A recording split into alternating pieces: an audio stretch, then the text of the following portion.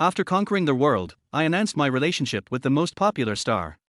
Click on any of the hashtags, and all you'd see was a sea of wailing fans. No way. No way. My goddess can't be marrying someone else. I won't allow it. Who? WHO stole my goddess. Wuwuwu Mengli, how could you break our hearts like this? Mengli, wake up. You're the top actress in the industry. You're only 25. Your life is just beginning.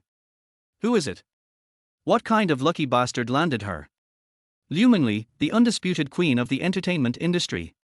Drop-dead gorgeous, ethereal in presence. Born into privilege, backed by a powerful family. Since debuting, she had zero scandals and never relied on hype. She climbed to the top step by step, relying solely on her talent and flawless image. With a net worth in the hundreds of millions, she was the perfect goddess in everyone's eyes. Countless suitors had chased after her, from young CEOs to heirs of wealthy families. But she rejected them all. Everyone believed that a woman like her would never marry. And yet, without any warning, she announced her engagement. And it's happening next month. Who is it? Who is the dog that got this lucky? Please, I beg you, let me see what kind of man is worthy of my goddess. Wuwuwu Mengli, if you've been kidnapped, blink twice. Soon, the identity of Liu Mengli's fiancé was exposed by internet sleuths. No way. You've got to be kidding me. It's the 21st century. Who still does arranged marriages? Why him? Just because he was born lucky? Mengli, please wake up. You're worth hundreds of millions. How can you marry some guy from the mountains? No. I refuse to accept this. The internet was filled with cries of despair. Meanwhile, in the makeup room on set, Liu Mengli gazed into the mirror, gently tracing her delicate brows. With her heavy makeup removed, she looked less like a radiant star and more like a pure, youthful girl. Even in an industry filled with beautiful women, her beauty was breathtaking. Suddenly, bang! The door to the dressing room burst open. Her manager, Sister Dao, stormed in, fury written all over her face. She was holding her phone, the screen lit up with the blazing Weibo trending page. Are you out of your mind? Her voice trembled with rage. Liu Mengli turned around, looking at Sister Dao with a calm smile that even carried a hint of sweetness. Why are you so worked up, Sister Dao? I was just sharing some happy news. Happy news? You call that happy news? Sister Dao stared at her in disbelief. Do you even understand what your identity means? Do you realize how many people hang on to your every move? Of course I do. I'm Liu Mengli, the top actress in the entertainment industry, Liu Mengli replied playfully. Then why would you do this? One Weibo post, and the whole company is in crisis. We've already lost over 100 million in endorsement contracts. Brands are pulling out left and right. Sister Dao took a deep breath, trying to suppress her anger. Let them pull out then. I've earned enough these past few years, more than enough for Ling Xiao and me to live comfortably for half a lifetime. Liu Mengli shrugged, utterly unbothered. Sister Dao stared at her innocence and felt a massive headache coming on. My dear ancestor, can you get serious for a second? You're 25, at the peak of your career. Even if you don't care about money, you should at least think about your future. Getting married now means you'll miss out on countless top-tier opportunities. She tried desperately to make Liu Mengli see the big picture. How about this? Post a new statement. Say it was all just a joke, a prank on your fans. No need. If things go south, I'll just retire. Be a full-time housewife, raise kids and support my husband. Liu Mengli beamed, her eyes sparkling with dreams of the future. To her, love mattered for more than fame. She'd grown up in the spotlight, used to the admiration of the masses. But also under constant pressure. All she ever wanted was a pure love, a warm embrace. Somewhere she could truly be herself without pretense. And Zhang Lingxiao checked all the boxes in her romantic fantasy. Sister Dao stared at her radiant smile, knowing that nothing she said would change Mengli's mind. You've really made up your mind. You're willing to give up everything for man. Don't worry, Sister Dao. I won't regret it. Ling Xiao is amazing. He'll make me happy. Besides, Grandpa promised Ling Xiao will prepare a dowry so grand it will shock the world. Liu Mengli spoke with a hint of pride. Sister Dao looked even more confused. Online sources said Zhang Lingxiao was just some guy from a mountain village. How could he afford an earth-shattering dowry? Mengli, be honest with me. How much do you really know about Zhang Lingxiao? Liu Mengli shook her head. Not much. I only know that his ancestors once saved our family. But I've seen his photo. He is so handsome. Like a fallen immortal. Other men just don't do it for me. And you know me, I'm a total sucker for good looks. Average guys don't even register. Finally meeting someone like this, and he is my fiancé from birth? Sister Dao, please support me. Sister Dao looked at the girl before her. Hopelessly in love, eyes full of dreamy innocence. Her heart was in turmoil. She knew Mengli had grown up overly protected. She was pure, kind, and had idealized love her whole life. But reality was often far crueler than fairy tales.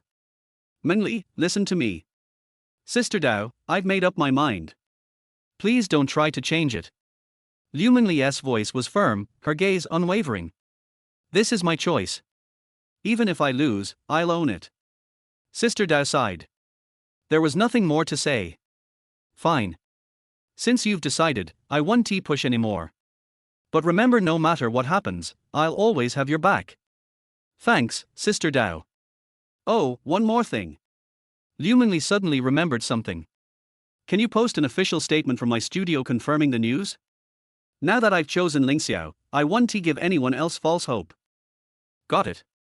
Sister Dao nodded and walked out of the dressing room. Mount Longhu, the ancestral home of Taoism.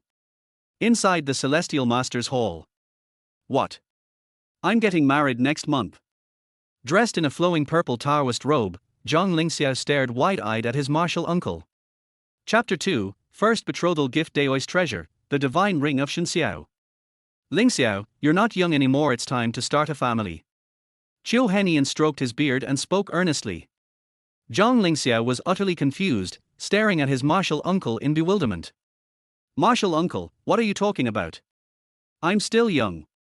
I'd rather stay on the mountain and cultivate for a few more years, he said, thinking of the profound Daoist scriptures that still awaited his study. His eyes shimmered with longing.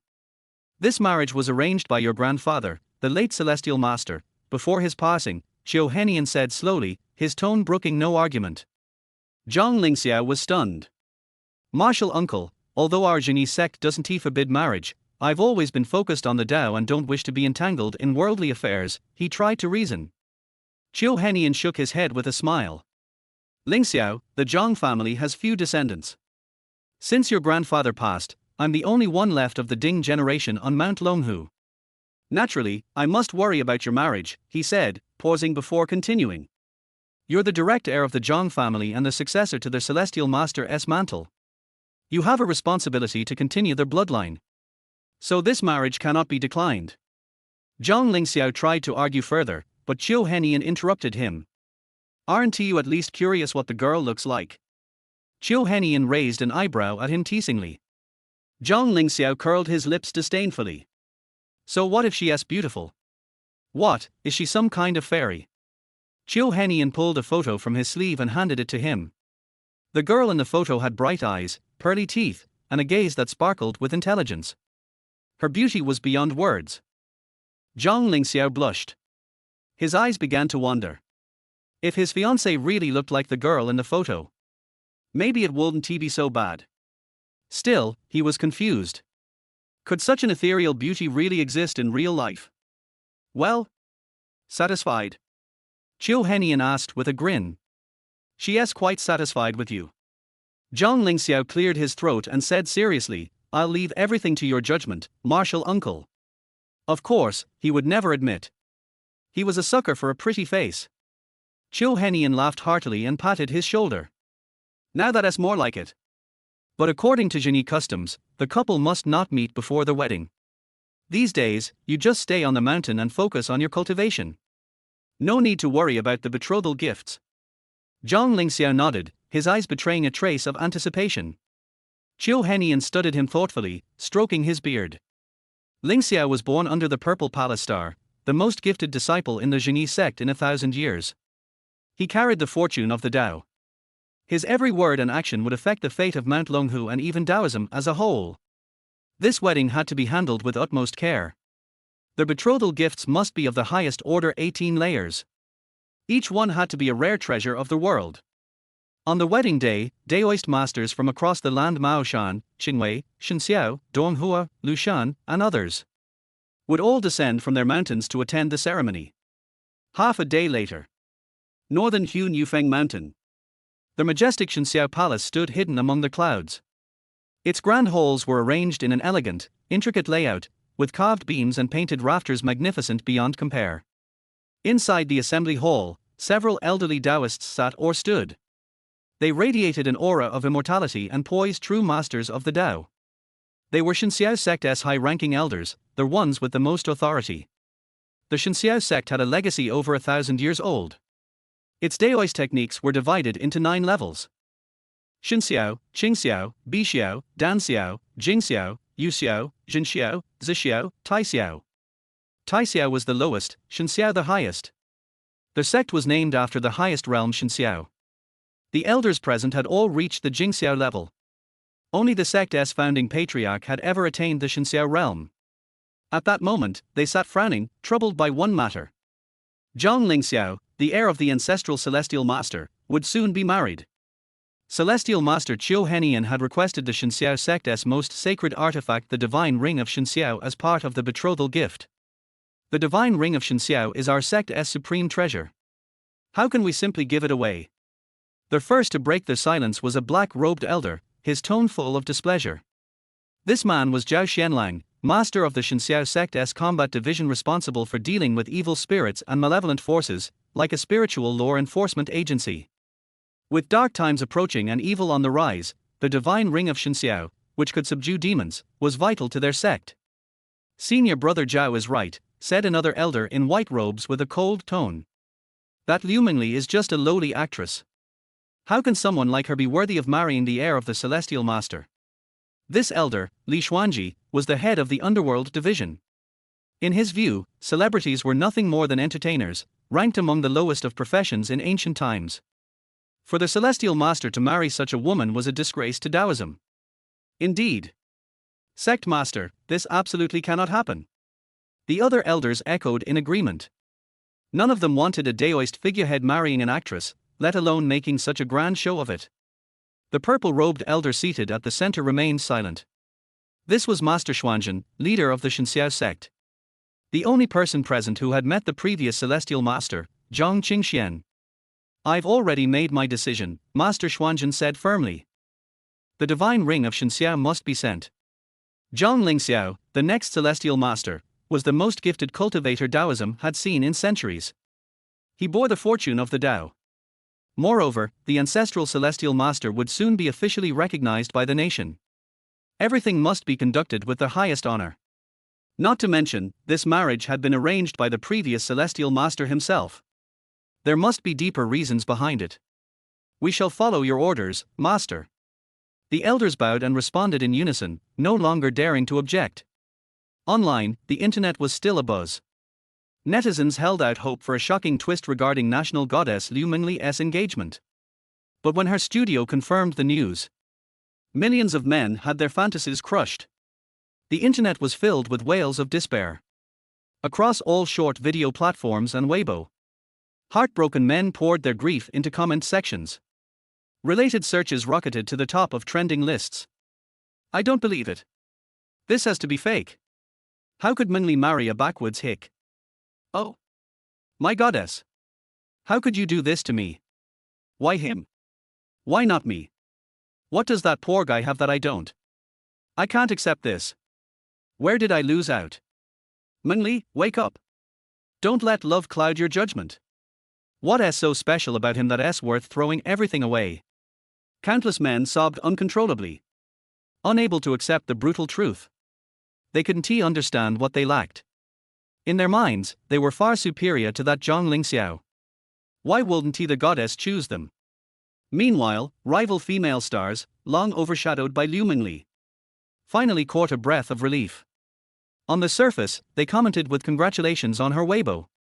But secretly, they mocked her for being love-struck and foolish. Sister Dao looked at the two-faced comments and seethed with resentment. Then she turned to the sofa.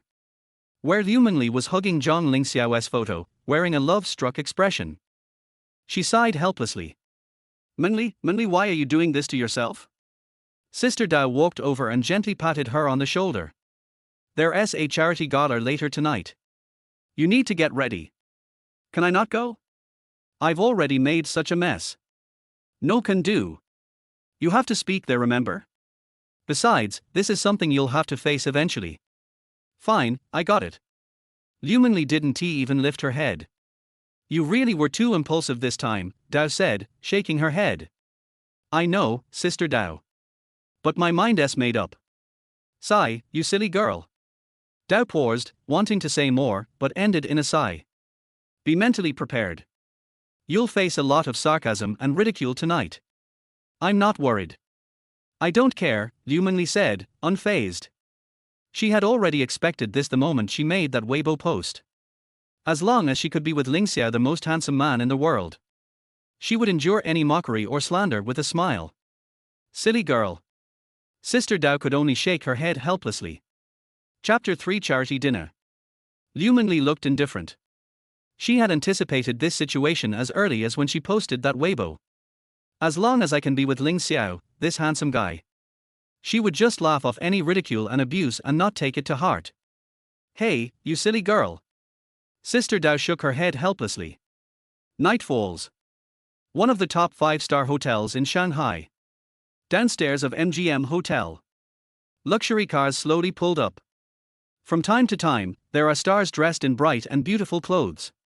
Surrounded by assistants and bodyguards, he walked into the hotel. The entrance was crowded and bustling. The media reporters, with their cameras and lenses, took pictures of the celebrities passing by. The fans were even more enthusiastic. Screams and cheers came one after another. Oh! It's Shenmuyu! Shenmuyu? I love you! Oh my god!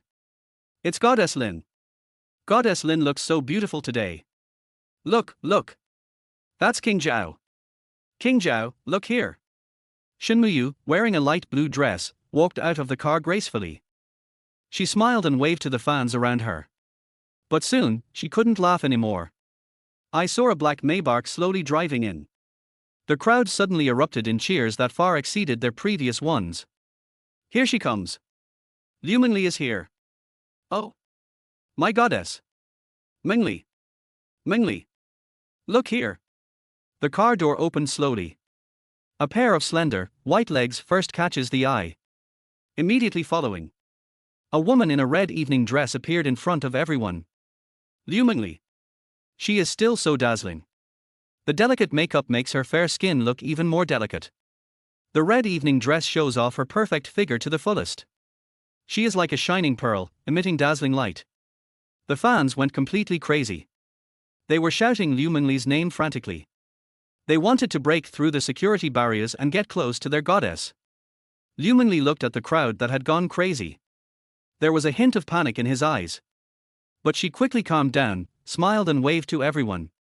The fans' enthusiasm almost overturned the entire hotel. Some female stars looked at this scene with jealousy in their eyes. In my heart, I was complaining like crazy. You're getting married soon, but you still have so many fans. They must be paid naval forces. How can she still be worthy of fans' love as she is now? Shenmuyu stood in the hotel lobby. Looking at Liu Mengli surrounded by fans, a trace of resentment flashed in his eyes. She bit her lips angrily, and her silver teeth were almost broken. Suddenly, Shenmuyu noticed. Liu Mengli's fingers were empty, without any decoration. There was a glimmer of pride in her eyes. As soon as Liu Mengli walked into the hotel lobby, he immediately approached her.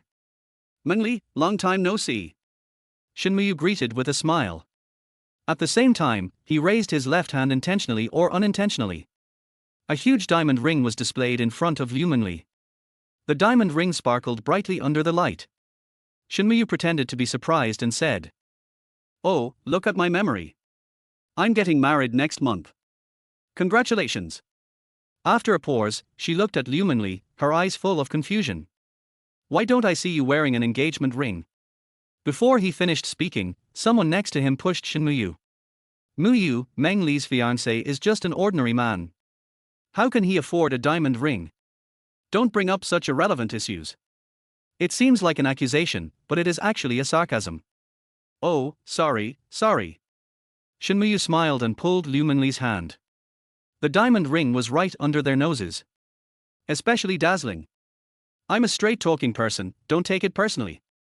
Shin Muyu's boyfriend is a famous rich second generation in Shanghai, and is also the chief designer of Cartier jewelry. There's nothing to doubt his ability, but he's a bit of a playboy. Shin Muyu is just one of the beauties in his harem. He once pursued Liu Mengli. But Liu Mengli never paid any attention to the other party. It is also for this reason. That's why Shin Muyu will always hate Liu Mengli. All the time, I want to surpass her. It's okay. Although he is an ordinary person, he can still afford the ring. He insisted on giving it to me at first, but I refused. Liu Mengli naturally understood Shin Muyu's intention to show off. She just smiled faintly. Pause. Looking at the diamond ring on Shin Muyu's hand, she changed the subject. Your ring is quite beautiful. Is it a gift from your boyfriend? Then. The expression on Liu Mengli's face became a little strange. Because the ring on Shin Muyu's hand seemed familiar to her. In order to please her, Qin Feng asked someone to send her one like this. She didn't want to have anything to do with Qin Feng. So the man returned the ring. Just didn't expect it. That ring actually appeared on Shin Muyu's hand. The smile on Shin Muyu's face became even more intense. She gently stroked the diamond ring and said coyly. He likes to buy these things for me, and he even says he wants to spoil me like a little princess. As he spoke, he seemed to remember something. Looking at Liu Mengli, he asked. By the way, Mengli, where is the ring you were wearing before? I remember that ring seemed to be worth a lot of money, right? Why don't I see you wearing it? Liu Mengli smiled faintly. That ring is sponsored by the brand. I have terminated my contract with the brand, so there is no need for me to wear it anymore. Besides, I don't like wearing those things. I didn't notice Liu Mengli's envious look. This made Shin Muyu very disappointed. But she quickly covered it up and asked again. What about your fiancé? Why didn't he come with you? Liu Mengli shook her head and said nothing more. But there was a hint of sadness in his eyes. The charity gala was broadcast live. In the live broadcast room, netizens couldn't see what Liu Mengli and Shin Muyu were talking about. All you can see is Shin Muyu inadvertently showing off the diamond ring on his hand. Shin Lucher is showing off again, how disgusting. Goddess Mengli has a good temper. If it were me, I would have started to fight her long ago. Oh, I'm so pissed off, why is Shin Lucher so cheap? If the goddess had not married Zhang Lingxiao, would she have to endure such humiliation? Netizens are heartbroken. They don't understand. Why would Liu Mengli give up her promising career? Choose to marry an ordinary person. Goddess Mengli, why don't you just not get married? Yes, that Zhang Lingxiao is not worthy of you at all. We don't allow you to jump into the fire pit. Netizens begged desperately. They hope Liu Mengli can change her mind. However, Liu Mengli was unaware of all this. In fact, even if she knew, she would never waver. As for money, it's enough to have enough to spend. Besides, she has already earned so much and her family is quite wealthy. It's time to retire. If I wasn't born to love acting. She definitely won't debut. Be Buddhist. Just give up if you want to. Now she only wants to be with Zhang Lingxiao. Live your own life well. Green mountains and clear waters, free clouds and wild cranes, and a lovely child. Think about that kind of day. Liu Mengli's head tilted up imperceptibly. But what she didn't know was, as early as half a day ago, the first betrothal gift prepared for her by the Qianxia mansion. Already on their way. Chapter for First Recruitment Service. The charity gala scene. The couple were well dressed and drinking happily. Liu Mengli entered the venue gracefully in a red evening gown. So beautiful that it cannot be compared with anything else. Instantly became the focus of the audience. Shin Muyu wore a champagne-colored sequined long dress today and had exquisite makeup, and she was radiant. However, when she stood next to Liu Mengli, she was instantly eclipsed. Like an ugly duckling. Sister Mengli, long time no see. Mengli, you are so beautiful today. Many celebrities in the circle came forward to greet Liu Mengli. There are many young male stars among them. The looks they gave Liu Mengli were filled with admiration. Liu Mengli's acting skills and appearance are recognized in the circle. There are countless suitors. Now, this national goddess suddenly announced that she is getting married. This made the men who loved her feel uncomfortable. They all wanted to know what kind of man could marry Liu Mengli. Hey, have you heard? Liu Mengli's fiancé seems to be an ordinary person. Is this true? No way. She is Liu Mengli. It's absolutely true. I have a friend who works at the Civil Affairs Bureau and saw them get the marriage certificate with his own eyes. No way. How could Liu Mengli marry an ordinary person? Several popular actresses gathered together and talked in low voices. One of the top young actors is named Zhu Zixuan. He comes from a wealthy family and is handsome, and he gained a large number of fans as soon as he debuted. Zhu Zixuan has always been obsessed with Liu Mengli. Now, hearing several female stars talking about Liu Mengli's fiancé, he couldn't help but prick up his ears, wanting to listen carefully. I heard that the man's name is Zhang Lingxiao. He comes from a remote mountain village. His family is extremely poor. He used to herd cattle when he was a kid. Is this true? No way. So miserable. Absolutely true. But, I heard he's quite handsome, otherwise why would Liu Mengli fall for him? What's the point of being handsome? Without money and power, what can you use to make Liu Mengli happy? Several female stars were talking to each other, and their speeches sounded magical and serious. It was as if they had seen Zhang Lingxia with their own eyes. The other side. Liu Mengli came to the corner and took out her cell phone, reciting the speech silently. As a special guest at the charity gala, she will take the stage to give a speech before the auction begins, calling on everyone to donate generously and contribute to charity. Liu Mengli has always been very enthusiastic about such public welfare activities. She felt that she could do her part. Helping those in need is a very meaningful thing. As for how she went from being the center of attention to being ignored today, Liu Mengli seemed calm and composed. After the official announcement of her marriage, her situation in the circle became somewhat delicate. The entertainment industry is an extremely realistic world of fame and fortune. A female star who is about to return to her family is no longer of much value to them. Liu Mengli knew this very well. But she didn't care. She was too lazy to pay attention to those who deliberately alienated her. She has some social anxiety. Now, it's good to be a little transparent. No pressure at all. Time passes by every second. The charity auction is about to begin. Liu Mengli put away her phone, took a deep breath, and prepared to go on stage. At this moment, Shen Muyu was seen holding a speech manuscript in his hand. He took the lead over Liu Mengli and stepped onto the makeshift auction platform. Liu Mengli understood instantly. It seems that the person who was going to give a speech was replaced by Shen Muyu by the organizer. And didn't tell her. In the live broadcast room, there are sharp-eyed netizens. I had seen Liu Mengli hiding in the corner reciting her speech. Wait until it's time to speak. But he found that it was Shen Muyu who replaced him. So they all stood up for her. Isn't he the organizer too disrespectful? If you want to change someone, can't you tell my goddess in advance? Seeing Goddess Mengli working so hard, my heart is broken. The organizer is just taking advantage of the situation and showing disrespect for others. Just because Goddess Mengli officially announced her marriage and her fiancé is still an amateur, you started to ignore her. In the past, all organizers of all activities begged Liu Mengli to participate. Har har, the entertainment industry is so realistic. I feel sorry for my goddess, and I endure all this silently. Liu Mengli looked at Shen Muyu, who was talking eloquently, her eyes calm. She doesn't care about these false names and doesn't bother to fight for anything. Shen Muyu finished his speech and walked off the stage gracefully. Went straight to Liu Mengli. Mengli, I'm so sorry. I just found out that you were the spokesperson that the organizer originally arranged. Shen Muyu's face was full of apologies, but his tone was full of pride. Liu Mengli smiled faintly and did not comment. At this time, a man in a suit and tie, with a dignified demeanor, walked up to Shen Muyu and put his arms around her waist affectionately. I'm sorry, Mengli. It was all the staff's negligence. Qin Feng looked apologetic, but there was a hint of contempt in his eyes. It's okay, it's just a speech. Liu Mengli spoke calmly, but she was a little angry in her heart. It turns out that Qin Feng is the organizer of this charity dinner. He once pursued her and now he is Shen Muyu's boyfriend. If that's the case, Then everything can be explained. They did it on purpose.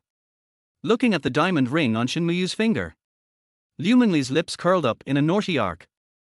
I seem to have seen this ring somewhere before. She pretended to be confused. This was specially customized for me by Qin Feng. It is one of a kind. Shinmuyu didn't believe it at all. You must be seeing things. Yeah. I thought it was the one that President Qin gave me before. But I don't take the ring. I guess. Mr. Qin is very wealthy. You won't send anyone else, right? Liu Mengli's tone was calm, but it was like a bomb that exploded between the two of them. Shinmuyu's face turned pale instantly and he looked at Qin Feng in disbelief. Qin Feng was also embarrassed, and glared at Liu Mengli angrily. You, stop talking nonsense. I'm talking nonsense. Liu Mengli looked at him with a smile. Qin Feng felt guilty for a moment and didn't know how to explain. Seeing his guilty look, Shinmuyu burst into tears instantly. Qin Feng, is what she said true? Qin Feng panicked and quickly comforted him. Baby, don't listen to her nonsense. Then tell me, what is going on with this ring? Shinmuyu asked with tears in her eyes. Qin Feng hesitated and couldn't explain it for a long time. That's enough. Shinmuyu suddenly shook off Qin Feng's hand and ran away crying. Qin Feng hurriedly chased after him. Not long after, Shinmuyu came to Liu Mengli again. The original diamond ring disappeared. Instead, I changed it for a bigger one. With the tears still on her face, she hurried over to show off to Liu Mengli. It seems that only in this way can she prove that she is no worse than Liu Mengli. This heart of Cartier is worth more than 2 million. It is the most expensive auction item tonight. At least my boyfriend is willing to spend money. Unlike someone's fiancé, who can't afford a diamond ring even after working all his life. Just don't wait for her to finish her words. A melodious and ethereal voice was heard in the huge party venue. A heavy betrothal gift has been delivered. Please ask Miss Liu Mengli to accept the offer. As soon as he finished speaking, the whole room burst into an uproar. Chapter 5. I thought it was a rare treasure. Shinmuyu's voice had just fallen. A melodious and ethereal voice echoed throughout the entire party. A heavy betrothal gift has been delivered. Please ask Miss Liu Mengli to accept the offer. The sudden sound seemed to come from the sky. The staff thought it was a sound system crosstalk. Hurry and check the equipment. The security personnel downstairs saw someone breaking in without permission. So he stepped forward to stop him. However, as soon as he arrived in front of the 6 Taoists, he seemed to be under a spell and could not move. 6 Taoist priests walked into the venue as if no one was around. Each of them was dressed in gorgeous Taoist robes. The Taoist robe is embroidered with lifelike dragons. The gold and silver threads are so exquisitely crafted. You can tell at first glance that it is worth a lot of money. The Taoist priest in the lead held a rosewood box in his hand. He went straight to Liu Mengli. Miss Liu, please accept the offer. As he spoke, he bent down and handed over the rosewood box. This is the betrothal gift Ling Xiao gave me. Liu Mengli's eyes were filled with tears as she looked at everything in front of her in disbelief. Happiness comes too suddenly. She felt like a little girl in love. Although the two have never met before. But love is strange sometimes. The scene immediately exploded. What's going on? Who are these old Taoist priests with big noses? Are you here to cause trouble? These days, you're crazy about being famous, right? It must be someone Liu Mengli hired to take care of him. That's right, he's just acting for us. Netizens in the live broadcast room were also stunned by this sudden change. These Taoist priests look familiar. Fuck. I remember now, they are from Longhu Mountain. I saw it when I traveled to Longhu Mountain last time. No way. Long Hushan is the leader of the Taoist sect. Could it be that Liu Mengli's fiancé is from Longhu Mountain? Netizens are talking about it. He began to have deep doubts about Zhang Lingxiao's identity. Shinmuyu looked at the scene in front of him in disbelief. How is this possible? She had been to Mount Longhu before, so she had some knowledge of Taoism. The Taoist robes these people are wearing cannot be fake. That's why she couldn't accept it. A poor boy.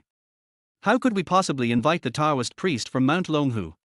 Qin Feng was also confused. He originally thought that Zhang Lingxiao was just an ordinary person. But I didn't expect it. He was actually able to invite the Taoist priest from Longhu Mountain. Who is this kid? Liu Mengli took a deep breath. Suppress the excitement in your heart. Slowly stretch out your hands. Take the rosewood box from the Taoist priest. Thanks, she said softly. There was a hint of trembling in their voice. Several Taoists smiled slightly. You're welcome. Now that the betrothal gifts have been delivered, we will take our leave. After saying that, he turned and left. There was no dragging of feet. Seeing this, Qin Feng hurriedly chased after him. Masters, please stay. The 6 Taoists stopped and looked at Qin Feng in confusion. What can I do for you, sir? Qin Feng looked embarrassed, rubbing his hands, looking a little awkward. That's right, masters. I see that you all have an immortal demeanor. You must be masters of the Tao. He paused, as if organizing his words. To be honest, our Qin family has encountered some strange things recently. Evil spirits have been causing trouble. We have invited many Taoist priests, but they are all helpless. There was a hint of pleading in Qin Feng's tone. I wonder if the masters could move to the Qin family's ancestral home to help us exorcise the evil spirits and avoid disasters. To show his sincerity, Qin Feng bowed deeply. As long as the masters are willing to help, the Qin family will reward you handsomely. The 6 Taoists looked at each other, as if they were communicating something with their eyes. The leading Taoist priest shook his head and politely declined. We appreciate the good intention of the layman. It's just that we have come down the mountain this time with an important mission, so it's really inconvenient for us to stay for long. Qin Feng looked disappointed, but still didn't give up. Masters, my Qin family has been doing business for generations and is very wealthy. As long as you are willing to help, no matter how much money is, it won't be a problem. He thought the money was not enough, so he raised the stakes. 10,000 ounces of gold. Or rare treasures. As long as the masters ask, I, Qin Feng, will never break my promise. However, the 6 Taoists remained indifferent. The leading Taoist priest refused again. You are too serious, layman. As practitioners, how can we be greedy for money? We are sorry that we can't help you with this matter. After saying that, the 6 Taoists no longer paid attention to Qin Feng and left the venue. Qin Feng stood there, looking at the 6 Taoists leaving with a dejected look on his face. The sudden appearance and departure of 6 Taoists. Like a stone, it stirs up thousands of waves on the calm lake. Inside the venue, everyone was talking about it. Everyone is guessing what is in the rosewood box. Shenmuyu looked at the wooden box in Liu Mengli's hand with disdain in his eyes. Mystification. She lowered her voice and spoke to Qin Feng beside her. I think the contents of this box are just some worthless things. Qin Feng didn't say anything, but just frowned, not knowing what he was thinking. Liu Mengli, stop keeping us in suspense and open it for us to see. That's right, let's open our eyes and see what treasure your fiancé has given you. Someone in the crowd started to make a noise. More and more people joined in, hoping that Liu Mengli would open the box. Looking at the wooden box in her hand, Liu Mengli was full of anticipation. She believes it. Ling Xiao will definitely not let her down. Think of this. She no longer hesitated and slowly opened the wooden box. In the box, there lay quietly a golden copper ring. There is no dazzling light. No luxurious decoration. Everyone gathered around and craned their necks to see what was going on. After seeing clearly, they turned around and left. His face was full of disappointment. TSK, I thought it was some baby. That's it? That's it. It was all for nothing. There were boos from the crowd. In the live broadcast room, the barrage of comments also exploded. What the hell? Just a piece of scrap metal. I thought the other party was holding back a big one, but it turned out to be a loose stool. This man is so stingy that he can't even afford a gold ring. Shenmuyu breathed a sigh of relief. Fine. Fortunately, I was not outdone this time. She looked at Liu Mengli with disdain in her eyes. I thought it was some rare treasure, but it turns out to be just a piece of scrap copper and iron. You don't really think that your fiancé is some kind of hermit, do you? I advise you to be realistic and not be fooled. Liu Mengli ignored Shenmuyu's sarcasm. She picked up the brass ring. Slightly heavy to start with. A warm current spreads from the fingertips throughout the body. She put the brass ring on the middle finger of her left hand.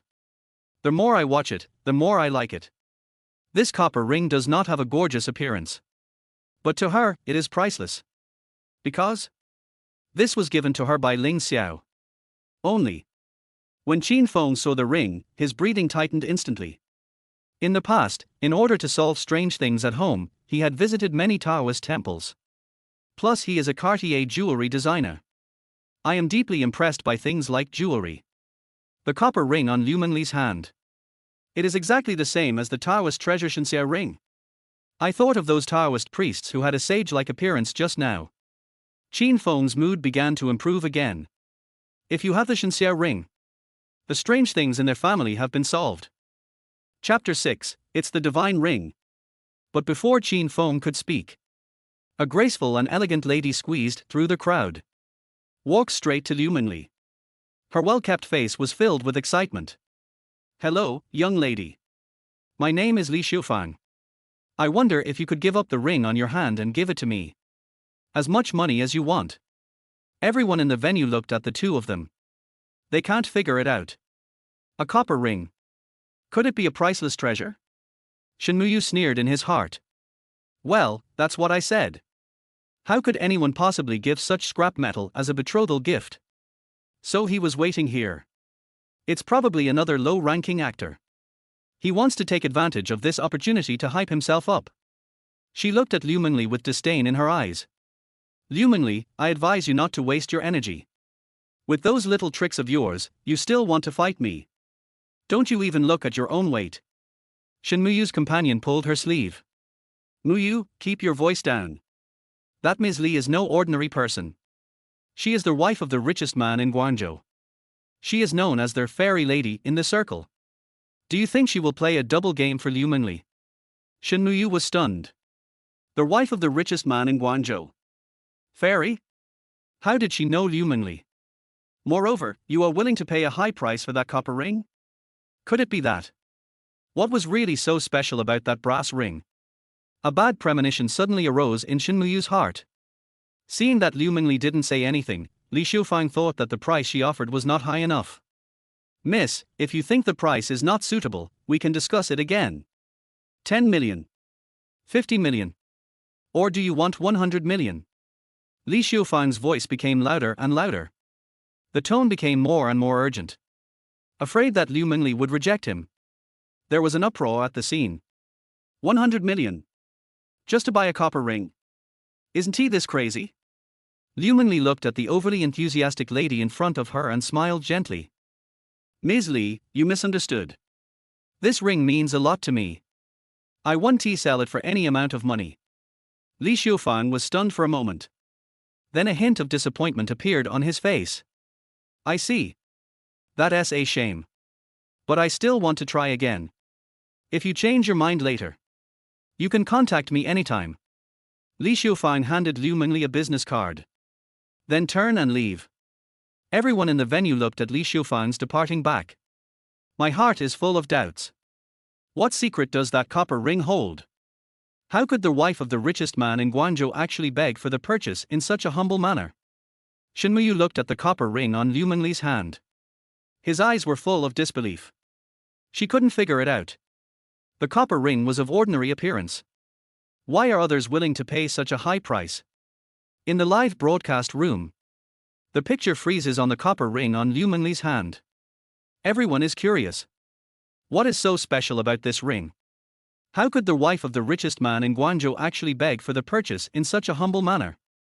Just at this moment, a barrage of comments floated across the live broadcast room. Oh my God, isn't that the divine sky ring? As soon as this barrage appeared, it was instantly drowned out by other comments. But soon, this barrage appeared again. It really is the divine sky ring. My grandfather was a lay disciple of the Shenxiao sect. I have heard him talk about it before. It is said that this ring is the treasure of the Shenxiao sect. Everyone in the live broadcast room saw these comments. I became interested immediately. Shenxiao ring? What is that? I haven't heard of it. Is it amazing?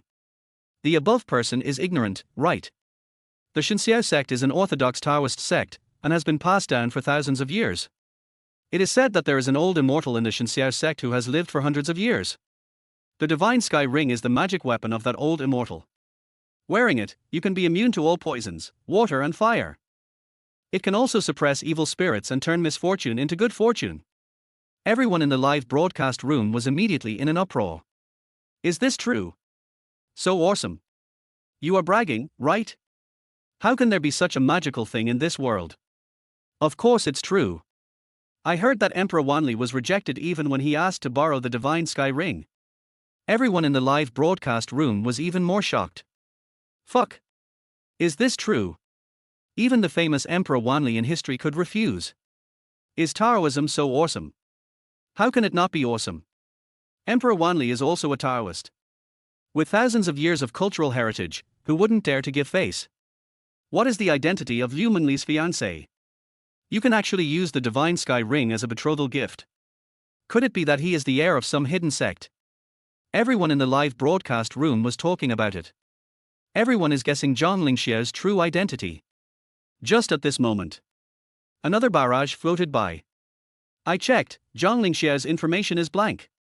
It's as if this person doesn't exist at all. As soon as this barrage came out, everyone in the live broadcast room was shocked again. What? The data is blank. How is this possible? In today's society, how is it possible that someone did not leave any information? Unless he is an illegal resident. Or, there is a powerful force behind him that can erase all information about him. Everyone in the live broadcast room was talking about it again.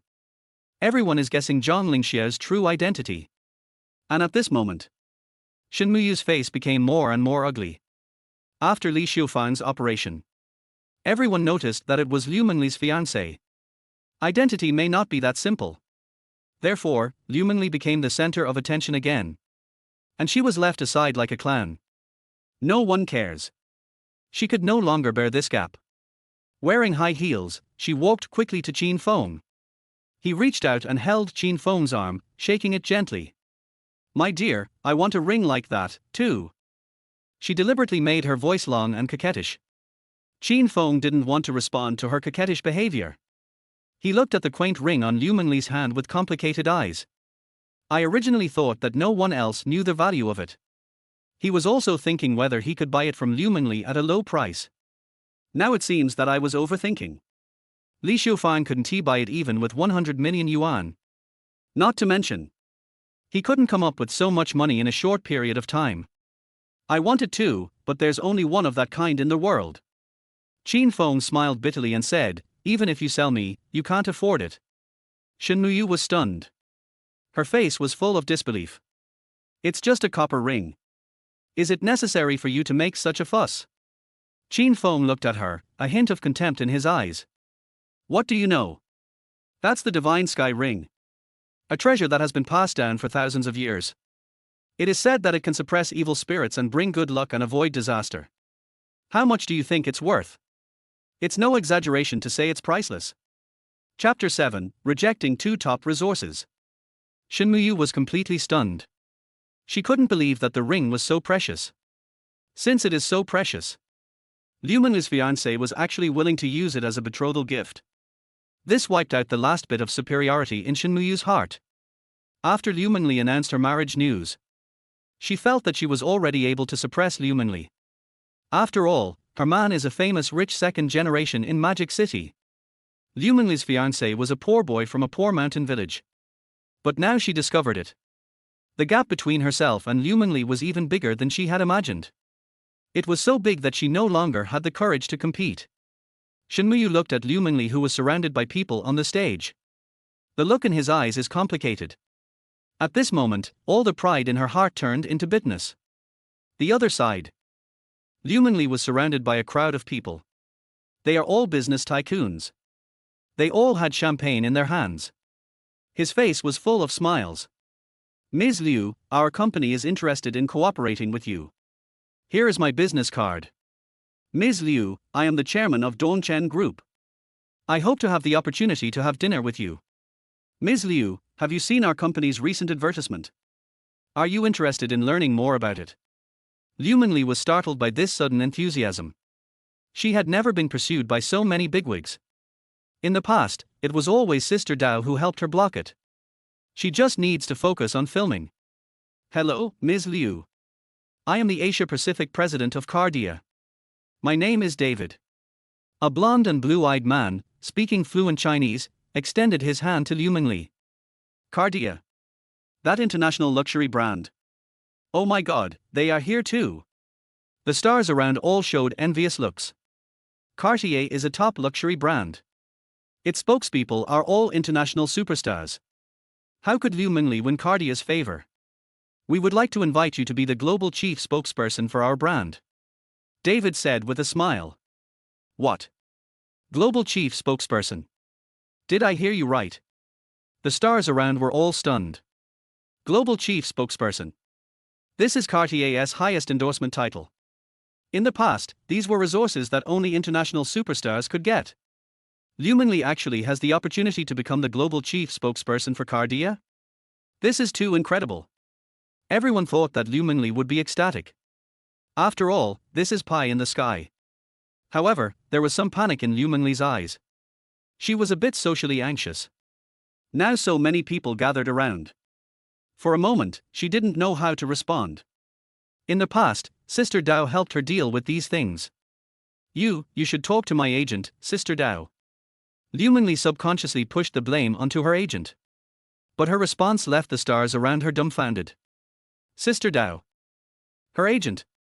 Are you kidding me? Liu Mengli actually asked her agent to handle this kind of thing? Doesn't she know what this means?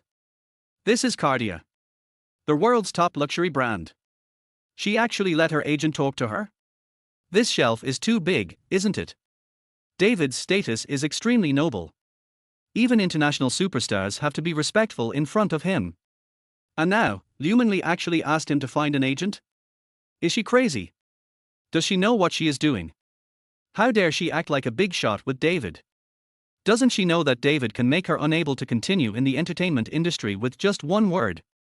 It's over, it's over. She's definitely going to be in trouble this time. The stars around were all shaking their heads in their hearts. They felt that Liu Mengli was really too arrogant this time. He didn't even give David face. This top-notch resource was wasted by her. However, David was not angry. He was slightly stunned. A humble smile appeared on his face. Okay, Miss Liu, I am being abrupt. David's attitude confused the stars around him again. What's going on? David actually agreed. He's not angry. He is still so polite to Liu Mengli. How is this possible? Everyone was stunned. They simply couldn't understand why David was so polite to Liu Mengli. Could it really be because of Liu Mengli's fiancé? Could it be that Liu Mengli's fiancé really has some powerful background? Everyone was guessing in their hearts. But Liu Mengli was completely unaware of all this. After David left, a middle-aged man in a black tuxedo and with his hair neatly combed walked gracefully in front of Liu Mengli. The man bowed slightly, with a perfect smile on his face. Hello, Miss Liu. I am the president of the Yanxia Jewelry Federation. You can call me Zhuzishan. The stars immediately gasped. Yanxia Jewelry Federation. That is the largest association of top jewelers in the country. All international luxury brands that need to use jewelry have to beg to cooperate with them. I've long heard of Mr. Zhu. Liu Mengli responded politely. Zhu Zixing took out a gold-embossed invitation from his pocket and handed it to Liu Mengli. Ms. Liu, this is the invitation to the jewelry exhibition held by our association. I hope you can come tomorrow. The stars suddenly became excited. This jewelry exhibition is the top exhibition in the industry. It is said that only a very small number of international celebrities can be invited to participate. If Liu Mengli participates, her value will definitely skyrocket in the future. Mr. Zhu, it's an honor to be invited by you. Liu Mengli did not accept the invitation. It's just that I have to go to Shancheng tomorrow to participate in a treasure appraisal variety show. I'm afraid. Before Liu Mengli finished her words, the stars around her felt like they were going crazy. What a blessing from heaven. She actually refused. How can a crappy variety show compare to this kind of top-notch event? Doesn't Liu Mengli know what she has rejected? Miss Liu, will you consider it again? Zhu Zixin was also a little surprised, but still maintained his composure. I'm really sorry, Mr. Zhu, I've already promised the production team, I can't break the contract. Liu Mengli smiled apologetically. That's a shame. A hint of disappointment flashed across Zhu Zixing's eyes, but he quickly returned to normal. I hope I can have the opportunity to invite Miss Liu next time. Sure. Liu Mengli nodded. After Zhu Zixing left, the stars around him could no longer hold back. Oh my god. Is Liu Mengli crazy? Does she know what she's rejecting? That's an invitation from the Yanxia Jewelry Federation. She actually rejected this top-notch event for a crappy variety show. What on earth was she thinking?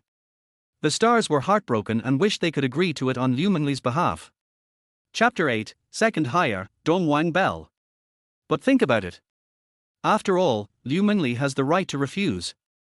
But they don't even have the right to refuse. It's really frustrating to compare yourself with others. Who says it's not true? If I had this kind of treatment, I would wake up laughing in my dreams. This is my fate. I was born to be a princess. After expressing envy, the stars began to talk about it. They are all very curious.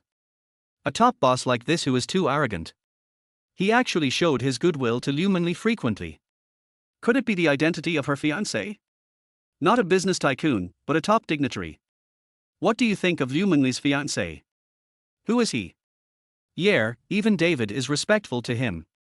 Isn't this background too scary? I guess it has to be at least a top-tier wealthy family, right? Top-tier wealthy families. I don't think so. Although top-tier wealthy families are powerful, they won't allow David to be so humble. Then tell me, what is the origin? I suspect her fiancé may be from a powerful family. A powerful family? You mean, the legendary super family that controls the lifeline of the country?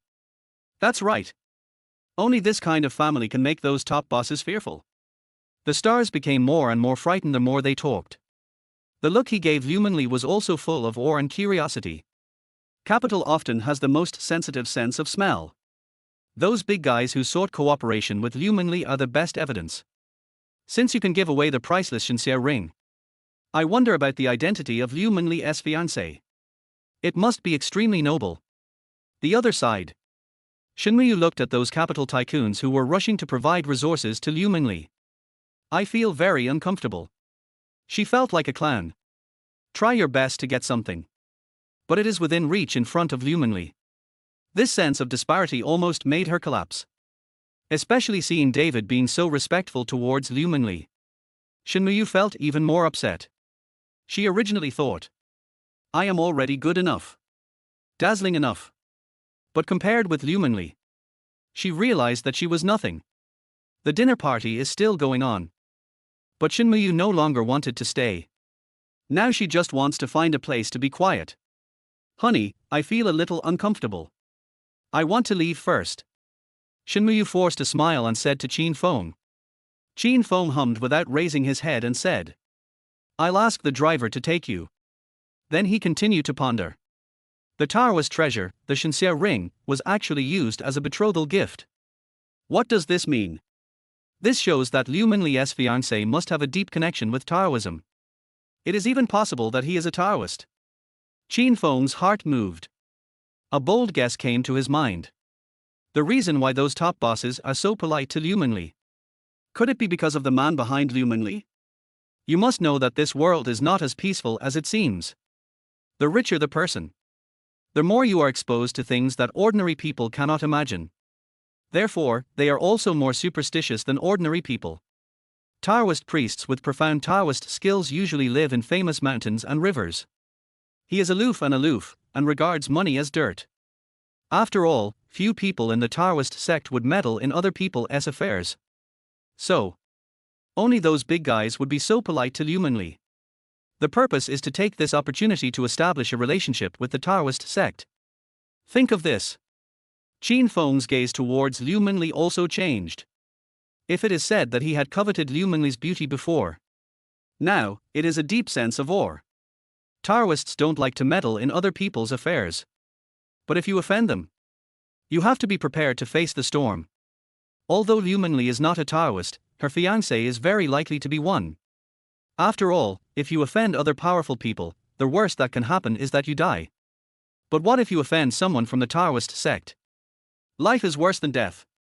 Honey, I really have to leave. Seeing that Qin Feng ignored her, Shen Muyu was extremely angry. She picked up her bag and stepped on her high heels. He walked to the door of the venue with a clatter. In the past, whenever she used this trick, Qin Feng would run over to coax her. But this time, Shen Muyu stopped and looked back. But she found that no one noticed her at all.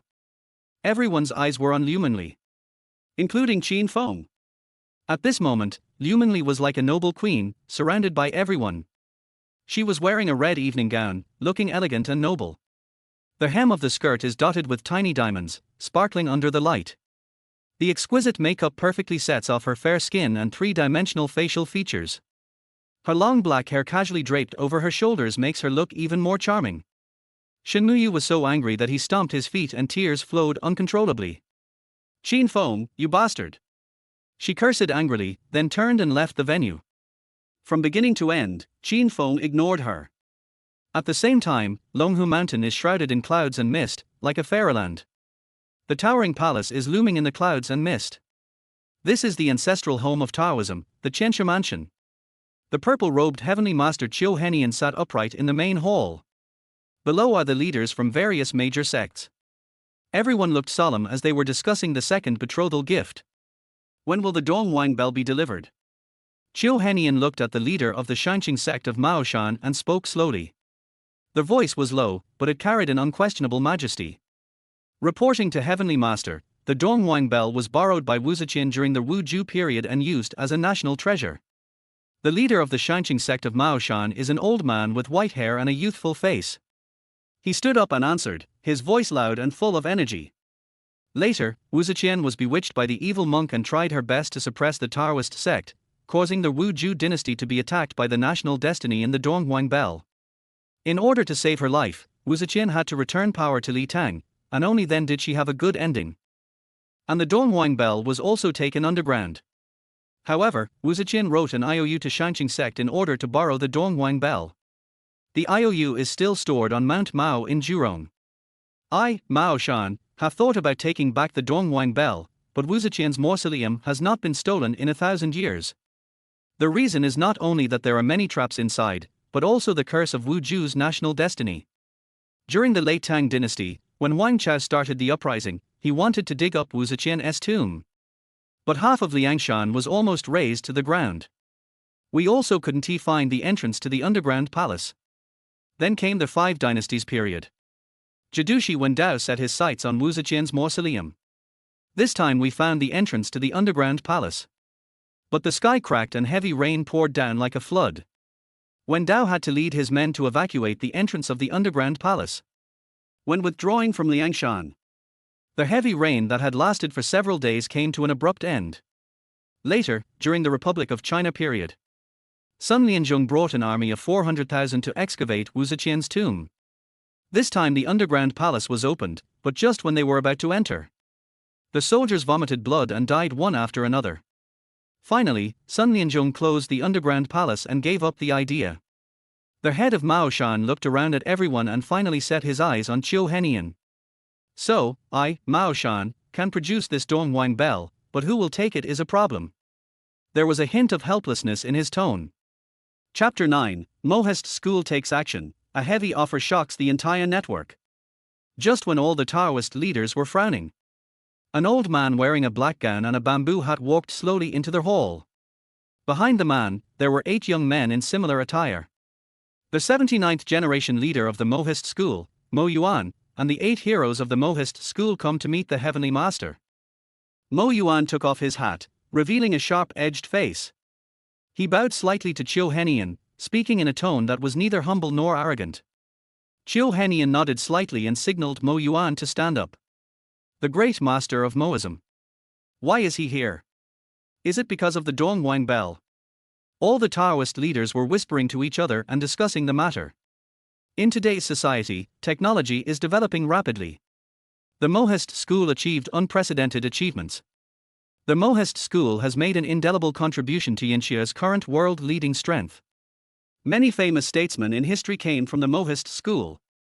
In addition to studying science and technology, the Mohist school also. The mechanical technology is even more dazzling and shines throughout the ages. Master Mo has come from afar, what can I do for you? Chiu Henian looked at Mo Yuan and spoke slowly. I heard that the Heavenly Master wants to use the Dongwang Bell as the second betrothal gift for the Heavenly Master's marriage. Mo Yuan is a humble person, but I am willing to go to Wuziqian's mausoleum on behalf of the Taoist sect and retrieve the Dongwang Bell. Mo Yuan's tone was calm, yet it carried an unquestionable confidence. What? Master Mo is actually going to get the Dongwang Bell for us? This. The Taoist leaders were all very excited. Why is Master Mo doing this? Chiu Henian looked at Mo Yuan, with a hint of doubt in his eyes. The wedding of the Taoist ancestral temple's Heavenly Master is not only a grand event for Taoism, but also a grand event for the world. Mo Yuan smiled slightly and continued. Now that the disaster is beginning to show its signs, we will need the Dao sect to intervene and protect Yanxia for eternal prosperity. In times of chaos, Taoist priests should go down the mountain. This is a rule passed down by our ancestors for thousands of years. How can we just stand by and watch? Chiu Henian laughed, his eyes full of admiration. On the day of Chen Shilingxia's wedding, my Mohist school will bring all the Mohists to watch the ceremony. Mo Yuan was overjoyed and bowed deeply to Chiu Henian. What? All the Mohists? The leaders were shocked.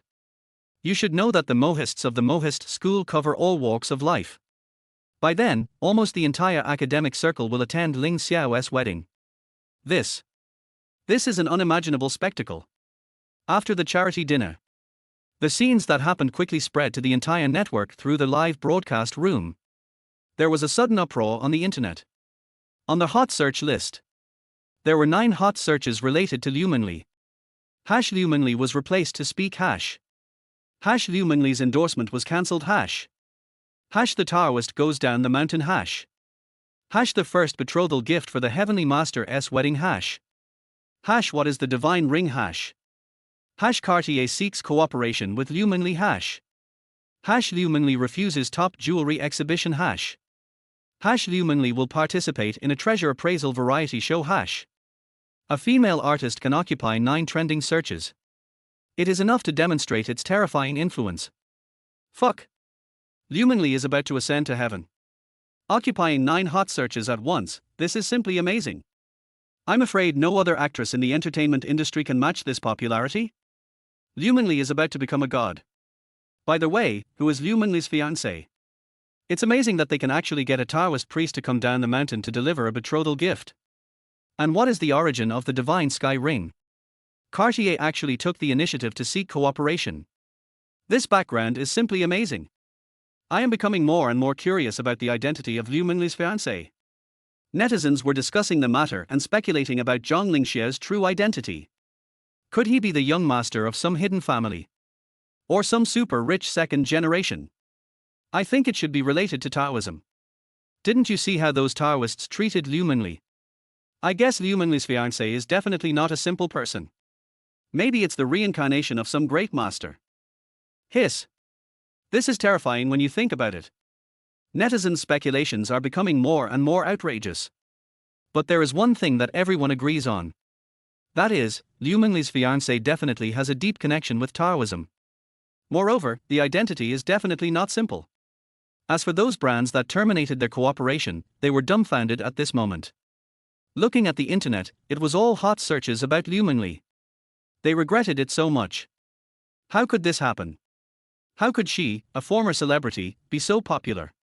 I shouldn't have terminated the cooperation earlier. Now everything has been snatched away by our competitors. We must contact Liu Mengli's studio as soon as possible to see if there is any possibility of cooperation. Early the next morning, the phone at Liu Mengli's studio was flooded with calls. Agent Dao Jie just arrived at the studio. She answered the phone sleepily. Before she could speak, the other side couldn't wait to introduce itself. Hello, we are from Olay, and we would like to discuss cooperation with Miss Liu Mengli. I'm sorry, but we are not interested in your company's products. Sister Dao hung up the phone impatiently. But the phone kept ringing like a death warrant.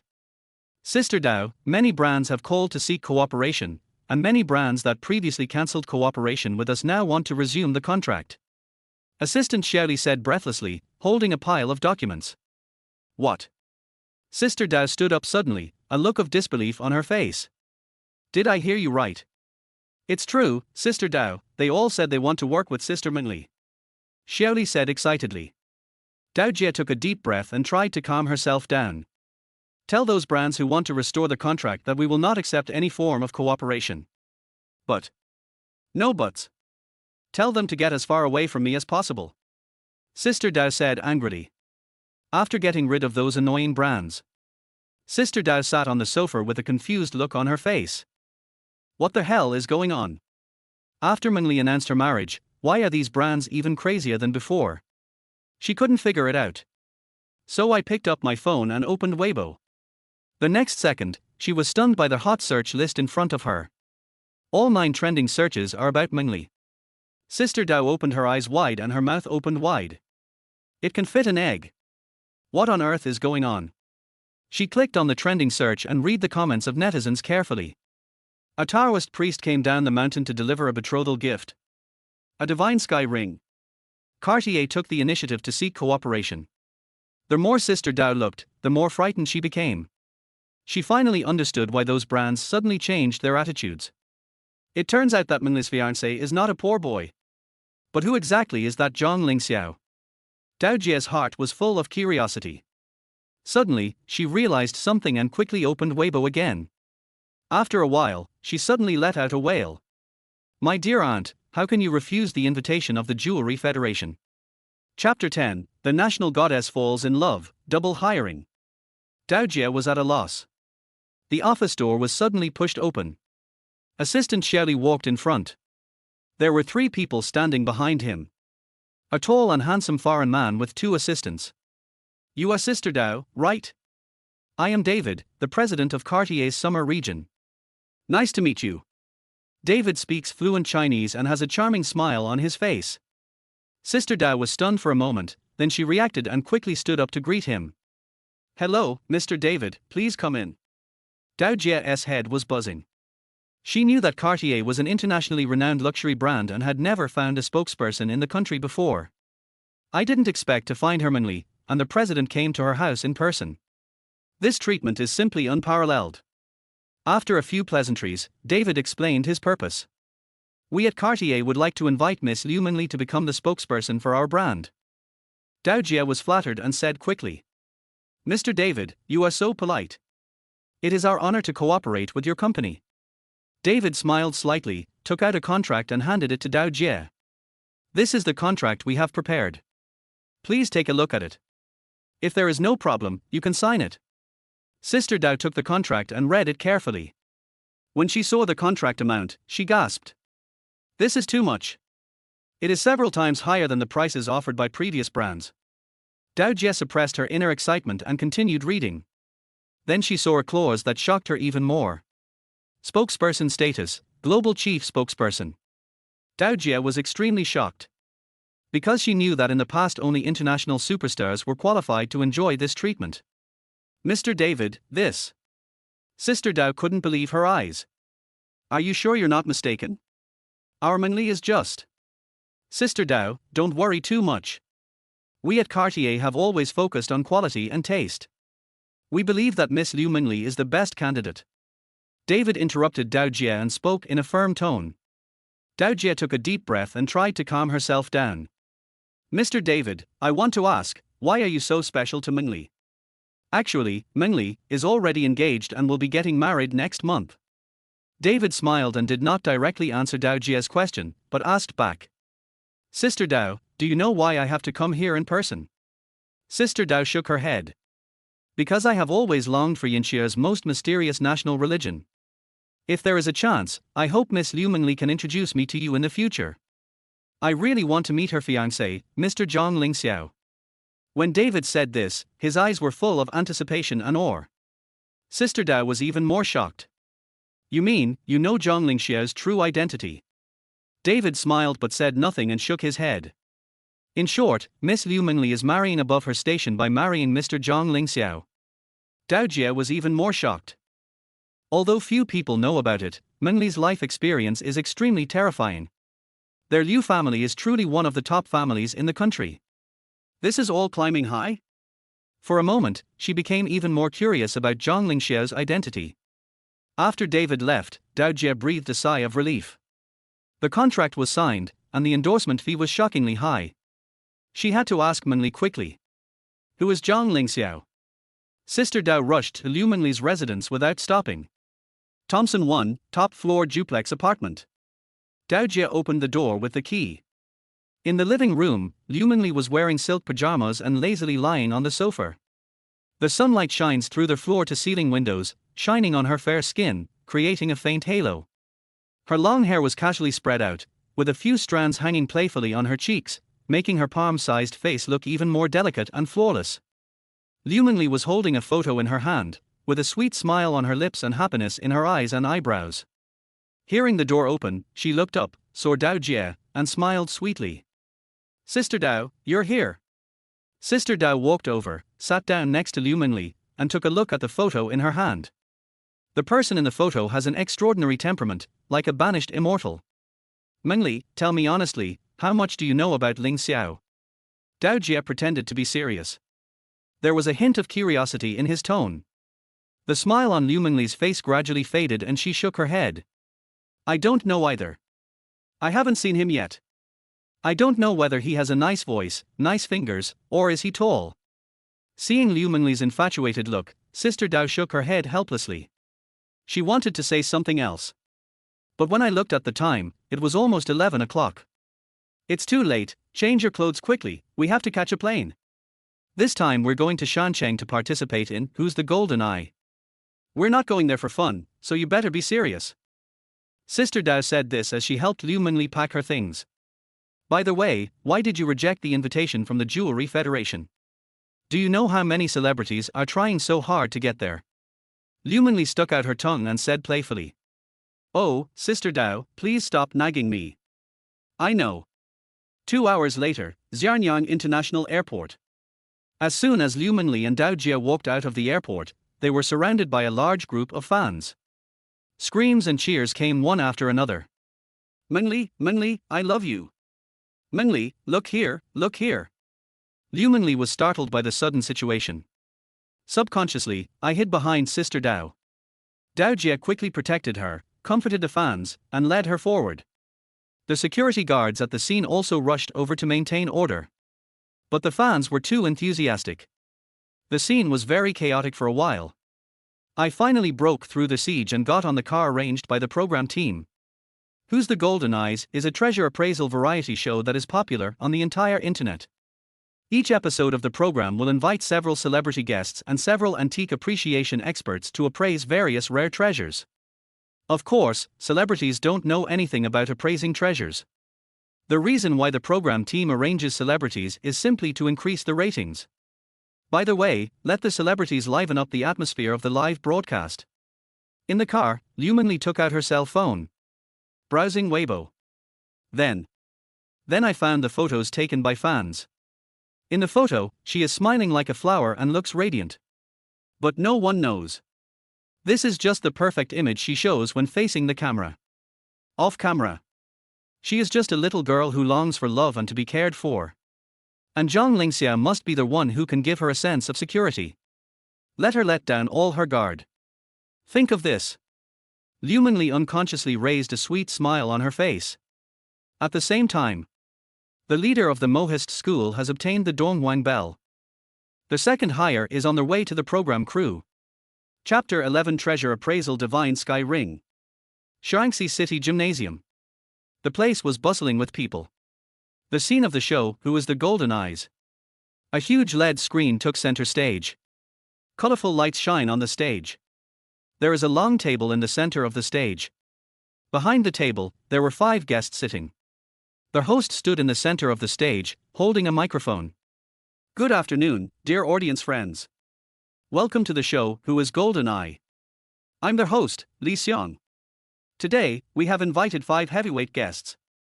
They are National Goddess, Liu Mengli. The stage lights turned to Liu Mengli. Liu Mengli, wearing a white evening gown, stood up gracefully and waved to the audience. There was thunderous applause and cheers from the audience. Top star, Zhu Zixuan. Zhu Zixuan, dressed in a black suit, smiled and waved to the audience. The screams of the fans in the audience almost blew the roof of the stadium off. Director of the Shaanxi Cultural Relics Appraisal Center, Professor Wang. Professor Wang, who is over 60 years old, looks energetic. He stood up and nodded to the audience. Professor Zhang, professor of the History Department of Chang'an University. Professor Zhang, who is in his 40s, is elegant and easygoing. He stood up and waved to the audience. Professor Li, a famous historian and expert in cultural relics identification in my country. Professor Li is nearly 70 years old and is highly respected. With the help of their host, he slowly stood up and waved to the audience. Let us once again welcome the 5 guests with warm applause. Their host led the applause. There was thunderous applause from the audience. Next, let's move on to today's treasure appraisal session. Please ask the staff to present the first collection. 2 staff members walked onto the stage carrying a tray covered with a red cloth. This collection was brought by a visitor from Jixi. According to this audience member, this is a bronze artifact passed down from ancestors. It has a history of thousands of years. Whether it is true or not, we will immediately invite 5 experts to find out for us. As their host spoke, he pulled back the red cloth. On the tray was a bronze wine jug. The wine jar has a simple shape and is carved with exquisite patterns. Experts, please. Their host made a gesture of invitation. 5 experts stepped forward one by one and carefully observed the bronze wine jar. Sometimes they shone flashlights, sometimes they observed with magnifying glasses. Sometimes they discussed in low voices, sometimes they shook their heads and sighed. A few minutes later, the 5 experts returned to their seats. Professor Wang, please tell me first, do you think this bronze wine jar is real or fake? The host handed the microphone to Professor Wang. Professor Wang took the microphone and cleared his throat. This bronze wine jar, judging from its shape and decoration, does look like it was made in the Shang dynasty. But Professor Wang paused. I found that there is something wrong with the patina of this bronze wine jar. Patina refers to the oxide layer formed on the surface of bronze objects during the long-term oxidation process. The patina of a genuine product should be naturally formed, with a warm color and distinct layers. The patina of this bronze wine jar is too bright in color and has a poor sense of layering. So I think this bronze wine jar is a fake. After Professor Wang finished speaking, there was a burst of discussion from the audience. Professor Zhang, do you agree with Professor Wang's point of view? The host handed the microphone to Professor Zhang. I agree with Professor Wang. The patina of this bronze wine jar is indeed problematic. Also, I found that the weight of this bronze wine jar is lighter than the real one. This shows that the material of this bronze wine jar may not be bronze. Professor Zhang added. Professor Li, what do you think? The host handed the microphone to Professor Li. Professor Li didn't say anything, just shook his head. It seems that all 3 experts believe that this bronze wine jar is a fake. My dear audience, I'm sorry that your collection is not authentic. The host announced. The audience from Jixi showed a look of disappointment on his face. But don't be discouraged. Fakes are rampant in the cultural relics market now. A lot of people have been fooled. You can bring this fake to our show and let the experts identify it. It can be regarded as avoiding greater losses. The host comforted. Yeah, it's really hard to find an authentic piece nowadays. Professor Wang sighed. Yes, nowadays many counterfeiters are very sophisticated. Even for us experts, it's sometimes hard to tell what's real from what's fake. Professor Zhang also said. Therefore, we still want to remind our audience that collecting is risky and investment needs to be cautious. The host said. Zhu Zishuan sat in the guest seats and listened to the conversation among the experts. But in his heart, he was thinking about other things. After the charity dinner yesterday, he used his family connections to check Zhang Lingxia's background. The result surprised him. There is no Zhang family among the top dignitaries in the country. Only in the Qianxia Temple in Longhu Mountain, all the Qianxis in successive generations were surnamed Zhang. However, after Zhu Zishuan carefully studied the situation, he ruled out this possibility. This is because the Zhang family has been in decline since the 65th generation of the Qianxia mansion. It is still unknown whether there are any successors alive today. In the current Qianxia mansion, the purple-robed Qianxia is Qiu Henian.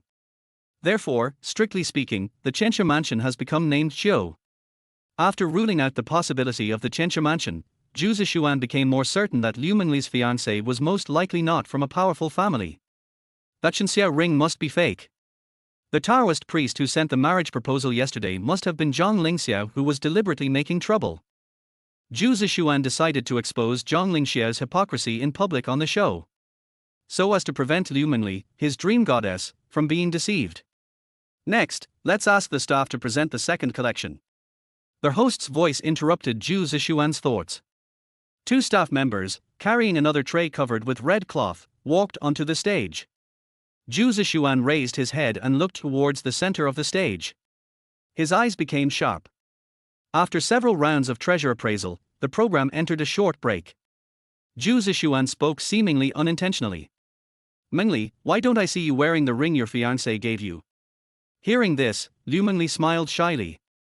The ring he gave me is so precious, I'm afraid it will be damaged. So I kept it in my bag and didn't dare wear it. When several experts heard this, they immediately became interested. Oh? There is such a thing. Professor Wang pushed his glasses and asked with interest. Can you let us old guys open our eyes? Yes, that news was all the rage yesterday. We also want to see what that divine sky ring is. Professor Zhang also echoed. Chapter 12 Is the Shenxia ring fake? When netizens in the live broadcast room heard this, they also started to post comments. Fuck, there's something interesting to watch.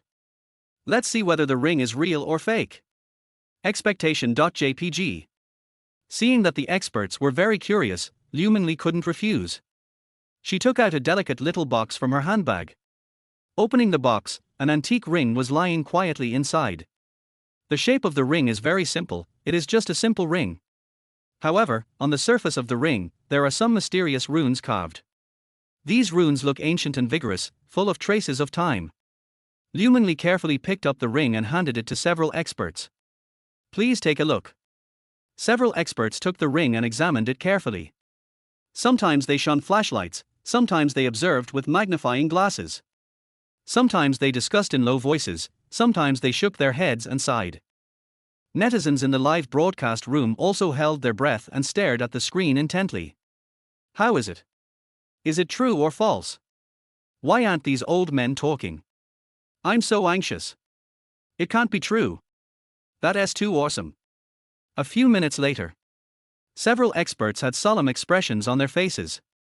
Professor Wang frowned and rubbed the ring repeatedly. Professor Zhang asked in a low voice, Old Wang, do you see what's going on? Professor Wang shook his head and whispered. The material and craftsmanship of this ring are very special. I can't explain it for the time being. Another expert echoed this.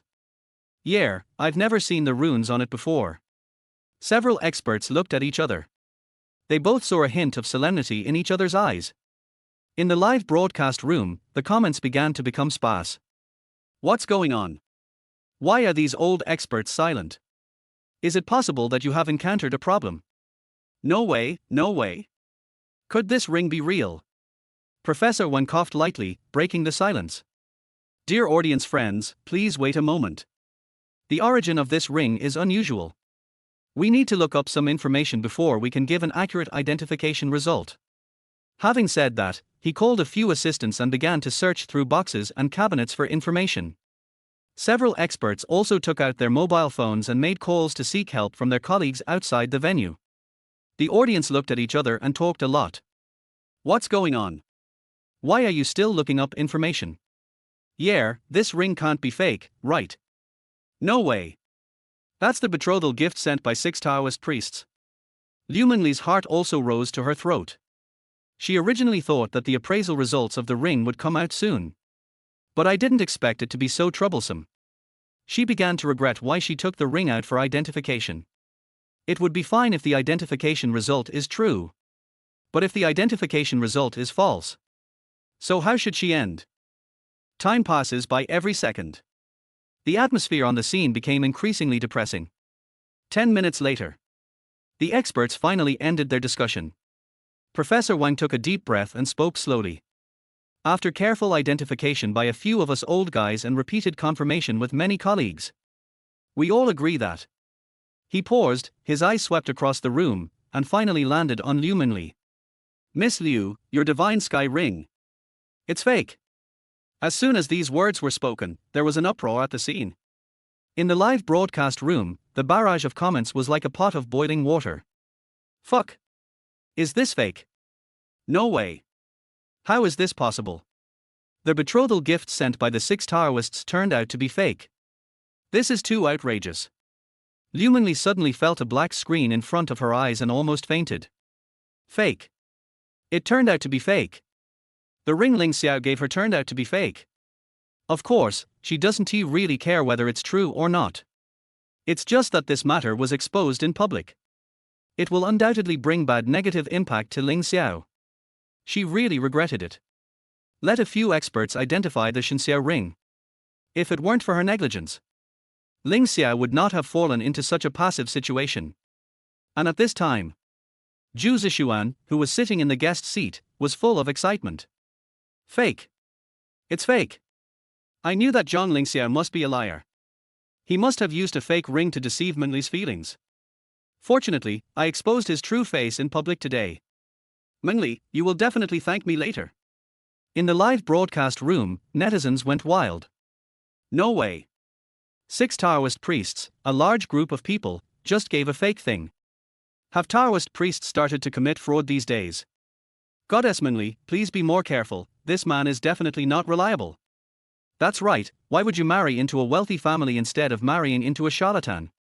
Sisters, let's go to Mengli's Weibo and leave messages, asking her to break up quickly. Backstage lounge. Dao Jie looked at the comments from netizens on the screen and felt a little uneasy. She originally thought that Zhang Lingxiao had an unknown origin. Now there's the fake ring issue again. I felt even more uneasy. No, after Mengli's live broadcast is over, I have to persuade her. I can't let her be blinded by love. Sister Dao made a secret decision. The program recording site. Experts continue to explain. The material and craftsmanship of this ring are indeed an old item. But we searched through historical records and did not find any description of the divine sky ring. Professor Wang pushed his glasses up and spoke in a serious tone. Yes, those miraculous effects spread on the internet are all nonsense. Don't believe them. Professor Zhang also echoed. We live in a scientific society now. We should believe in science and not be misled by feudal superstitions. Another expert added.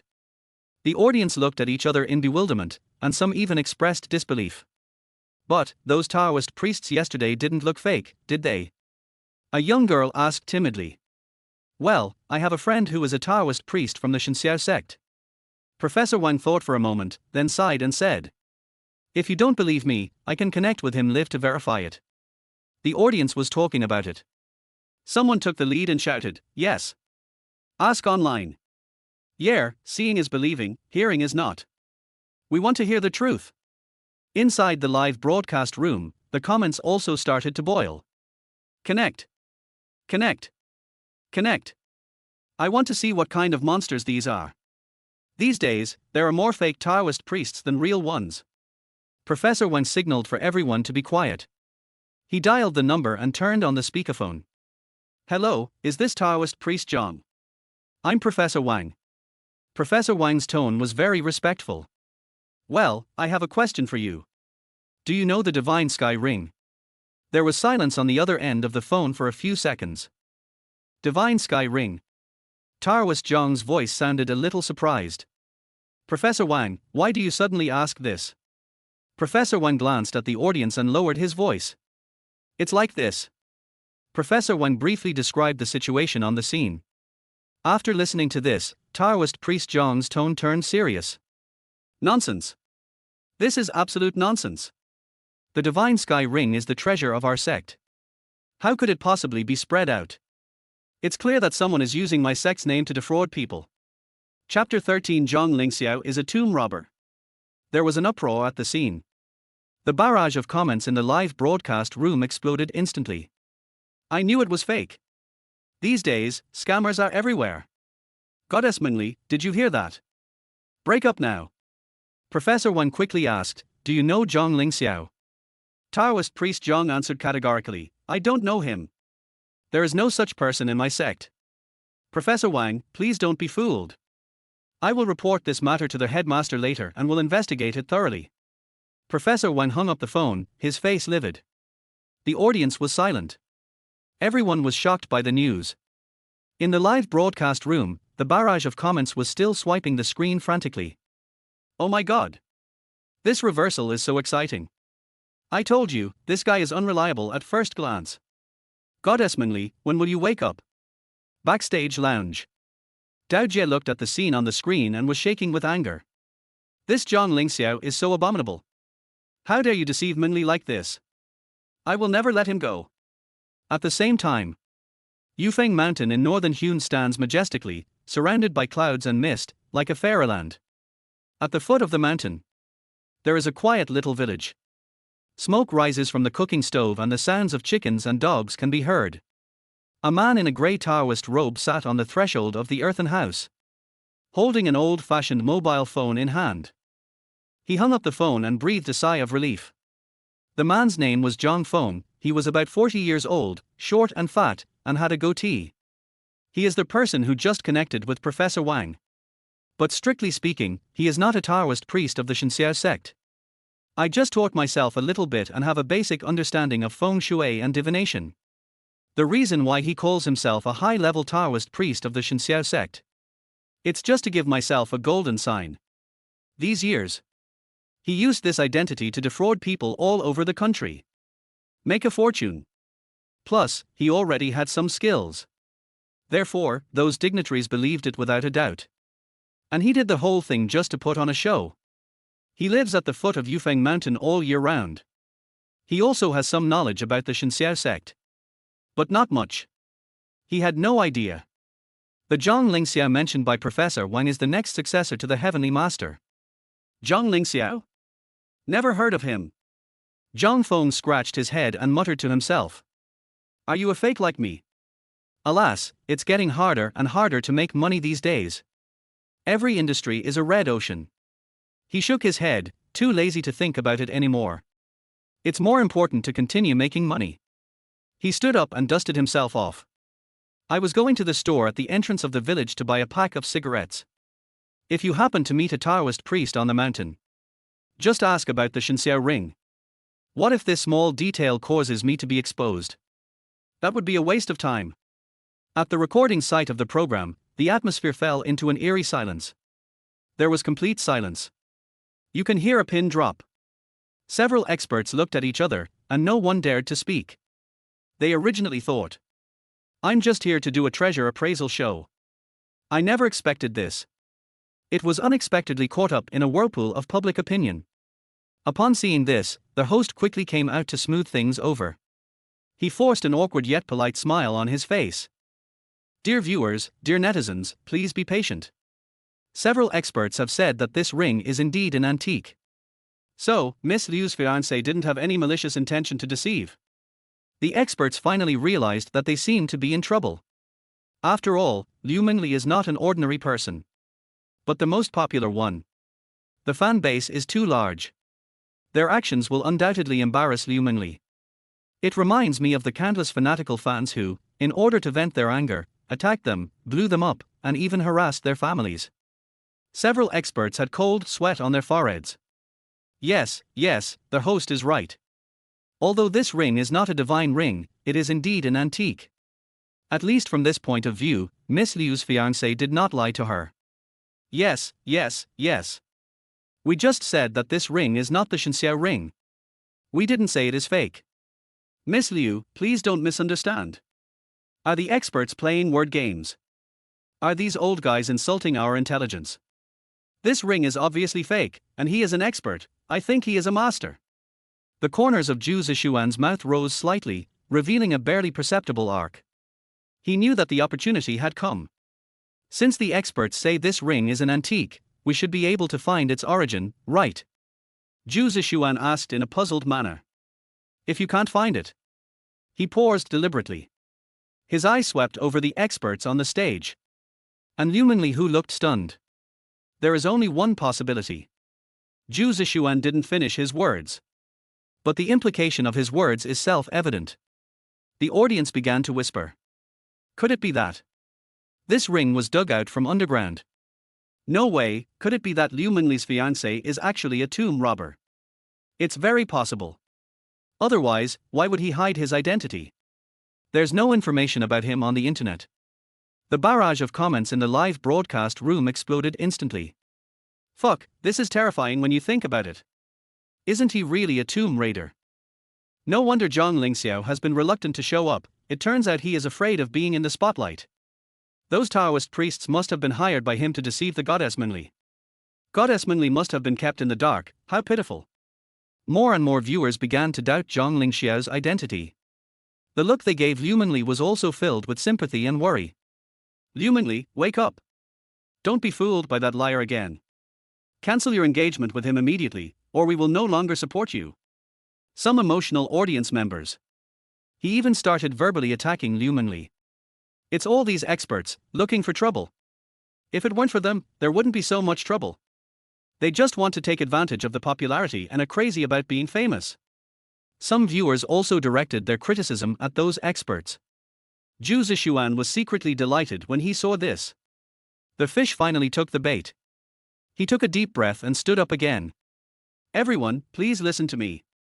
Zhu Zixuan's voice sounded particularly loud in the noisy scene.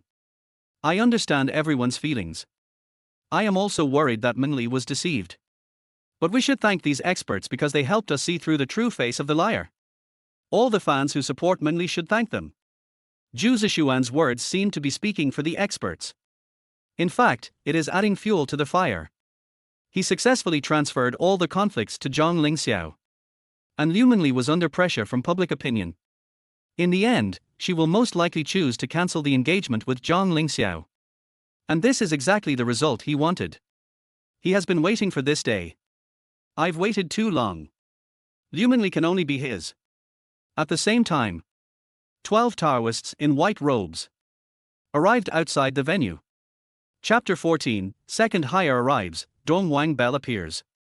Zhu Zixuan's words were like a bomb, exploding in the crowd. Yes, Mengli, you must give us an explanation. Cancel the engagement. Cancel the engagement. The crowd was enraged, and the deafening roar almost blew off the entire roof of the venue.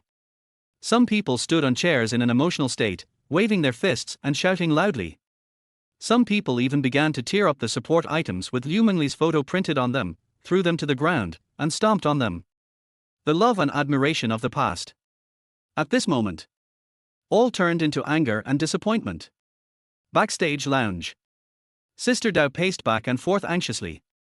The light from the phone screen illuminated her anxious face. How could this happen? How could this happen? Dao Jia muttered to herself, her hand holding the phone trembling slightly. She knew all too well what such a large-scale rollover scene meant. If not handled properly, fans' love will instantly turn into the sharpest knife. Push Mengli into an abyss from which there is no escape. No, I can't just watch Mengli do something stupid. Sister Dao closed her eyes weakly. Take a deep breath. Try to calm yourself down. She edited a message and sent it to Liu Mengli. Mengli, the situation is urgent now. You should calm the fans down first and follow their wishes. Announce the cancellation of your engagement with Zhang Lingxiao. We can discuss other matters after we return. A prompt tone sounds indicating that the message was sent successfully. Sister Dao held her cell phone tightly. My palms are full of sweat. The lights on the stage are still dazzling. The deafening sound seemed to be isolated in another world. Liu Mengli looked at the message sent by Sister Dao on the mobile phone screen. Her eyebrows were slightly furrowed. She admitted it. There was indeed some impulse in announcing my marriage myself. But she just likes that handsome face that looks like a banished immortal. I just like Ling Xiao's otherworldly temperament. The most important thing. The betrothal gift Ling Xiao gave her couldn't be fake. Because of marriage. It was agreed upon by her grandfather and the man's family.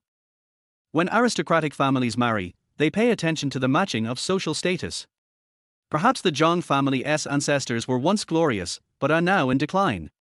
But so what? She, Liu Mengli, can afford to support her own man.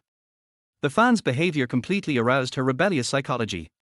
Taking a deep breath, Liu Mengli put down her phone. With firm steps, he walked towards the center of the stage. In the spotlight.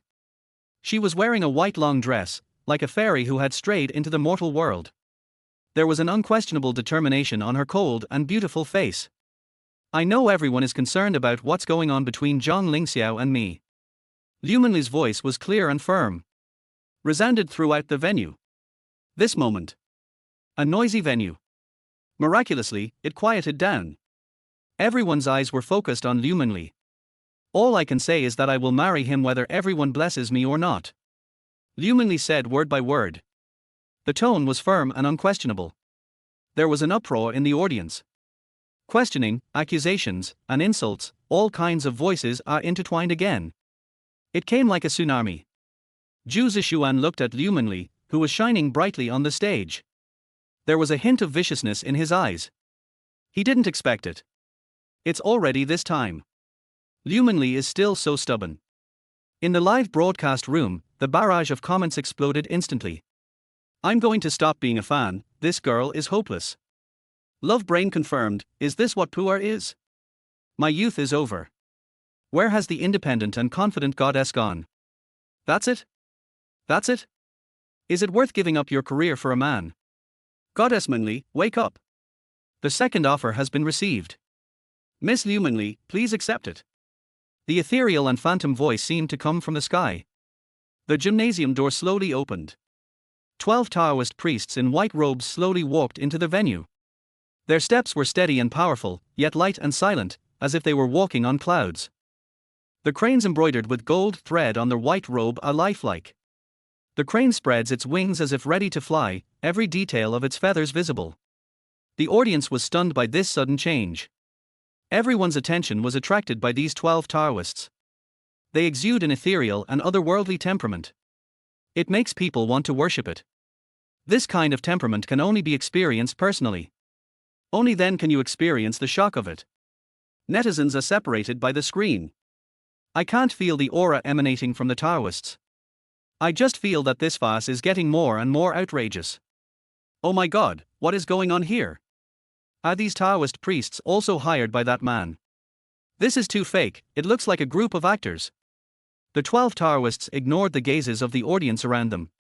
They walked straight to the center of the stage. One of them was holding an exquisite wooden box. The wooden box is made of fine rosewood, carved with intricate patterns and exuding a faint fragrance. It is obvious at first glance that it is worth a fortune. The leading Taoist priest handed the wooden box to Liu Mengli. Ms. Liu, please accept the offer. His voice was deep and rich, carrying an unquestionable majesty. Liu Mengli was slightly stunned and subconsciously took the wooden box. The Taoists nodded slightly to Liu Mengli. Then he turned and left. Their movements are as natural and smooth as flowing water. There was no dragging of feet. Until they disappeared at the door. Only then did everyone wake up from their dream. Zhu Zishuan secretly cried out in dismay. This rhythm is wrong. The curiosity of the audience was instantly aroused. Everyone stretched their necks, trying to see clearly what was in the box. In the live broadcast room, netizens also shifted their attention. They were all curious about what was in the box. What treasure? It's not a chamber pot, is it? The person above, you are so talented, har har har. I bet a bag of spicy noodles, which ancient tomb this was dug out from. Are tomb robbers so arrogant these days? Several experts also showed interest. They felt they had an obligation to take action again. Prevent Liu Mengli from being deceived by a scumbag. Ms. Liu, we want to see what's in the box. Can we identify it? The experts spoke in a sincere tone. Liu Mengli hesitated. She thought about what happened just now. I was a little nervous. No. Thank you for your kindness. Liu Mengli declined politely. Zhu Zishuan was unwilling. The cooked duck is about to fly away. He stood up quickly. Mengli, you're not scared, are you? If your fiancé is innocent. The box should be opened and experts should be allowed to identify it. Otherwise, that would only make things more obvious. It will only make everyone think that he is a tomb robber. Zhu Zishuan said this. It can be said to be a heartbreaking statement. Liu Mengli naturally knew that Zhu Zishuan had no good intentions. But to be honest, what he said makes some sense. If you don't dare to let the experts identify it, doesn't that mean? In her subconscious. Do you also think that the things in the box are fake? No matter what others think. She had to at least stand on Zhang Lingxiao's side. Otherwise, it will only make more people laugh at it. Think of this. Wuwuwu Mengli handed the box to several professors. Chapter 15. It's confirmed, he is really a tomb robber. The experts took the box. The box is small. One hand can hold it. The experts opened the box carefully, afraid of damaging the things inside. The moment the box is opened, the camera immediately gave a close-up shot. The whole audience was in an uproar. There was an exquisite small bronze bell lying quietly in the box. The small clock is only the size of a thumb. The whole body is bluish-black. There are many mysterious runes carved on it. Those runes are ancient and mysterious. It seems to contain some mysterious power. The top of the small bell is connected to a silver chain. I don't know what material the chain is made of. It feels cold to the touch. It emits a faint silver light. The whole small clock exudes a mysterious and ancient atmosphere. What is this? One expert couldn't help but exclaim. The other experts also widened their eyes. They are all authoritative experts in their respective fields. But none of them had ever seen anything like it. Could this be the legendary Donghuang bell? An expert said in a trembling voice. Donghuang bell. The other experts were all shocked when they heard this. Donghuang bell, one of the 10 ancient artifacts. Legend has it. The Donghuang bell possesses the power to destroy the world. Could it be that this small bronze bell is the legendary Donghuang bell? Several experts began to observe the bronze bell carefully. They wanted to confirm the authenticity of this bronze bell. In the live broadcast room, netizens were also stunned by this sudden change. What the hell? What is this? Looks pretty awesome. Is this the legendary artifact? Netizens are talking about it. The barrage of comments was like snowflakes, swiping the screen frantically. The audience at the scene also stretched their necks. I want to get closer and see the true appearance of this bronze bell. In the lounge, Dao Jia watched the live broadcast on TV. I'm no longer so nervous. She suddenly remembered. Cartier chairman David once said to her, Wuwuwu Mengli is marrying up when she marries Zhang Lingxiao. At that time, Dao Jia didn't take it seriously. But now, she suddenly felt that David's words seemed to have a deeper meaning. On stage, Wuwuwu Mengli looked at the bronze bells in the expert's hands. I was extremely nervous. She didn't know it was given to her by Ling Xiao. What on earth is this thing? But she was very afraid that her good intentions would lead to bad results. Although she believed in Ling Xiao. But don't believe these so-called experts. More than 10 minutes passed. The experts' expressions gradually became serious. How about it? Zhu Zishuan couldn't help but ask. This bronze bell. One of the experts paused. It's genuine. And it has a long history. It can be traced back to at least the Shang dynasty. Even earlier. It is a rare treasure of Yanxia. In the live broadcast room, netizens were completely excited. Holy crap! Is this really an antique? And it's from the Shang dynasty? This is too awesome. How much is this bronze bell worth? Experts, come and give us an estimate. Netizens are talking about it. Everyone is guessing the value of this bronze bell. Some people say that this bronze bell is worth at least hundreds of millions. Some people also say that this bronze bell is a priceless treasure. It simply cannot be measured in money. The audience at the scene were also very excited. They craned their necks. Want to see more clearly? Everyone. An expert suddenly spoke up. This bronze bell is recorded in history. As soon as these words came out, the whole audience was shocked. Everyone's eyes were focused on the expert. It is recorded in historical documents. The expert flipped through the documents in his hand. After Wu Ziqian ascended the throne, in order to suppress the Li Tang national destiny, I once ordered people to travel all over the famous mountains and rivers, looking for a treasure that can suppress the fate of the country. At last, found this bronze bell. That is the legendary Donghuang bell. After Wu Ziqian obtained the Donghuang bell, wear it on your chest at all times. In this case, only then could they maintain their rule for decades. The expert said slowly. There was awe in his tone. In the live broadcast room, netizens were stunned by the expert's words. Fuck. This bronze bell is actually the legendary Donghuang bell. Treasures that Wuzuqian wore? This is simply a divine object. Netizens are talking about it. Everyone was shocked by the mysterious origin of this bronze bell. The audience at the scene also held their breath. Listen quietly to the experts talk. On their faces, full of shock and disbelief. On stage, Liu Mengli looked at the bronze bells in the experts' hands. There was a storm in my heart. She never expected it. The double betrothal gift Ling Xiao gave her turned out to be such a precious divine object. There was an uproar at the scene. The audience began to whisper. Could it be that we really have wrongly blamed Mengli's fiancé? How could someone who could take out a treasure of the level of the Donghuang bell be a tomb robber? That's right, this is a national treasure. And there are historical records, so it's impossible to be fake. So, I really want to marry Mengli.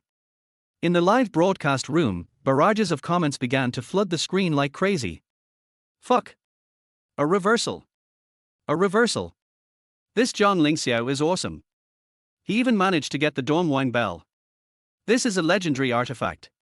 It seems that we have all wronged him. This is the real boss. Goddess Mengli really has good taste. Blessings and blessings. I wonder who Zhang Lingxiao is. How could he come up with such a treasure? Liu Mengli's originally tense nerves finally relaxed. She let out a long sigh. A relieved smile appeared on his face. She knew that Ling Xiao would not lie to her. How could the gift he gave be fake? Zhu Zishuan, however, looked confused. He stared at the bronze bell in amazement. My heart is full of doubts. How is this possible? Who is Zhang Lingxiao? How could he possibly have such a thing? Could it be that the information I received was wrong? Is Zhang Lingxiao really the heir of some hidden family? But, isn't he this too much of a stretch? At this moment, several experts suddenly looked serious. What's wrong? Seeing this, their host quickly asked. This bronze bell is indeed authentic. An expert said in a deep voice. Moreover, it is indeed the Donghuang bell mentioned in historical records. But the expert paused. There is a problem. What's the problem? According to historical records, the Donghuang bell was taken into Wuzuqian's mausoleum after her death. The expert explained. And Wuzuqian's tomb has never been looted. In history, it's not like no one has ever thought about the tomb of Wuzuqian. But, in the end, it was all in vain. So, when the expert spoke of this, his tone became more serious. We suspect. This Donghuang bell was obtained from a tomb robbery. As soon as these words were spoken, the whole audience was in an uproar again. Everyone's eyes. All of them were focused on the bronze bell on the stage. In the live broadcast room, the barrage exploded again. What the hell? Tomb robbing. No way. This is a serious crime. Mengli's fiancé is really a tomb raider, isn't this too scary? Zhu Zishuan finally let go of his worries. Just say it. How could Zhang Lingxiao be the heir of a hidden family? After all, the news he received indicated. There is no hidden family with the surname Zhang in this world. However, just at this moment, Professor Wang's expression froze. Another piece of silk cloth was taken out from the bottom of the wooden box. Chapter 16, The sword of the previous dynasty cannot kill the officials of this dynasty. Professor Wang picked up the silk cloth and examined it carefully under the light. The silk cloth is yellowed, obviously very old. It is filled with densely packed ancient characters. Professor Wang frowned, as if he had encountered some difficulties. A few minutes later, he took out a thick volume of documents from the briefcase he was carrying. He began to read it page by page. The speed is getting faster and faster. Breathing also became rapid. The two experts initially did not take Professor Wang's behavior seriously. But as time went on, they also noticed something unusual. The two looked at each other and moved closer at the same time. Professor Wang, what's wrong? One of the experts couldn't help but ask. Professor Wang didn't say anything. He simply pointed to the words on the silk cloth and an illustration from the literature. The two experts were stunned. Their eyes widened. He looked at the scene in disbelief. On the illustration, there is a pattern of a bronze bell. It's exactly the same as Liu Mengli's. And the words on the silk cloth. It records in detail the origin of this bronze bell and why it appeared in Wu Ziqian's tomb. The audience looked at each other in bewilderment. No one knows what happened. I could only vaguely feel that something big was about to happen. What's going on? Why are the experts silent? Will it be reversed again? This plot is too exciting, just like a roller coaster. What happened? Who can tell me? Could this bronze bell have some secrets that we don't know about? After more than 10 minutes, Professor Wang finally put down the documents in his hand. He took a deep breath and tried to calm his excitement.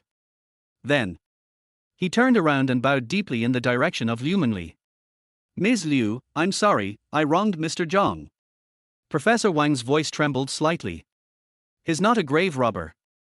His words were like a huge rock thrown into a calm lake. 1,000 waves were stirred up in an instant. There was an uproar at the scene. The audience was talking and whispering to each other. There was a buzzing sound. What? Did I hear it right? Wu Ziqian? Dongwang Bell? What the hell is going on here? Is this old man getting senile? Is he starting to talk nonsense?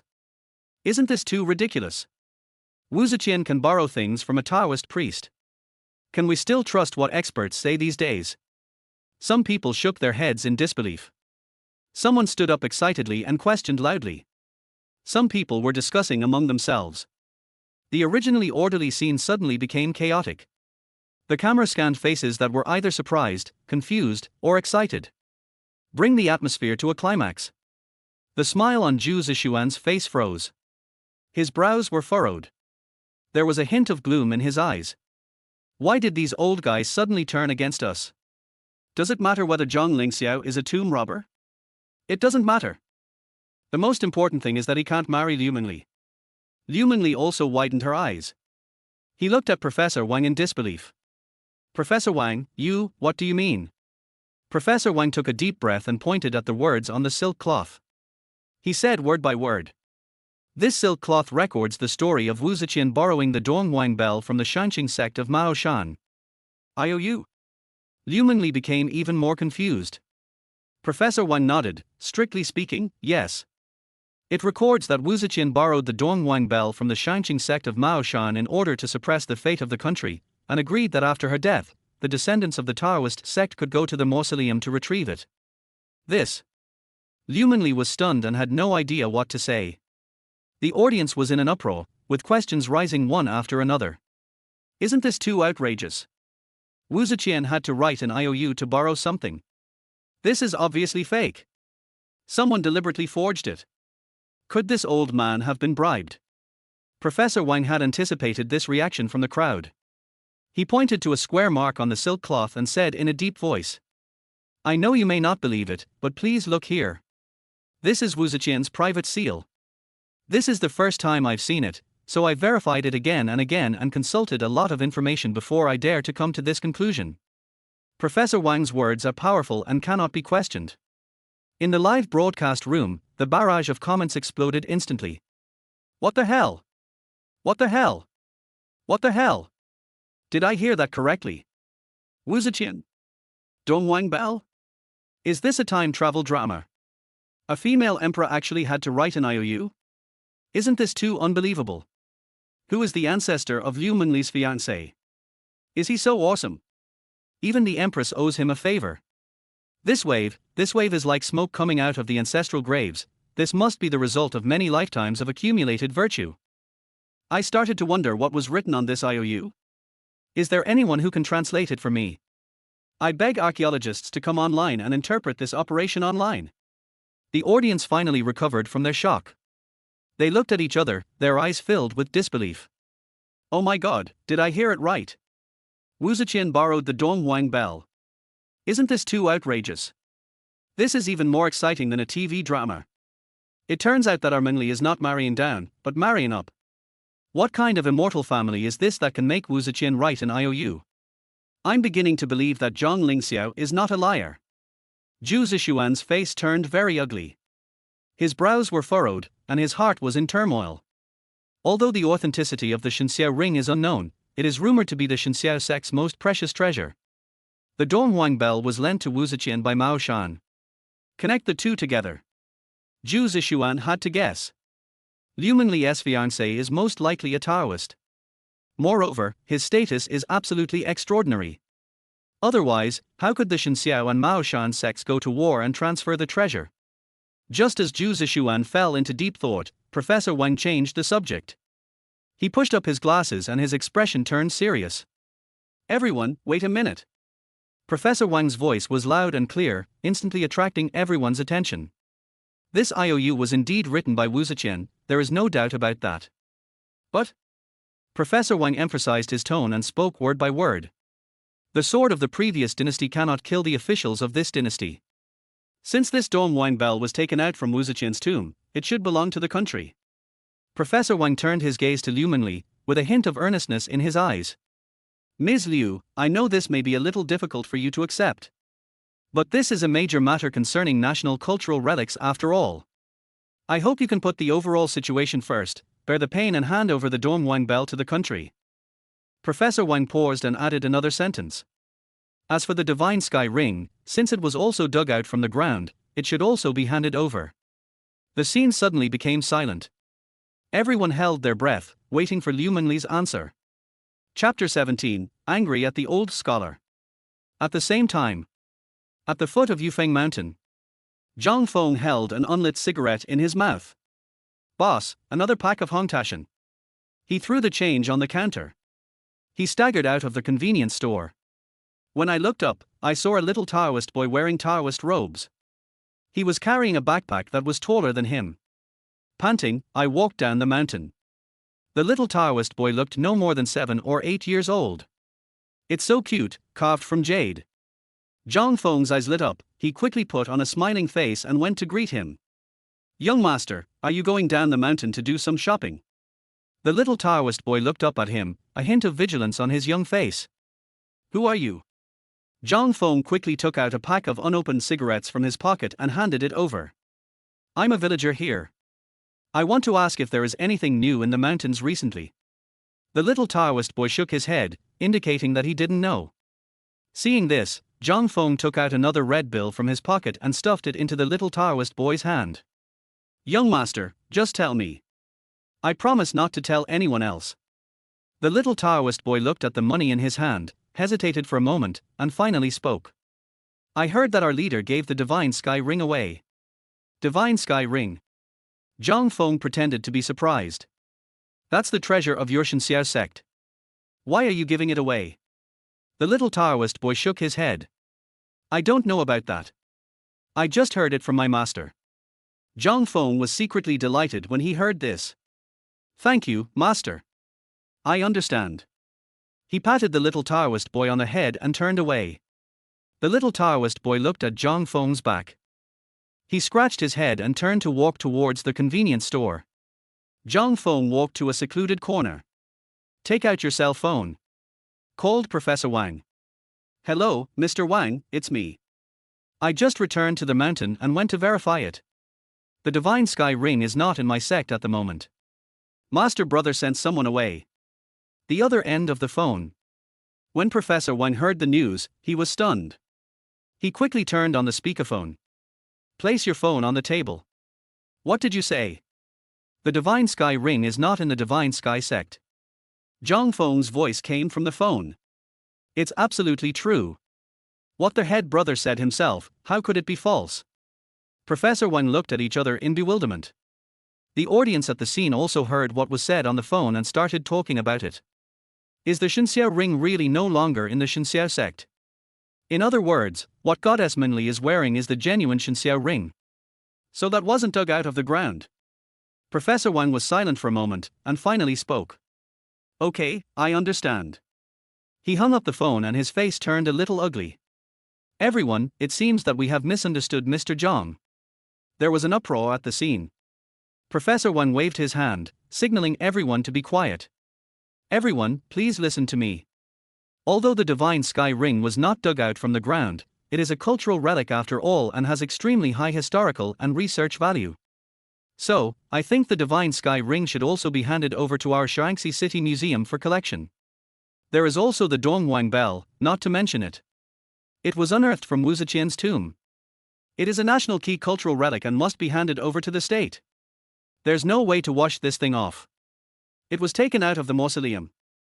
Moreover, according to the laws of our country, if the circumstances are serious, those who steal and dig ancient tombs shall be sentenced to more than 10 years in prison or life imprisonment, and shall be fined or have their property confiscated. Therefore, I suggest that the relevant departments should immediately launch an investigation to find out the origin of the Donghuang bell and bring the tomb robbers to justice. Professor Wang's words were righteous and powerful. The scene suddenly became silent.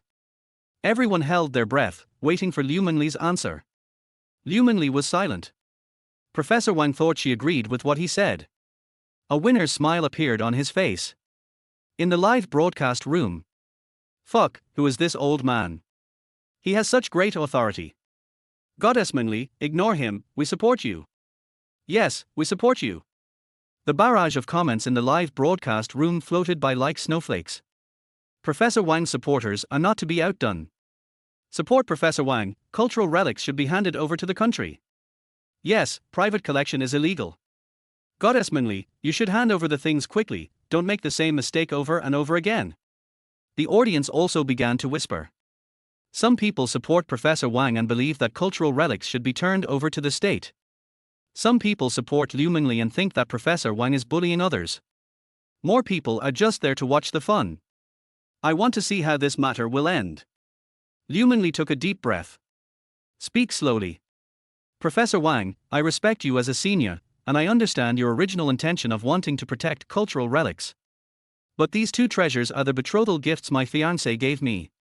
If you want me to hand it over, you should ask his opinion first, right? Liu Mengli's voice was not loud. But it is powerful. The scene suddenly became quiet. Everyone was stunned. No one expected that Liu Mengli would refuse so straightforwardly. Professor Wang didn't expect this either. He originally thought that he had moved out of the country and the law. Liu Mengli will obey obediently. But I didn't expect her to be so tough. Professor Wang suddenly felt a little embarrassed. His face turned a little ugly. In the live broadcast room. Fuck, Goddess Mengli is so domineering. Well done, you beat this old scholar to death. Goddess Mengli is right. This is someone else's betrothal gift. Why should we hand it over to the country? The audience also began to talk about it. Most people think that Professor Wang's move was a bit too much. Professor Wang took a deep breath. Suppress the anger in your heart. Force a smile on your face. Ms. Liu, I know you are young and hot-tempered and don't know much. But you can't be willful about this matter. These two treasures are national treasures. What if they are lost overseas? Professor Wang started playing the emotional card. Trying to use national justice to oppress Liu Mengli. Liu Mengli smiled faintly. Professor Wang, don't worry, these two treasures will never be lost overseas. Liu Mengli's tone remained calm. But full of confidence. Professor Wang wanted to say something else. But he was interrupted by Liu Mengli. Professor Wang, I have something else to do. I'll excuse myself now. After saying that, Liu Mengli turned and left. There was no dragging of feet. Professor Wang stood still. His face turned livid. But there is nothing I can do. In the live broadcast room. Fuck, Goddess Mengli is so handsome. I am blaming everyone and the professor. Who else is there? The audience also stood up and applauded. I like Liu Mengli's courage. After the recording of the show is finished. The media's own account lurking in the live broadcast room. They sliced the live broadcast footage and uploaded it to major short video platforms. Liu Mengli refuses to hand over the national treasure. Liu Mengli angrily criticized the cultural relics expert. The identity of Liu Mengli's fiancé remains a mystery. Various topics quickly became hot searches on Weibo. Netizens were arguing with each other.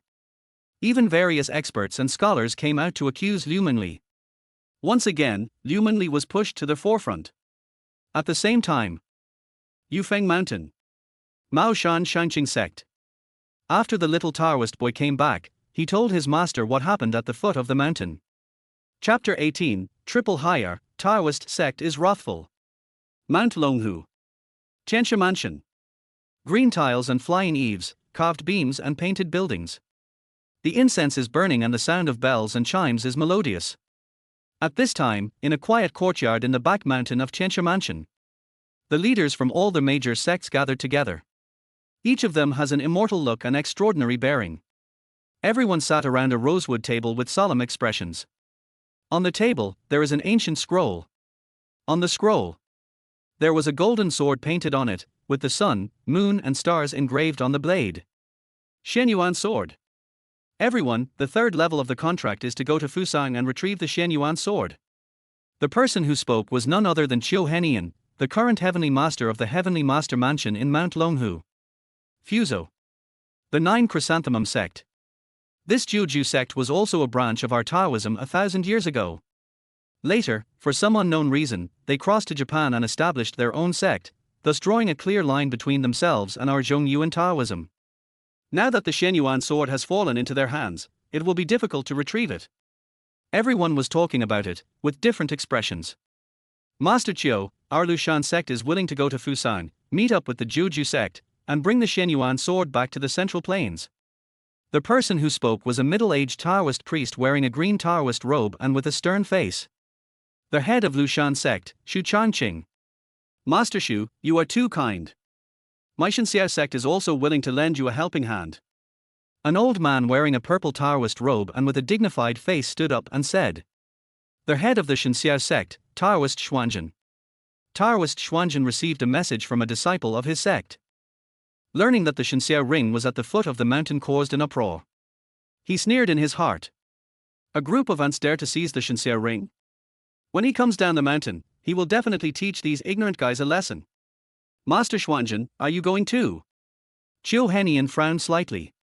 Why, Master Qiu doesn't trust my Shenxiao sect.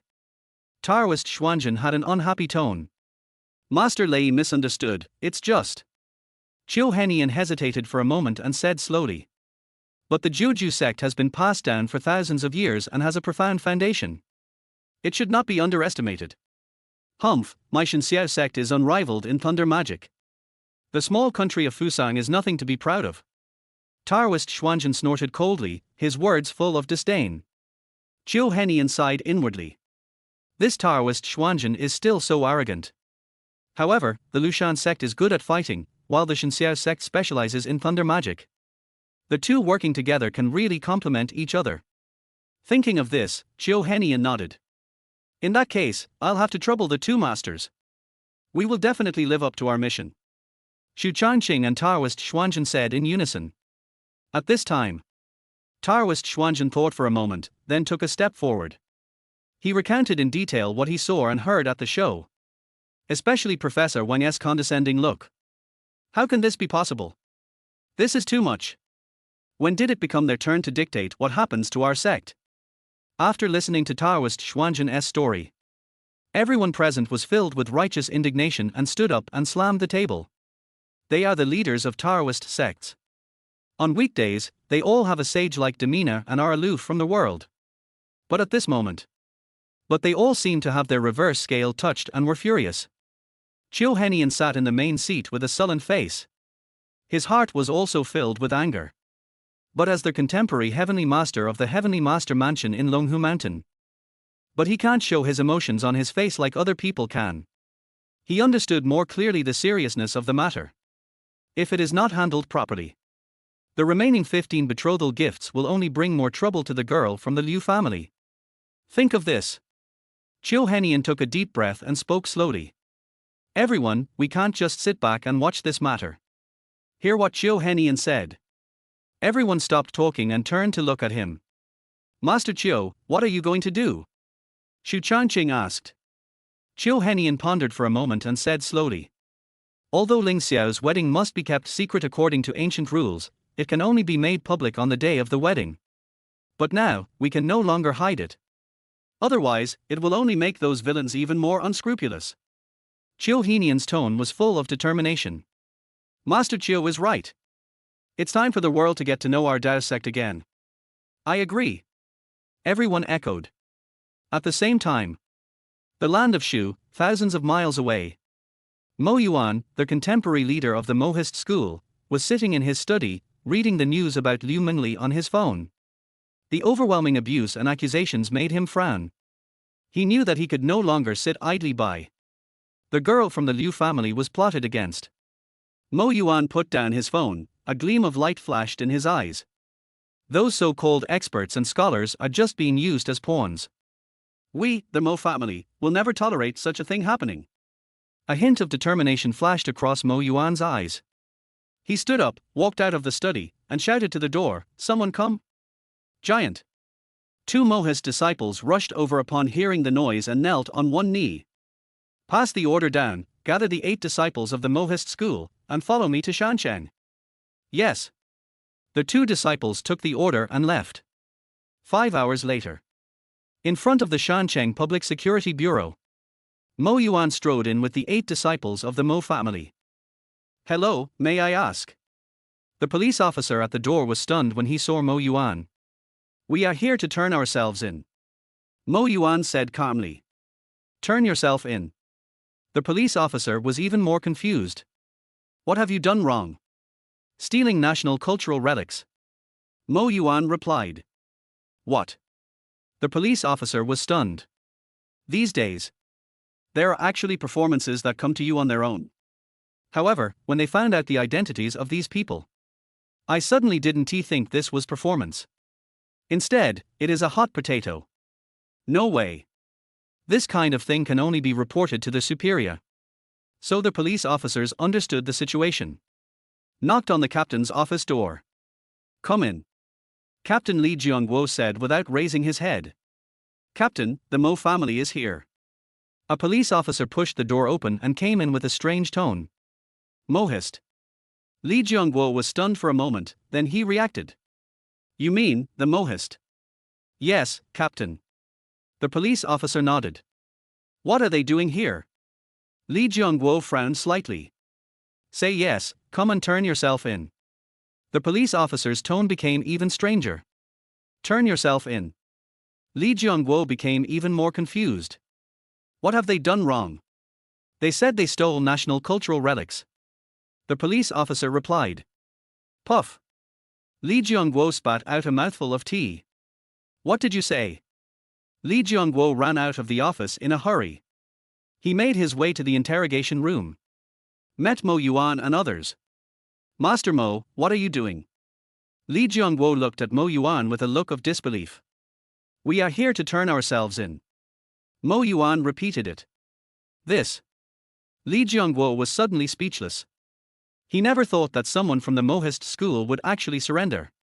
Moreover, it is a serious crime of stealing national cultural relics. "Master Mo, are you mistaken?"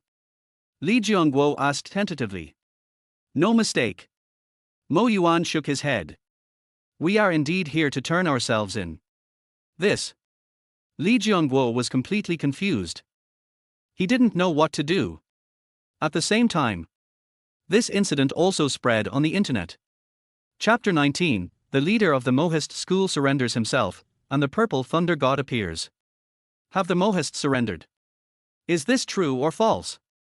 Stealing national cultural relics. This is a serious crime. How could a Mohist do such a thing? Could it be that they stole the Donghuang bell? Netizens were talking about it and various speculations emerged. Soon, the identities of the Mohist members were revealed by netizens. Wow! Mo Yuan, the great master of the Mohist school, is actually an academician of the Yanxia Academy of Sciences and a winner of the National Highest Science and Technology Award. Mozi, a disciple of Mohist school, academician of Yanxia Academy of Engineering, winner of the first prize of National Science and Technology Progress Award.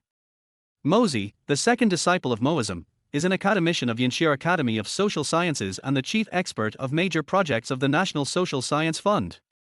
As the identities of the Mohist members were exposed, the entire internet was in an uproar. Oh my god! These are all national treasures. How could they be tomb robbers? There must be some misunderstanding here. Netizens expressed disbelief. When Li Jiangguo looked at the news on the internet, he knows. This matter has become a big deal. And it was a huge fuss. It's over, it's over. Li Jiangguo slumped in his chair, his heart feeling cold. Just at this moment, his cell phone suddenly rang. The caller ID showed an unfamiliar number. But Li Jiangguo saw the number. But he became nervous immediately, like a mouse seeing a cat. He quickly answered the phone and said respectfully, "Hello, leader." A majestic voice came from the other end of the phone. "Li Jiangguo, you are very brave." Li Jiangguo's heart trembled, and he said quickly, "Leader, I? What do you mean by I? Do you know who you are arresting? They are the pillars of the country, the treasures of the country. Don't even think about digging up a dead person's grave. Even if they kill a living person, we have to help them to atone for their crime.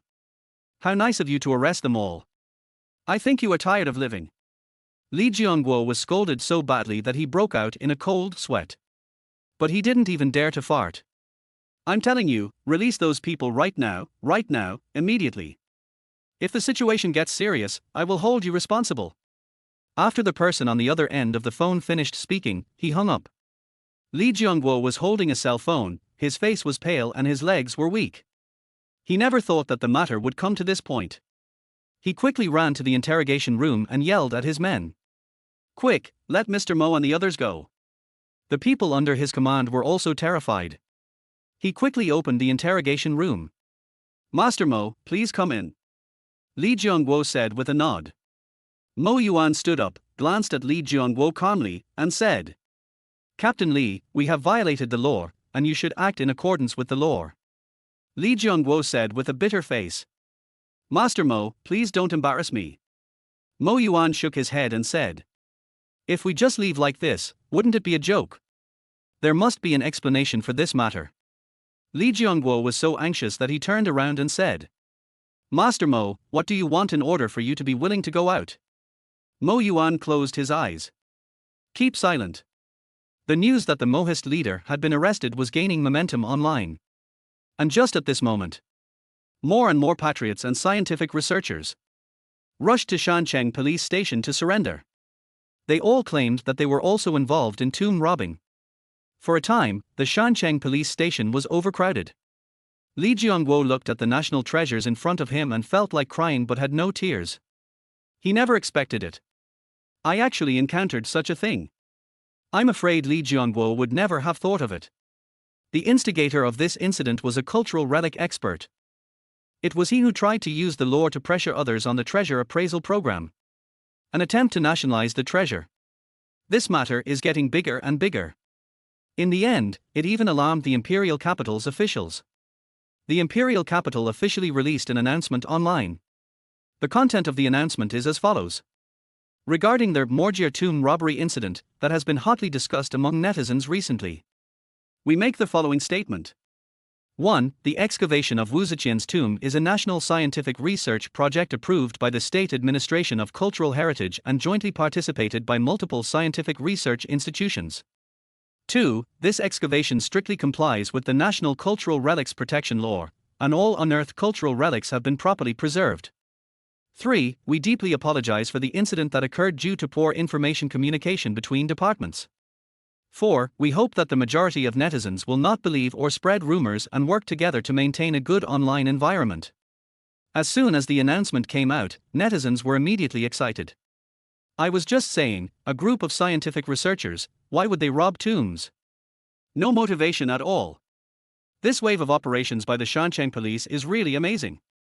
This level is unmatched. You still have the nerve to say that you are doing things according to the law.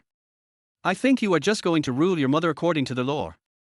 Strongly demand severe punishment for those responsible. That treasure appraisal show, is there something wrong with it? That's right, if it weren't for Professor Wang's nonsense, would there be so many things going on? Strongly recommend stopping this program. Netizens have expressed their opinions. The blame was directed at the Shaanxi City Police and the treasure appraisal program. And Li Jiangguo also because of this incident. He was removed from his post and is under investigation. As for that treasure appraisal program, it is because of suspected rumor mongering and rumor spreading. The program was ordered to be suspended for rectification. Shaanxi City Cultural Relics Appraisal Center. Professor Wang was standing at the door holding a cardboard box. He looked back every few steps. His eyes were full of reluctance. I am about to leave the place where I have worked all my life. He just couldn't figure it out. How did I end up in this situation? Just because of those few words he said on the show. He looked down at the cardboard box in his arms. It contains his hard work over the years. Several professional books on treasure appraisal. There are also some small items collected from various places. He really doesn't understand. Cultural relics belong in museums. How is it wrong? Taoist treasure? That's a national treasure too. Professor Wang sighed. Walked out the door dejectedly. When walking out of the courtyard of the Cultural Relics Appraisal Center, several old men with immortal looks came towards them. Professor Wang was stunned for a moment. Recently, he often sees people dressed like this. It was rare in the past. Could it be that some film crew is filming nearby? Professor Wang thought to himself. Passed by those old men. One of the old men suddenly stopped. Please stay, sir. Professor Wang turned around in confusion. Are you calling me? The old man smiled. I think your luck has not been good recently. You may have a bloody disaster. You need to take care of yourself. Professor Wang became even more confused. Who are you? The old man did not answer. He and several other people turned and left. Professor Wang wanted to ask something else. But he found that the old man had disappeared. Just at this moment. The sky was originally cloudless. Suddenly, dark clouds gathered. Lightning and thunder. A purple divine thunder. It struck down without any warning. Impartial. It happened to hit a big tree in the courtyard of the Cultural Relics Appraisal Center. There was a loud bang. The big tree was split in two. Professor Wang was so scared that he sat down on the ground. He stared blankly at the scene before him. Their heart was beating violently. It was like a warning to him. Next time. It doesn't necessarily mean chopping down a tree. Chapter 20, Meet Chin Fong again, new play starts filming. A few days passed. The controversy surrounding the treasure appraisal program was gradually overshadowed by other events. Related topics are no longer seen on the hot search list. Netizens' attention has also shifted to other places. There is never a shortage of new things in the entertainment industry. This day, Liu Mengli received a notice from her agent Dao Jie. Let her prepare to join the crew for filming. What play? Liu Mengli asked casually. The Taoist with one eyebrow. Dao Jie replied. Is it the one I took on half a year ago? Liu Mengli remembered. Yeah. Sister Dao nodded. I almost forgot about this. Liu Mengli smiled. Half a year ago, she had not announced her marriage. At that time, she was a popular young actress in the entertainment industry. There are constant invitations to various scripts. One Eyebrow Taoist is one of them. This is a zombie movie. It tells the story of a one-browed Taoist priest who is proficient in Maoshan Taoism lives with his apprentice Ahau and a small Qing dynasty zombie. And got involved in a series of adventures of catching ghosts and fighting zombies. Liu Mengli heard that the leading actor of this play, Lin Fengjiu, is also the director of this play. In his early years, he was a lay disciple of Mao Shan and possessed quite impressive strength. The script of this drama is very good and should become a hit. Liu Mengli put down her phone and said to Dao Jie. So you agreed? Sister Dao frowned. Yeah. Liu Mengli nodded. Do you know what role you are playing in it? Dao Jie was a little angry. Yes, a nun. Liu Mengli replied.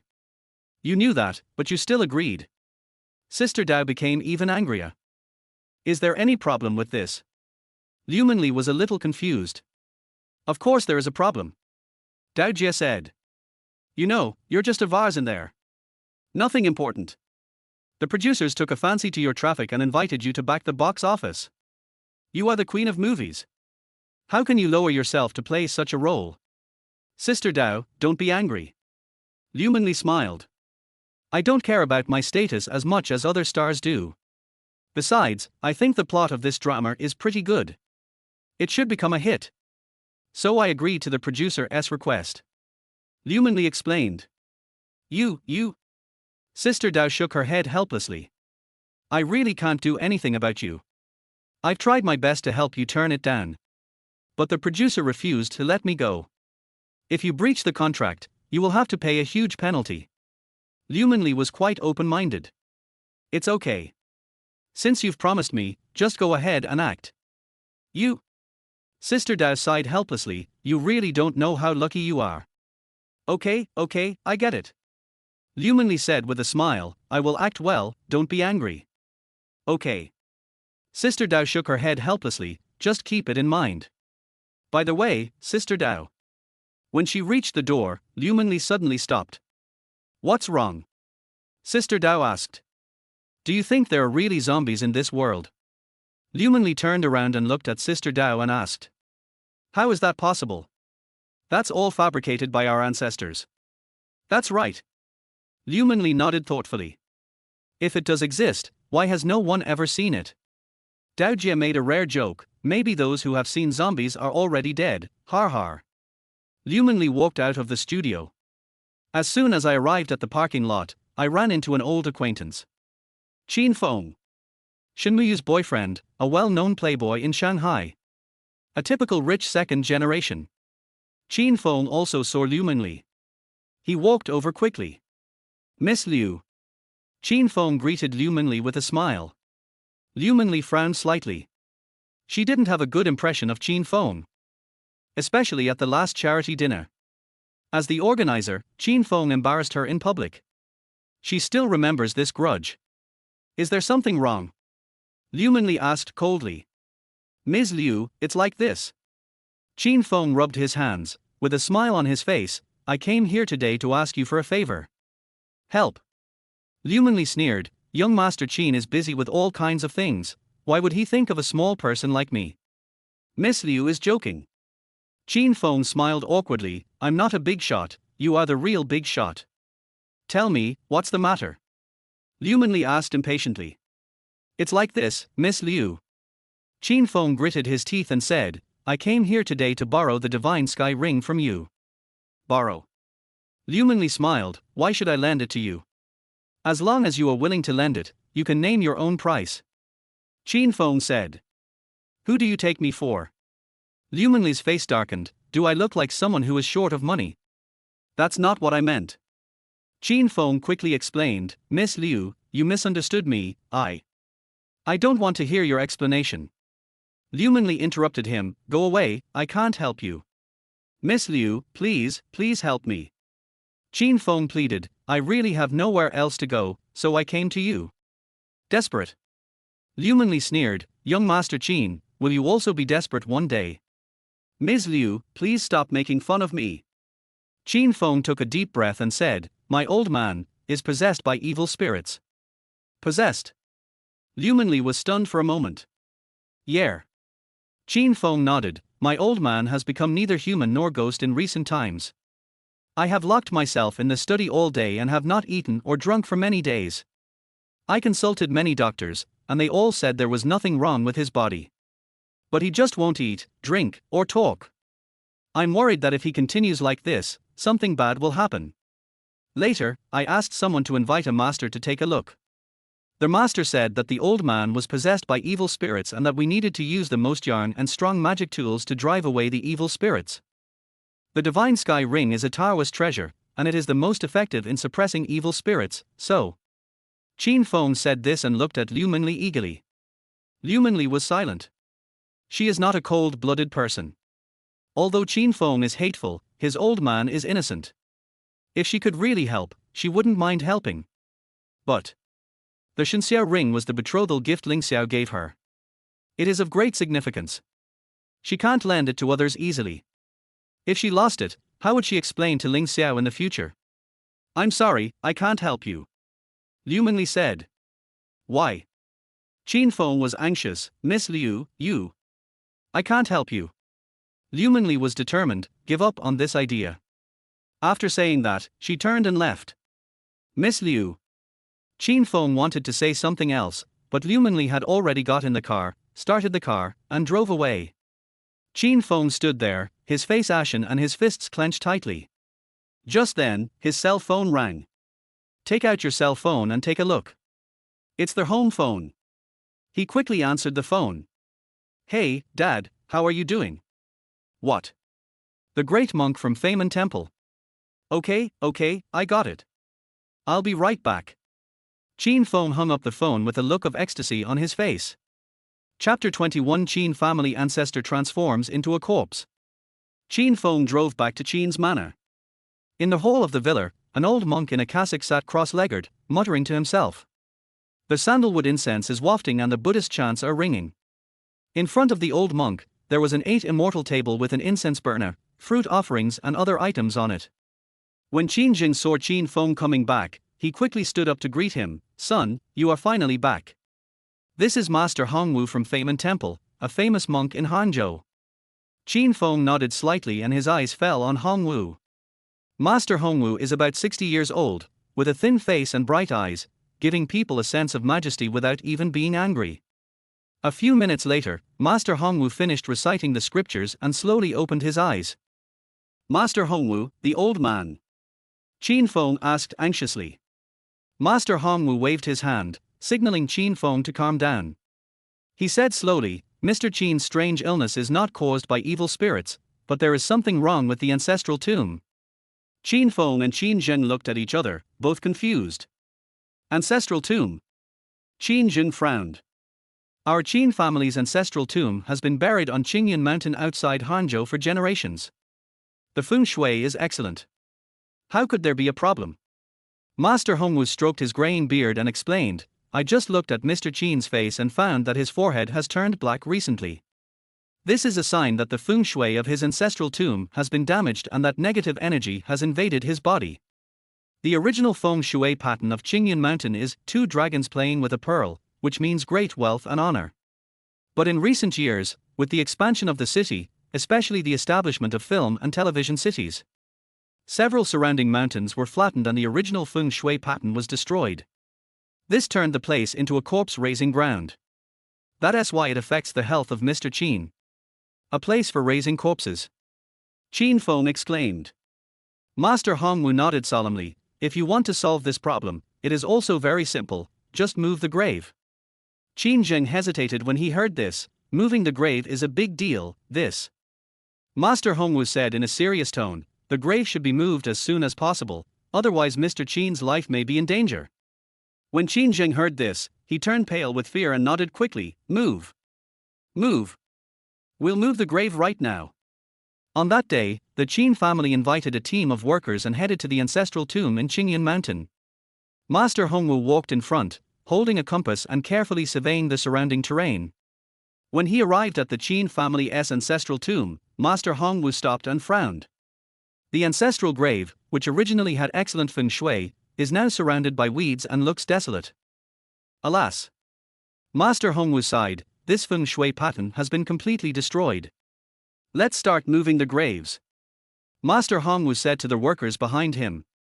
The workers did not dare to delay and immediately started digging the grave. However, just as the grave was about to be dug, the sky was suddenly covered with dark clouds and a strong wind blew. Boom! There was a loud thunder and raindrops as big as beans poured down. In a flash, heavy rain poured down. This.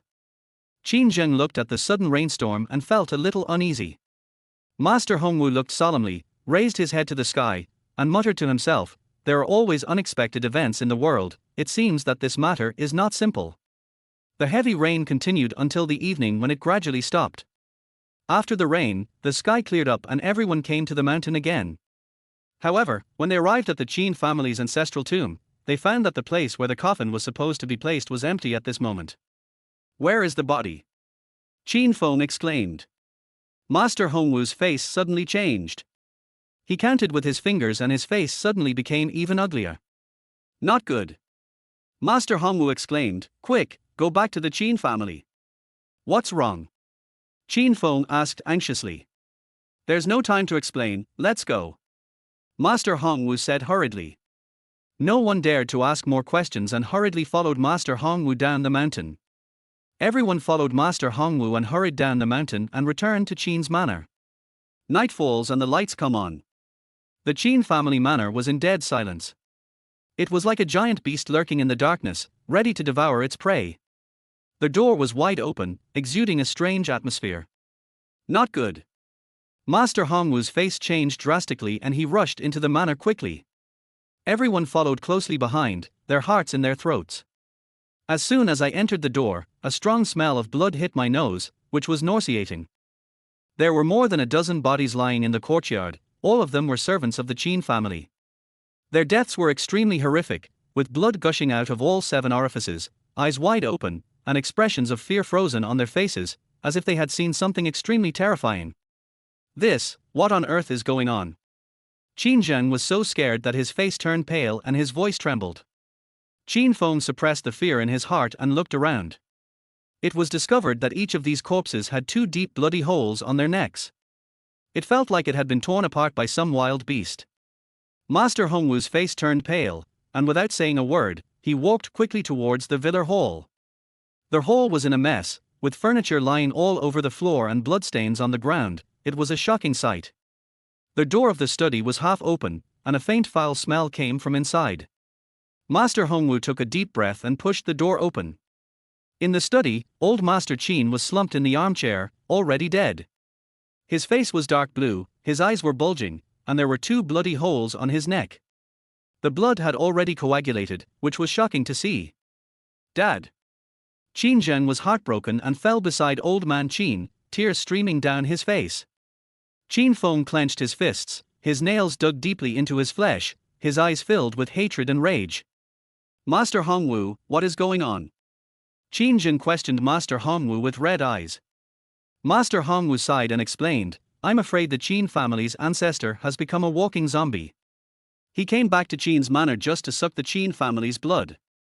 So that I can evolve again and become a flying zombie. What? Qin Zheng and Qin Feng were struck by lightning when they heard this and stood there in a daze. Walking zombies and flying zombies are horrible monsters that only exist in legends. It actually appeared in reality. It's all my fault. It's all my fault. Qin Zheng was filled with remorse and tears. If I hadn't insisted on moving the grave, this wouldn't have happened. Although Qin Feng didn't say anything, his heart was full of self-blame and guilt. Master Hongwu felt very uncomfortable when he saw the grief-stricken father and son. Donor Qin, this matter cannot be entirely blamed on you. I am also responsible. Master Hongwu sighed and said, if I hadn't felt pity for you and asked you to move the grave, I wouldn't have let the zombie out. What's the point of saying this now? Qin Feng roared, Master Hongwu, since you know that my ancestor has turned into a zombie, you must have a way to deal with him, right? Master Hongwu shook his head helplessly and said, if you want to deal with zombies, the best way is to use the Shenyuan sword. Chapter 22, Dongwang Bell shows its power for the first time, exorcises evil spirits and avoids disasters. But the Shenyuan sword had gone to Fusang along with the Juju sect hundreds of years ago. Now if we want to subdue this zombie, I wonder how many lives we will have to sacrifice. What should we do? Are we just going to sit and wait for death? Qin Feng asked anxiously. Master Hongwu pondered for a moment and said, although I don't have the Shenyuan sword, I can ask senior brother Hongsai to come out. He may have a way to deal with this zombie. Then please come in quickly. Qin Jing urged. Master Hongwu nodded, sat cross-legged, clasped his hands together, and muttered something. He calculated quickly with his fingers and his brows furrowed deeper and deeper. After a moment, Master Hongwu opened his eyes and said solemnly, not good. That zombie is now at the film and television city. I'm afraid it wants to absorb the popularity and speed up its evolution. What? Qin Feng was immediately anxious when he heard this. What are we waiting for? Let's go stop him. Master Hongwu nodded and said, let's set off now without further delay. Time goes back 6 hours. Liu Mengli returned home and walked into the bathroom. The warm water washes over my tired body. She took off the Dongwang bell from her neck and placed it on the sink. The air is filled with mist. A faint golden light appeared on the surface of the Dongwang bell and disappeared in an instant. Liu Mengli did not notice this scene. After taking a shower, she wrapped herself in a bathrobe and walked into the bedroom. Change your clothes. Liu Mengli picked up her cell phone and prepared to drive to Hangjian Film and Television City. Just got in the car. I was suddenly hit by a feeling of dizziness and everything went black before my eyes. Liu Mengli held the steering wheel, took a deep breath, and tried to keep herself awake. No, you can't drive in this state. She suppressed her discomfort and called her agent, Sister Dao. Hey, Sister Dao, I might be late to the studio. What's wrong, Mengli? What happened? Dao Jie's concerned voice came from the other end of the phone. I feel a little bit unwell and have a severe dizziness. I'm afraid it's not safe to drive, so I'm going to take the high-speed train. Not feeling well? Is it serious? Why don't you take a few days off first, and I'll go talk to the crew. It's okay, Sister Dao, I'll just take some time. Don't worry, I'll take the high-speed train, it won't take too long. Well, be careful on your way and send me a message when you arrive. Okay, I understand. After hanging up the phone, Liu Mengli booked the next high-speed train to Hangzhou. People come and go in the VIP room of the high-speed railway station. Liu Mengli sat on the sofa, her brows slightly furrowed and her face a little pale. Dear passengers, please note that there is a sudden heavy rain in Hangzhou. All flights from Shanghai to Hangzhou will be suspended. Please pay attention to the station broadcast for the specific restoration time. We apologize for any inconvenience this may cause you. A sweet but cold voice came from the radio, breaking the silence of the VIP room. Liu Mengli sighed. Sent a message to Sister Dao to inform her of the high-speed rail delay. What she didn't notice was the Donghuang bell worn on his chest stopped flashing after the broadcast ended. When I'm bored. Liu Mengli started checking her phone out of habit. A piece of news caught her attention.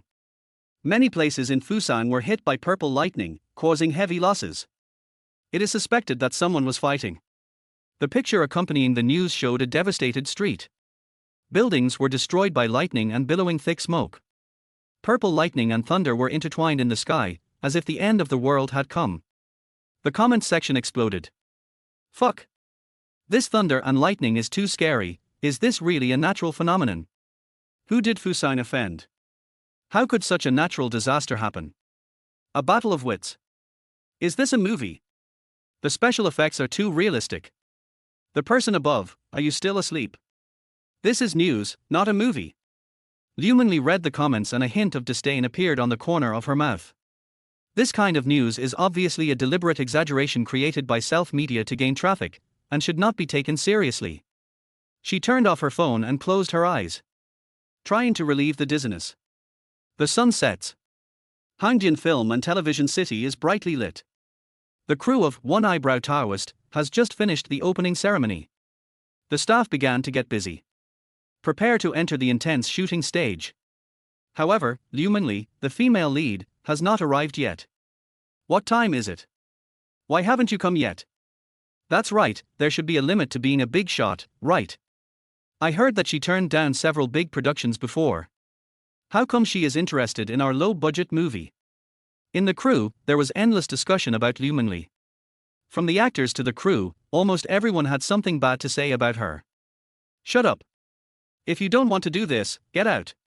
The casting director shouted, stopping everyone from talking. He walked to the director Lin Fengjiu and asked in a low voice. Director Lin, what do you think we should do? Should we put Liu Mengli's scenes on hold or use a stand-in? Lin Fengjiu frowned, looking at the gloomy sky, feeling a little uneasy in his heart. This sudden rainstorm came too unexpectedly, giving him a bad feeling. She doesn't need to show her face in this scene, a body double can be used. Lin Fengjiu pondered for a moment and made a decision. He knew Liu Mengli's character. Liu Mengli is not the type of person who acts like a big shot. Otherwise I wouldn't have taken on this role. Okay, I'll arrange it right away. The casting director received instructions and turned away. Liu Mengli's stand-in actress Shirley received a notice from the casting director. She went to the dressing room happily to do her makeup. To have the opportunity to be a stand-in for a big star. This is a rare opportunity for her. However, when she pushed open the door of the dressing room, she was immediately frightened out of her wits. There were several bodies lying in the dressing room. Those are the makeup artists of the crew. At this moment, their faces were pale and there were two shocking bloody holes on their necks.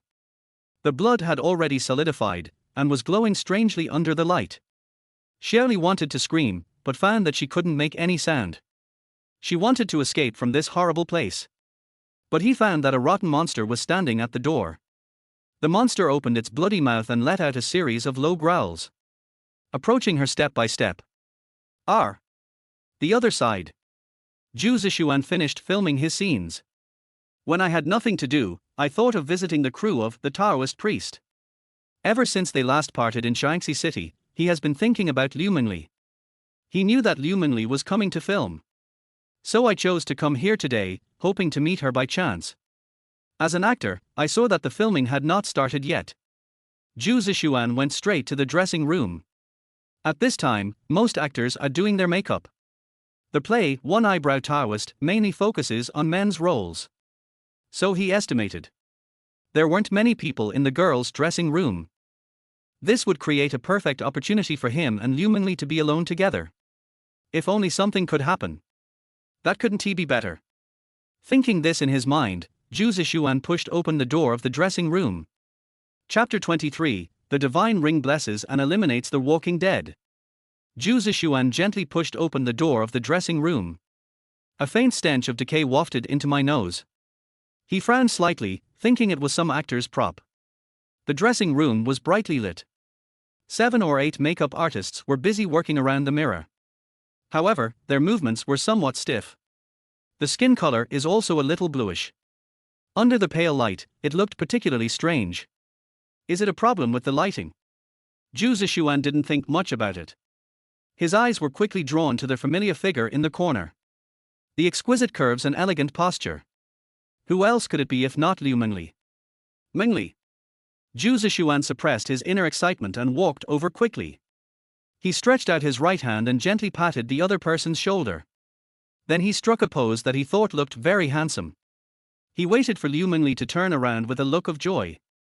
Next second, Liu Mengli slowly turned her head. However, the smile on Zhu Zixuan's face froze instantly. Because he saw an extremely pale face. There was not a trace of blood. The eyeballs were cloudy and lifeless. The corner of his mouth formed a strange arc, revealing the sharp white teeth inside. What's even more terrifying is, her head turned 180 degrees. The body did not move at all. Ghost. Zhu Zixuan was so frightened that he let out a shrill scream. I turned around and wanted to escape from this horrible place. However, it was too late.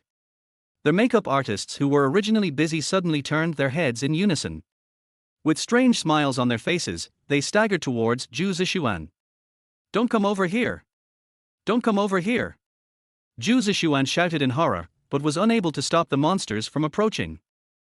Soon, he was surrounded by those monsters with livid faces. In the dressing room, screams suddenly rang out. Set. Why haven't you come yet? The casting director waited for a long time and became a little impatient. Go and urge them again. He yelled at the ground man next to him. Director, I've been there several times, but I can't get through to Shirley. The groundskeeper looked embarrassed. Waste. The casting director yelled, What time is it? Do you still want to shoot? Go, call her out to me. The casting director pointed to the stagehand. How about I go? The stagehand nodded quickly and turned to walk towards the dressing room. But it didn't take long. The groundskeeper stumbled back. His face was pale and his speech was incoherent. Monster. There's a monster inside. Everyone looked at each other, thinking he was joking. Stop messing around and hurry up, the casting director urged impatiently. Really? They are all monsters. Are. The stagehand pointed in the direction of the dressing room, terrified. The next second, the door of the dressing room was knocked open by an invisible force. A group of hideous monsters staggered out. Some of them were missing arms and legs, with their bones exposed. Some had their eyeballs turned outward and disgusting liquid flowing from the corners of their mouths. Some were rotting all over and gave off a disgusting stench. Monster! Help! The set suddenly became chaotic with screaming, crying, and cursing all around. People fled in all directions, but there was nowhere to hide. The monsters moved with a staggering pace, but at an astonishing speed. In a blink of an eye, they caught up with those who were fleeing. Screams rang out one after another, and blood dyed the ground red. But just at this moment, a roar came from the sky. Evil creature! Stop being so presumptuous. Master Hongwu, holding a demon-subduing pestle, descended from the sky and landed in front of the monster. His face was solemn, his eyes were wide open, and his whole body was emitting golden light. Prajnaprameter. Master Hongwu was chanting something, and golden light was shining from the demon-subduing pestle.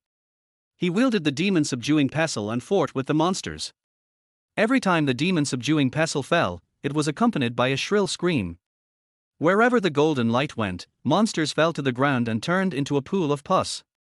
However, there were too many monsters to kill. Master Hongwu gradually became exhausted and his movements slowed down. How could the Qin family's ancestors move so quickly? Master Hongwu was horrified, but there was nothing he could do. Just at this moment, a taxi braked suddenly and stopped at the entrance of the studio. Liu Mengli got out of the car in a hurry. He trotted into the set. "I'm sorry I'm late." She wanted to apologize to everyone, but she was stunned. The scene before her left her stunned. The set was a mess. There were broken limbs and blood everywhere. A group of hideous monsters are chasing the survivors. An old monk, holding a golden stick, fought desperately with the monsters. What on earth is going on? Liu Mengli was terrified and at a loss. "Dona! Go! It's dangerous here." Master Hongwu saw Liu Mengli and shouted anxiously. Liu Mengli gritted her teeth and took out a ring from her bag. "This ring should be able to help Master." Master Hongwu originally had no hope, but when he saw the ring in Liu Mengli's hand, his eyes widened. This is. He was shaking with excitement and his voice changed. "Master, go on." As she spoke, Liu Mengli threw the ring in her hand over. Master Hongwu took the ring. "Wear it on your hand without hesitation." Buzz. A circle of green light suddenly spread out with the Shenxia ring as the center. Wherever they passed, there were hideous monsters. It melted quickly like snow exposed to the scorching sun. Eventually disappeared without a trace. Just a few breaths. The monsters that were originally ferocious were all wiped out. Seeing this scene, Liu Mengli secretly rejoiced. Fortunately, their high-speed train was delayed today. Otherwise, she would not be able to do it on her own even if she had the divine sky ring. I'm afraid it would be difficult to exert such power. Master, thank you so much. If you hadn't acted in time, our crew would have been doomed today. Lin Fengjiu was the first to rush to Master Hongwu and said with tears of gratitude. Yes, Master, you are truly a living bodhisattva. Master, how did you do it? Others also gathered around. Everyone expressed their gratitude and curiosity. Amitabha, it is my duty to subdue demons and monsters. Don't be polite, my donors. Master Hongwu clasped his hands together, smiled slightly, and said, "But I want to thank Dona Liu. If she hadn't lent me this divine sky ring, I'm afraid I wouldn't be able to escape death today." What? This ring? When everyone heard this, they were immediately shocked. They all turned their eyes to Liu Mengli. There was an incredible look in his eyes. This ring, could it be some kind of treasure? Facing everyone's questions, Liu Mengli smiled a little embarrassedly. It's nothing special, actually. It's just one of the betrothal gifts my fiancé gave me. Dowry? Oh my god, this is too generous. Who is Miss Liu's fiancé to be able to use such a treasure as a betrothal gift? It really makes people envious and jealous. Everyone's looks towards Liu Mengli suddenly became more complicated. There is envy, jealousy, and deep awe. However, just as everyone was talking about it, Master Hongwu's expression suddenly became solemn. Chapter 24, Flying zombies are rampant, and the monks of Feiman Temple come to their aid. The smile on Master Hongwu's face gradually disappeared. Instead, there was a touch of solemnity. He counted on his fingers. His brows furrowed tighter and tighter. Not good. Master Hongwu's face changed drastically. Master, what's wrong? Liu Mengli's heart tightened and she asked quickly. Amitabha. Master Hongwu sighed and said slowly, I just calculated that the walking zombie might have evolved into a flying zombie. What? Flying zombie? When everyone heard this, they were suddenly shocked. What is a flying zombie? Someone couldn't help but ask.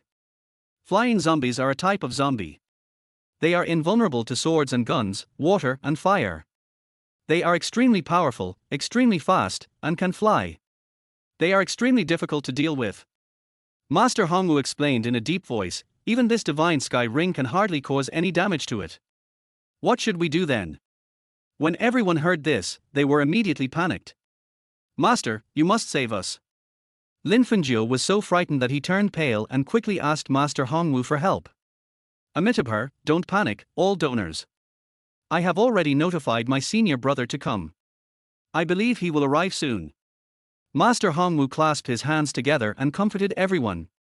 But Liu Mengli hesitated to speak.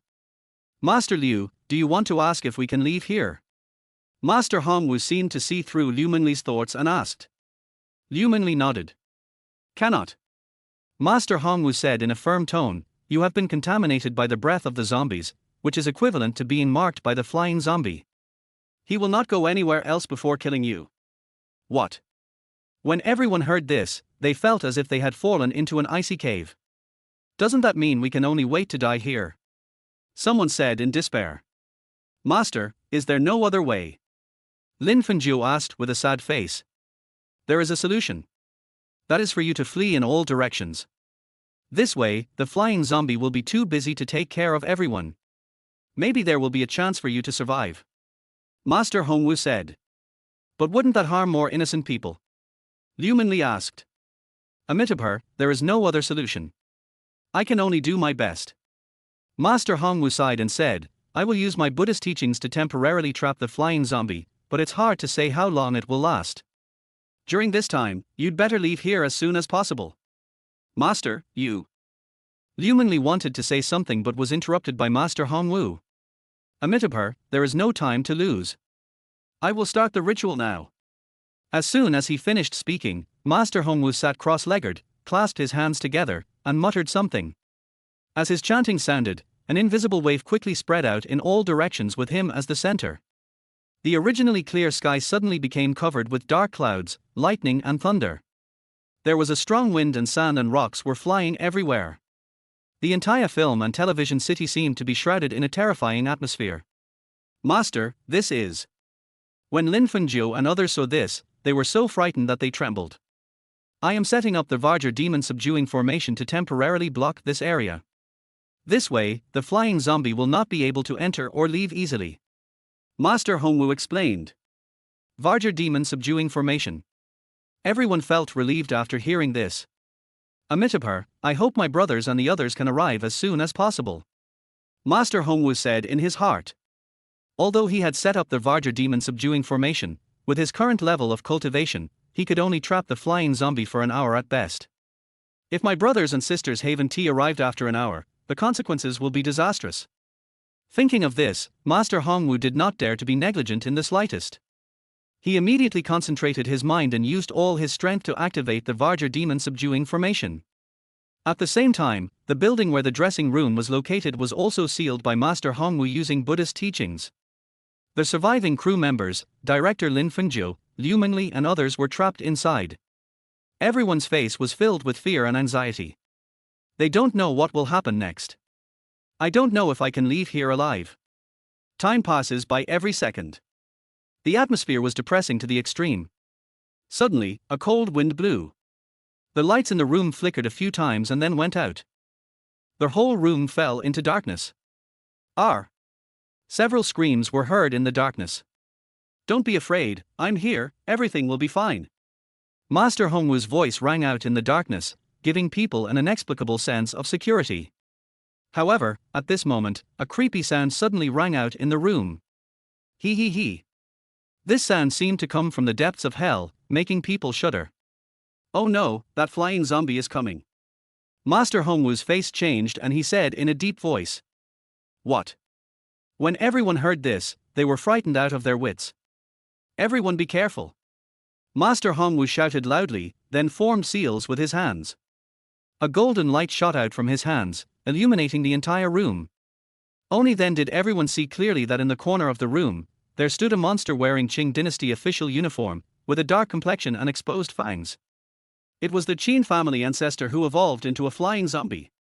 Roar, roar, roar. The flying zombie let out a strange laugh, then opened its bloody mouth and pounced towards everyone. Amitabha. Upon seeing this, Master Hongwu quickly waved the Zen staff in his hand and rushed forward. Bang! There was a loud bang. Master Hongwu was slapped away by the flying zombie and fell heavily to the ground. Puff! A mouthful of blood spurted out. Master! Liu Mengli and others exclaimed in surprise when they saw this. Raw. The flying zombie approached Master Hongwu step by step, with bloodthirsty look in its eyes. Amitabha, it seems that I can't escape today. Master Hongwu struggled to stand up and said with a wry smile. But even if I die, I will take you with me. As soon as he finished speaking, Master Hongwu suddenly clasped his hands together and muttered something.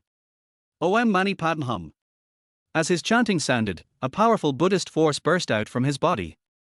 Boom! There was a loud bang. Master Hongwu's body turned into a golden light, enveloping the flying zombie. Raw. The flying zombie let out a scream and was then swallowed by the golden light. Master! However, at this moment, the golden light suddenly trembled violently. Liu Mengli and the others looked as pale as death. Could it be that even Master Hongwu is unable to destroy this flying zombie? Are they really going to die here? Just when everyone was in despair, a voice suddenly came from outside the door. Amitabha, you evil beast, stop being so arrogant. Senior brother. Hearing this familiar voice, Liu Mengli and others were immediately cheered up. I saw two figures breaking into the room. It's Han-san and Han-sai. Chapter 25, The Battle is Stalemate, 749 rounds enter. Two golden lights broke through the wall of the dressing room almost at the same time, and two figures mixed with the sharp Buddha light landed steadily on the ground. The visitors were the two masters Han-san and Han-sai. Han-san was wearing a dark red cassock and holding a demon-subduing pestle in his hand. He had a stern face and looked intimidating without even getting angry. Han-sai was dressed in a moon-white monk's robe, holding a string of Buddhist beads in his hand. He had a kind face, but exuded an invisible sense of oppression. Brother. Hongwu struggled to get up, but was held down by Han-sai, fifth junior brother. Just relax and take care of your breathing. Leave this to us. Without saying anything, Han-san pointed the demon-subduing pestle at the flying zombie and shouted, Evil beast, stop being so arrogant. The demon-subduing pestle glowed brightly and transformed into a golden lightning bolt, which blasted towards the flying zombie with the force of thunder. The flying zombie roared and rushed forward, waving its sharp claws. Bang! With a loud bang, golden light splashed everywhere, and the flying zombie was knocked back several steps. How amazing! Lin Fengjiu and others were immediately cheered up when they saw this. Liu Mengli's beautiful eyes shone brightly, and a glimmer of hope rose in her heart. Amitabha, third senior brother's Varger pestle is made of a 1,000-year-old piece of wood that was struck by lightning. It was blessed by successive generations of eminent monks from Femen Temple and is extremely powerful. Hongwu explained while regulating his breathing. Fourth senior brother's body-subduing demon beads are made from the relics of the 18 AAAAHHH under the Buddha's seat. They can suppress all evil demons and heretics. After hearing this, everyone felt more at ease. With these two eminent monks here, they should be safe, right? However, the next moment, their hopes were dashed. After taking Han-san's attack, the flying zombie was not injured but became even more violent. It roared towards the sky, and its corpse energy surged, transforming into a black lightning, pouncing towards Han-san and Han-sai. Not good. Han-sai's face changed slightly, and the Buddhist beads in his hand flew out, turning into 18 golden streams of light, surrounding the flying zombie. Om Mani Padme Hum. Han-sai was muttering something, and the 18 Buddhist beads glowed brightly, forming a huge golden swastika that trapped the flying zombie inside. Raw. The flying zombie rushed left and right in the swastika, but was unable to break through. Good opportunity, third brother. Han-sai shouted. Han-san nodded and swung the demon-subduing pestle in his hand again. Streaks of golden lightning, like a violent storm, blasted towards the flying zombie in the swastika. Boom boom boom. Violent explosions continued to sound, and the entire dressing room shook violently, as if it would collapse at any time. However, even so, the flying zombie was still not destroyed. The corpse gas on its body became thicker and thicker, like a bottomless pit that could never be filled. How could this happen? Han-sai's face was solemn, his eyes full of disbelief. The strength of this zombie seemed to be far beyond their expectations. Fourth junior brother, this evil beast has evolved into a walking zombie. I'm afraid we are no match for it. Han-san said in a deep voice while fending off the flying zombie's attack. What? A walking zombie? Han-sai was shocked when he heard that. What should we do? Are we really going to die here today? When Lin Fengjiu and others saw this, they immediately looked ashen. Liu Mengli hugged her arms tightly, her eyes full of fear. Just when everyone was in despair, a burst of orderly footsteps suddenly came from outside. Da. The footsteps were steady and powerful, like thunder, striking everyone's heart. Then, a majestic voice sounded outside the door. 749 Bureau is in charge, all outsiders, please stay away. As soon as he finished speaking, the door was kicked open. A group of fully armed soldiers in black combat uniforms filed in. The leader was a tall man with a square face, sword-like eyebrows and bright eyes. He looked intimidating without even getting angry. He held a peculiarly shaped rifle in his hand. The gun body was engraved with dense runes, and it exuded a sharp aura. Bureau 749. Lin Fengjiu and others were stunned when they saw this. Bureau 749 is an official agency that specializes in dealing with supernatural events. How come it is here? Masters, are you okay? The leading soldier saw Hong San and Hong Sai and hurriedly stepped forward to ask. Amitabha, it turns out to be Donor Li. There is no problem for the two poor monks. Hong Sai said with his hands clasped together. That's good. Captain Li nodded, then turned his gaze to the flying zombie, a gleam in his eyes. Leave the rest to us, Bureau 749. As soon as he finished speaking, the soldiers behind him raised their weapons and aimed at the flying zombie. Fire! Following Captain Li's order, dazzling rays of light shot out from those peculiarly shaped weapons and blasted towards the flying zombies. Some of these lights are hot as fire, some are cold as ice, some are sharp as knives, and some are heavy as mountains. Each ray of light contained a powerful force, enough to tear steel apart easily. Raw. Although the flying zombie is powerful, it cannot withstand the simultaneous attacks of so many people. It let out angry roars, but could only watch itself being hit by the light. Boom boom boom. Violent explosions continued to sound, and the entire dressing room seemed to have turned into hell on earth. At the same time, outside of the Hangjian film and television city, 18 black figures were slowly walking towards the set of The Taoist Priest.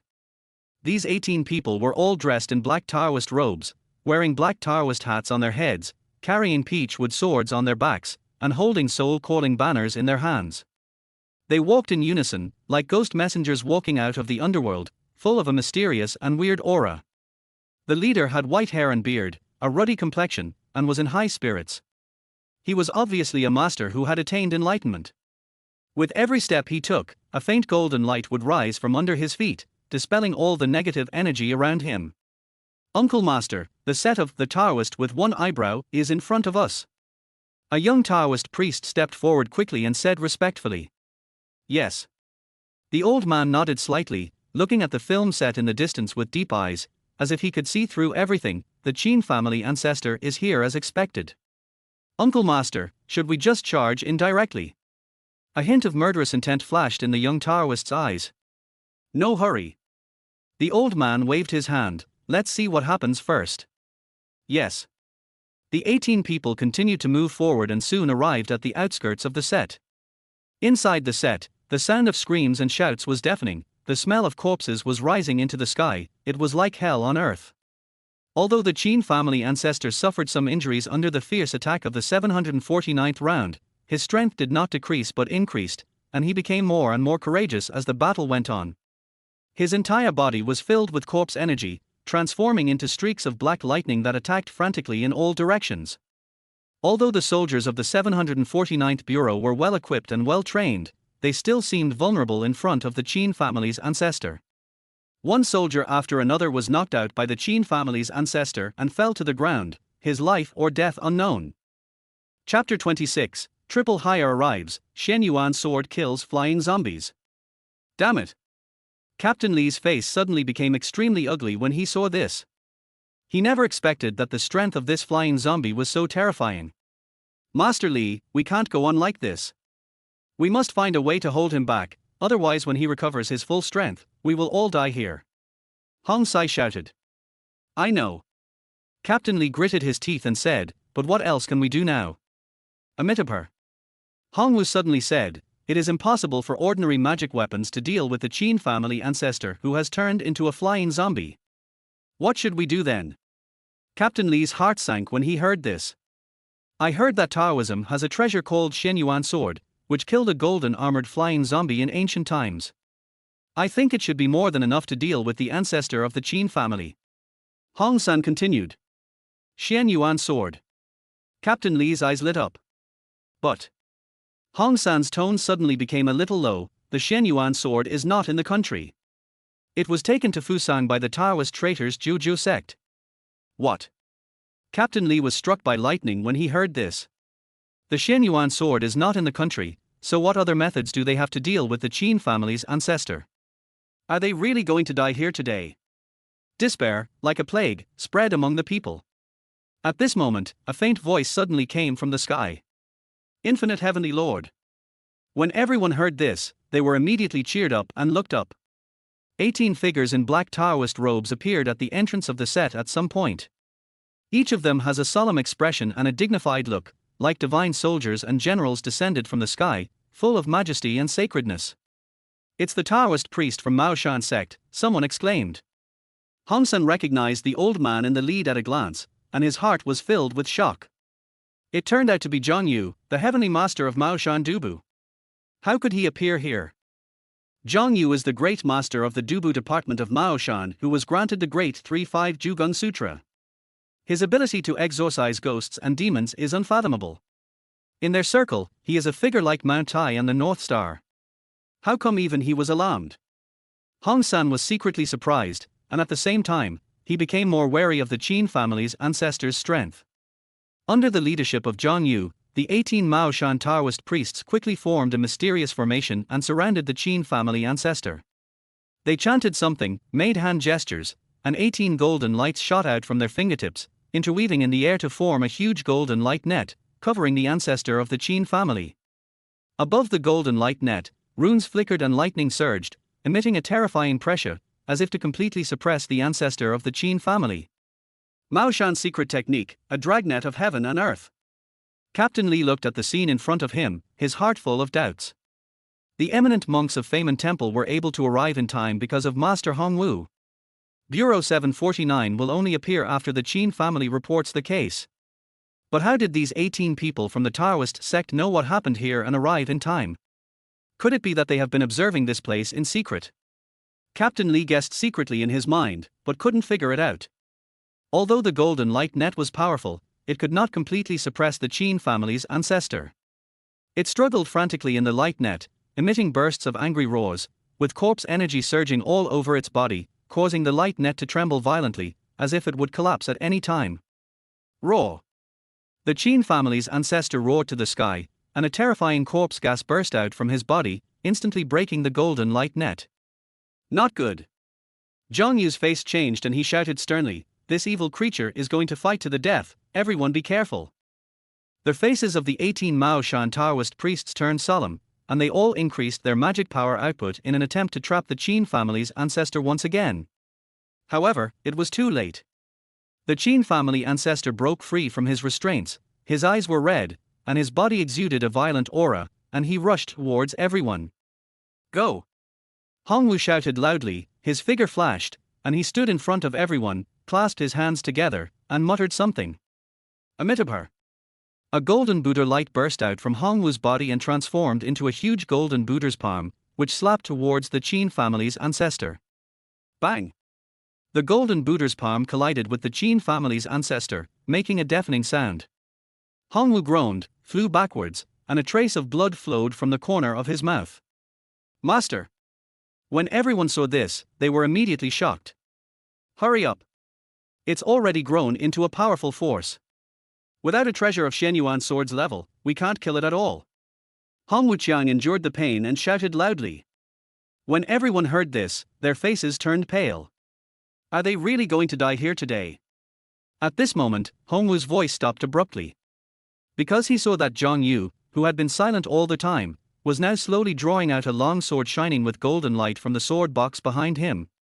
The long sword was unsheathed, and a terrifying pressure instantly enveloped the entire set. The Qin family's ancestor was originally extremely ferocious, but at this moment he was like a mouse seeing a cat, trying desperately to break free and escape. However, Zhang Yu did not give it any chance to escape. Holding a long sword in his hand, he took a step forward and instantly arrived in front of the Qin family's ancestor.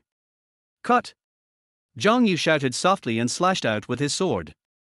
A dazzling golden sword light cut through the void and instantly split the Qin family ancestor into two halves. Roar! The Qin family's ancestor let out an unwilling roar, and his huge body fell to the ground with a bang, turning into a pool of black corpse water. Is this the Shen Yuan sword? Captain Li looked at the scene in front of him, his eyes filled with shock.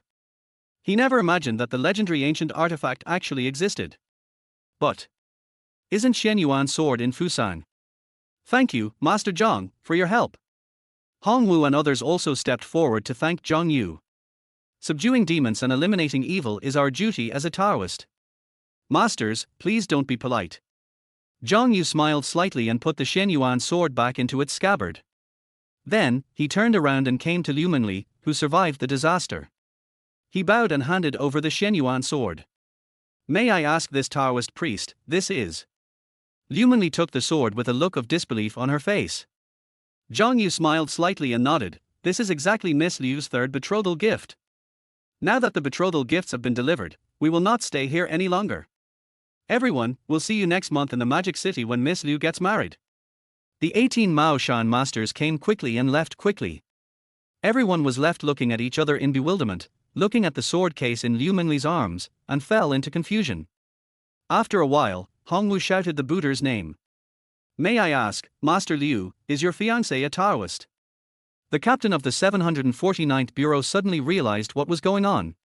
He was saying, how come even the Mao Shan monk who usually doesn't care about worldly affairs was alarmed? It turns out that they were sending betrothal gifts, and saving them was just a matter of convenience. Chapter 27, The Inner Demon Appears, and the Juju sect emerges. The crew members looked at each other in bewilderment, with waves of shock rising in their hearts. Those people in the entertainment industry have also heard of Taoism and Buddhism. But those are all legendary existences, too far away from their lives. But today, they witnessed with their own eyes the Taoist masters using their extraordinary powers to subdue demons and eliminate monsters. What shocked them even more was that Liu Mengli's fiancé could actually invite these legendary figures. Miss Liu, who is your fiancé? Lin Fengjiu couldn't help his curiosity and asked. When Liu Mengli heard this, a happy smile appeared on her face, but she did not answer. Amitabha, Mr. Liu, I have something to say, but I don't know if I should say it or not. Hongwu clasped his hands together and looked at the Shen Yuan sword in Liu Mengli's hand, his eyes full of worry. Master, please speak. Liu Mengli said quickly. This Shen Yuan sword is a Yinxia divine weapon. Now that it has appeared in the world, I'm afraid it will cause an uproar. Hongwu sighed and said, especially the Juju sect of Fushan country. Now that the Shen Yuan sword has been taken away, they will definitely not give up. Master, do you mean that they will come to snatch the Shen Yuan sword again? Liu Mengli's face changed and asked. It's very possible. Hongwu nodded and said, moreover, I saw that the sword still had a murderous aura on it. I guess they fought a great battle with the Juju sect of Fusang in order to take back the Shen Yuan sword. When Liu Mengli heard this, her heart was immediately filled with shock. Master, what should I do? Liu Mengli asked anxiously. The only solution now is to hide the Shen Yuan sword and never show it to anyone easily. Hongwu pondered for a moment and said, in addition, I will inform the Buddhists to pay more attention to the movements of the Juju sect of Fushan country. If they find any unusual movements, they should immediately notify Dona Liu. Thank you, Master. Liu Mengli hurriedly thanked him. Miss Liu, you don't have to be polite. It is our Buddhist duty to exorcise demons. Hongwu waved his hand and said, however, there is still one thing I don't understand. Who is Mr. Liu's fiancé and how could he have taken back the Shen Yuan sword from the 9 Chrysanthemum sect of Fushan? Hearing this, Liu Mengli smiled sweetly and said, Master, you don't know, my fiancé. At this moment, a voice suddenly came from a distance. Ms. Liu, long time no see. Everyone looked in the direction of the voice and saw a tall middle-aged man in a black suit, striding towards them with several bodyguards in black. Director Wang. When the captain saw the person coming, a look of surprise appeared on his face. The person who came was none other than the director of Bureau 749, Wang Qianba. Director Wang, why are you here? Liu Mengli asked doubtfully. She had met this person several times before at charity dinners. But that's all. All we know is that he is the head of a certain official department. Now that it's here. So it seems that Wang Qinba is in charge of Bureau 749.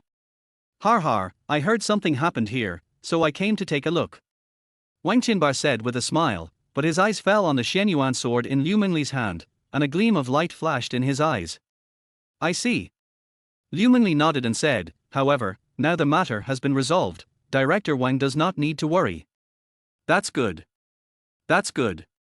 Wang Qinba smiled and said, however, Miss Liu, I heard that your fiancé is a very remarkable person. I wonder if I have the honor to meet him. Upon hearing this, Liu Mengli immediately became alert. Director Wang, you are joking. My fiancé is just a country bumpkin. He is not worth mentioning. Liu Mengli said lightly. Ms. Liu, please stop being so modest. Wang Qinba smiled and said, your fiancé is able to invite the great magician of the Dou department of Mao Shan. Such power is not something that ordinary people can possess. When Liu Mengli heard this, she was suddenly shocked. Director Wang, what do you want to say? Liu Mengli asked in a deep voice. Har har, Miss Liu, don't get me wrong, I'm just curious about the identity of your fiancé. Wang Qinba smiled and said, after all, a person who can possess such power is definitely not a simple character. As the director of the 749th Bureau, I naturally have to pay more attention to him. Director Wang, do you want to investigate my fiancé? Liu Mengli's face darkened and asked. Ms. Liu, don't get me wrong. I just want to understand the situation out of kindness. Wang Qinba quickly explained, after all, your fiancé is of a very special status. If he is associated with evil ways, it would be troublesome. Director Wang, don't worry, my fiancé is definitely not some evil person. Liu Mengli said coldly, besides, I don't need Bureau 749 to interfere in my personal affairs. Miss Liu, why are you doing this? Wang Qinba sighed and said, I just want to help you, why do you have to keep me away? Director Wang, I appreciate your kindness. Liu Mengli said calmly, however, I will handle my own affairs, so you don't need to worry about it. When the other party looked at Shen Yuan's sword, she saw the greedy look in his eyes. Therefore, the desire to clarify Ling Xiao's identity is false. The real purpose is to find an excuse to take away the Shen Yuan sword. If you really follow the other party's wish, I'm afraid that not only the Shen Yuan sword cannot be preserved, but even the Shenxia ring and the Donghuang bell. They will all be detained in Bureau 749 by Wang Qinba for various reasons. You? Upon hearing this, Wang Qinba's face suddenly turned gloomy. He didn't expect that Liu Mengli would be so ungrateful and dare to reject him in person. Don't refuse a toast and drink a forfeit. Wang Qinba said in a cold voice, I'm telling you, you'd better be smart and cooperate with my investigation, otherwise, you will bear the consequences yourself. Director Wang, are you trying to rob me? Liu Mengli's face turned cold and she asked, holding the sword box tightly in her hand. How clever of you to understand it that way. Wang Qinba sneered and said, I'll ask you one last time, will you give me the sword box in your arms? No. Liu Mengli said without hesitation. Good, very good. Wang Qinba laughed in anger and said, Liu Mengli, you forced me to do this. Someone, arrest her for me. Let's see who dares. The three senior monks from Feynman Temple and everyone including the captain of Bureau 749 stood in front of Liu Mengli. Why, are you going against me too? Wang Qinba looked at the seriously injured captain with a gloomy face. Director, I would like to ask, was it your personal idea to seize the Shen Yuan sword, or was it the idea of the Bureau, or was it the idea of Fusan country? As soon as Captain Li said this, everyone's expression suddenly changed. Chapter 28, Fusan's evil intentions are still there. The members of Bureau 749 looked at each other in bewilderment. They just couldn't believe it. His own director turned out to be a spy from the enemy country. The monks at Feynman Temple were also shocked. Although they knew the existence of Bureau 749. But not much is known about this official organization. How is this possible? Master Hong San looked at Captain Li in disbelief and asked. Donor Li, you said Director Wang was a spy. What is going on? Captain Li took a deep breath and said. Master Hong San, I have actually been ordered to secretly monitor Wang Qianba. Monitor Wang Qianba. Master Hong San was even more confused, why is this? Captain Li explained, because the superiors have long suspected Wang Qianba's identity. During the 1.5-year surveillance, I found that he had contact with the mysterious person several times. And some of the paranormal events that have occurred across the country have the shadow of that mysterious man. Later, I followed the clues and finally found out the identity of the mysterious man. He turned out to be a spy sent to the country by the Wuwuwu faction. What? When everyone heard this, they were suddenly shocked. The Wuwuwu sect is the most mysterious and powerful yin-yang organization in Fuzhou. It is said that they originated from Taoism and their strength is unfathomable. Wang Qianba, do you have anything else to say? Captain Li pointed at Wang Qianba and shouted sternly. Wang Qianba's face turned pale. He knew he had been exposed, so he stopped pretending and laughed out loud towards the sky. Har har har. I never thought that I would be discovered by you guys after hiding for so many years. Wang Qianba sneered and said, yes, I am from the Wuwuwu faction. We want to plunge Longhua into chaos and let Fusang regain control of the Central Plains. You traitor. Master Hongsan pointed at Wang Qianba in anger and cursed him. Traitor? Har har har. Wang Qianba laughed wildly. I am not a dragon countryman, so how can I be called a traitor? You? Master Hongsan was so angry that he was shaking all over, but he was speechless. Wang Qianba, do you think you can overthrow the Dragon Kingdom? Captain Li looked at Wang Qianba coldly and said, although I don't know how you passed the political review, you are too naive. Humph, with just a bunch of you, can you stop me? Wang Qianba sneered, I tell you, this is just the beginning. Events like this will happen all over the country. The entire Dragon Kingdom will become a paradise for the dead. When that happens, it will be time for us Fusang to march straight into the Central Plains and take over. After Wang Qianba finished speaking, he suddenly took out a black talisman from his arms and slammed it towards the corpse of the Qin family ancestor. Raw. The body of the Qin family ancestor suddenly began to tremble violently. A powerful corpse aura rose into the sky. The crowd was blown all over the place. Oh no, he wants to revive the Qin family's ancestor. Master Hongsan's face changed drastically and he exclaimed. Har ha har ha, that's right, I want to show you what real horror is.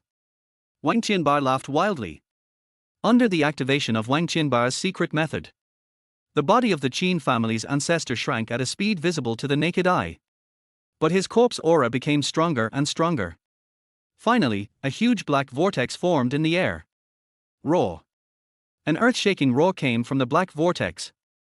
Immediately following, a huge black claw stretched out from the vortex and grabbed Master Hongsan fiercely. Careful! Liu Mengli screamed and wanted to go forward to help, but was pulled back by Hong Sai. Master Liu, please step back and leave this to us. After Hong Sai finished speaking, he flashed and instantly appeared in front of the black claws, and punched out. Boom! With a loud bang, Hong Sai's fist collided fiercely with the black claws. The powerful force wave shattered the surrounding window glass into pieces. Roar! An angry roar came from the black vortex. Immediately following, the Qin family's ancestor flew out of the vortex and hovered in the air. At this moment, the Qin family's ancestor was no longer the withered look he had before. Instead, he became taller and more powerful, with muscles all over his body and veins bulging. The face is ferocious and the fangs are exposed. It exudes a terrifying aura that makes people's hearts flutter. Har har har. This is the gift I prepared for you. Do you like it? Wang Qianba pointed at the Qin family's ancestor and laughed wildly. It is no longer an ordinary flying zombie, but has evolved into a more powerful golden armored flying zombie. Wang Qianba said triumphantly, you will all die here today. At the same time, the people from Maoshan quickly walked away from the film set. The leading Taoist priest Zhang Yu suddenly stopped. He frowned, counted with his fingers, and his expression suddenly changed. Not good. Zhang Yu said in a deep voice, something has happened on the set, turn back immediately. No one dared to delay and quickly followed Zhang Yu, rushing back to the set at a faster speed. At the same time, the battle in the room had reached a fever pitch. The Qin family ancestor who evolved into a golden armored flying zombie is extremely powerful, invulnerable to swords and spears, and incredibly fast, like a ghost. Hong San, Hong Sai, Captain Li and others joined forces to fight, but they were still defeated. Wang Qianba stood at the door, watching coldly with a cruel smile on his lips. Bang! Master Hong San was knocked flying by a punch from the Qin family's ancestor, and hit the wall heavily, spurting blood from his mouth. Third brother.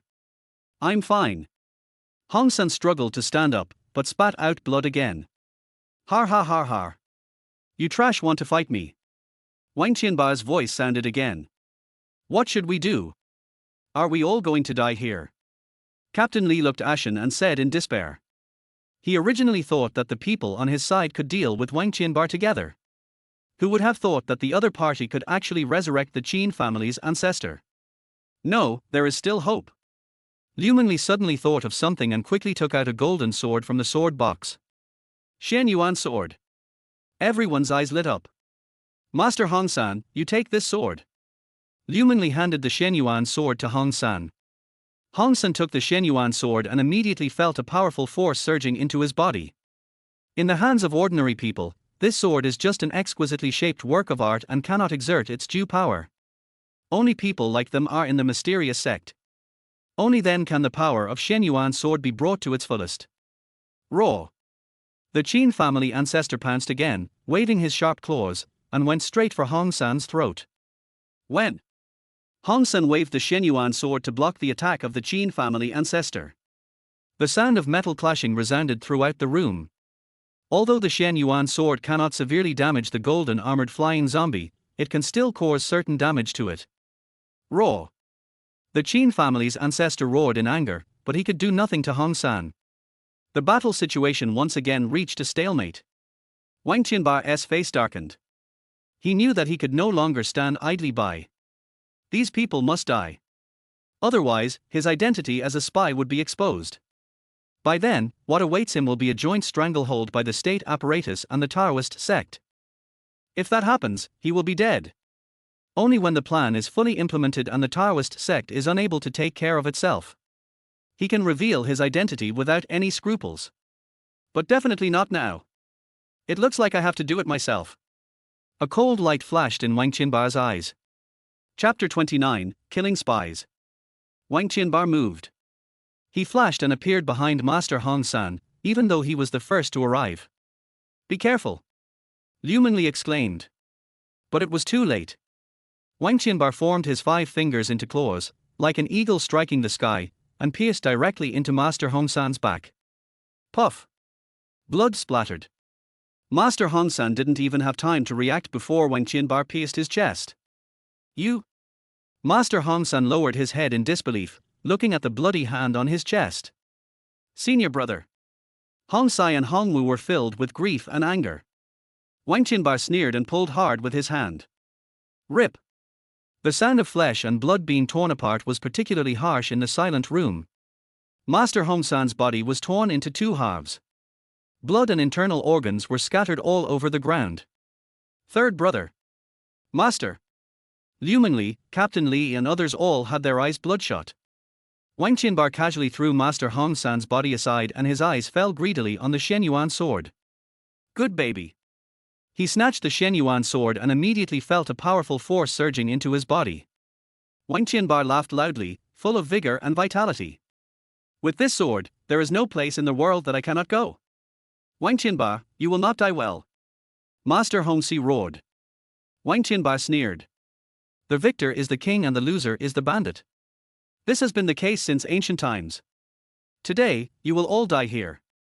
As soon as he finished speaking, the Qin family's ancestor pounced on him. Bang! Master Hong Sai was unable to dodge and was slapped away by the Qin family's ancestor's claw. He slammed heavily against the wall, blood spurting out of his mouth. Master Hong Sai! Liu Mengli exclaimed and hurried forward to check. I'm fine. Master Hong Si struggled to stand up, but spat out blood again. Har har har har. You trash want to fight me? Wang Qianba laughed wildly. What should we do? Are we all going to die here? Captain Li looked ashen and said in despair. Liu Mengli clenched her fists tightly, her nails digging deep into the flesh, but she didn't feel any pain at all. Is there really no hope? Despair, like a plague, spread in everyone's hearts. At this desperate moment, a sound of breaking air was heard. Whoosh whoosh. Several figures fell from the sky. The leader was Taoist Zhang Yu. Following behind him were the Maoshan disciples. Master! Master Zhang! When they saw Taoist Master Zhang Yu, everyone immediately felt they saw hope. Taoist Zhang Yu swept his eyes across the entire room, finally landing on Master Hong Sai. Master, I'm late. Master Hong Sai smiled bitterly. It's not too late, you've come just in time. Taoist Zhang Yu nodded and looked at Wang Qinbar, with a cold light flashing in his eyes. Wang Qinbar, you have committed many evil deeds, and today is the day you will die. Har har har, just you. Wang Qinbar laughed disdainfully. I have the Shenyuan sword in my hand now, what can you use to fight me? You'll know if you can win if you try. Taoist Zhang Yu shouted coldly and swung the peach wood sword in his hand. Disciples of Mao Shan, listen up and set up the formation. Yes. All the Mao Shan disciples responded in unison, quickly dispersed, and surrounded Wang Qinba and the Qin family's ancestor. Taishang Lao Jun, hurry up and give the order. Taoist Zhang Yu was muttering something, and the peach wood sword in his hand was shining brightly with golden light. Rays of golden light shot out from the peach wood sword and turned into a huge golden light net, covering Wang Qinba and the Qin family's ancestor. A trifle. Wang Qinba snorted coldly and swung the Shenyuan sword in his hand. Swish! A golden sword energy shot out from the Shenyuan sword, tearing a hole in the golden light net. Break it for me! Wang Qinba roared, his figure turned into a shadow, and rushed towards Taoist Zhang Yu. Master, be careful! The Mao Shan disciples exclaimed. Taoist Zhang Yu had a solemn expression on his face and waved the peach wood sword in his hand repeatedly. Rays of golden light turned into golden runes and headed towards Wang Qinbar. Bang, bang, bang. The golden rune collided with Wang Qinbar's attack, making a series of explosions. Two powerful forces continued to collide in the air, stirring up waves of air. The surrounding furniture and furnishings were all shattered by this powerful force. Liu Mengli and others were forced to retreat again and again by this powerful force. So strong? Captain Li and others were all stunned. It was the first time they had seen such a terrifying power. The Taoist priest Hong Sai and Hong Wu both looked at Zhang Yu with worry. They can feel it. Wang Qinbar's strength is several times stronger than before. So he worked hard to regulate his internal energy, hoping to recover his strength as soon as possible and join the battle. Har har har, you're nothing special. Wang Qinbar laughed wildly. Today, you will all die here. Yeah. Taoist Zhang Yu sneered, I want to see how you kill me. He took a deep breath and formed seals with his hands. Taishang Lao Jun, hurry up as the law commands, the divine soldiers are as urgent as the law commands, borrow the law. Taoist Zhang Yu suddenly raised his head and looked at Liu Mengli. Miss Liu, please lend me the Dongwang bell and Shenxia ring. Liu Mengli handed the Shenxia ring and Dongwang bell to Zhang Yu without hesitation. Master Zhang, please. Zhang Yu's eyes were firm. The Dongwang bell controls the 33 heavens above and the 9 netherworlds below. It can suppress and modify destiny. The Shenxia ring contains the power of the Shenxia Sex purple thunder that can destroy the heavens and the earth. With these two treasures, I will see how arrogant you are. The Dongwang bell swelled in the wind, enveloping Wang Qinbar and the Qin family's ancestor. Clang! There was a loud bang, the sound of the bell was deafening and echoed throughout the night sky. Wang Qinbar sneered disdainfully, you think you can trap me with such a petty trick? Before he finished his words, purple divine thunder descended from the sky and struck the Dongwang bell. Ding! Ding! Ding! The sound of the bell was deafening. Wang Qinbar's face changed and he felt an invisible force constantly impacting his body. What kind of evil magic weapon is this? Wang Qinbar waved the Shenyuan sword and attacked the Dongwang bell frantically, but he couldn't shake it at all. Zhang Yu did not dare to be negligent. He knew that relying solely on the Dongwang bell and the divine thunder would not be enough to completely destroy Wang Qinbar. If you wait until the other party escapes. This is troublesome. Disciples of Mao Shan, listen up and set up the Yin-Yang Hunyuan formation. Yes.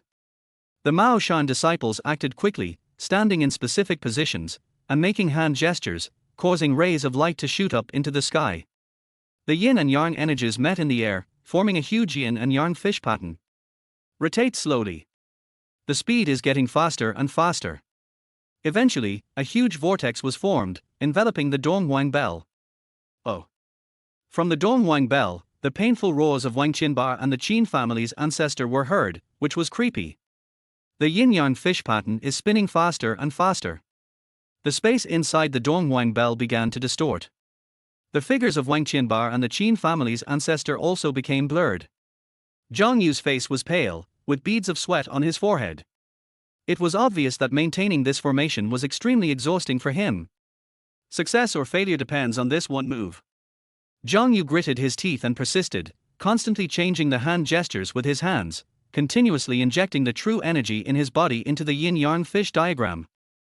The speed of the yin-yang fish pattern's rotation reached its extreme. The space inside the Donghuang bell completely collapsed.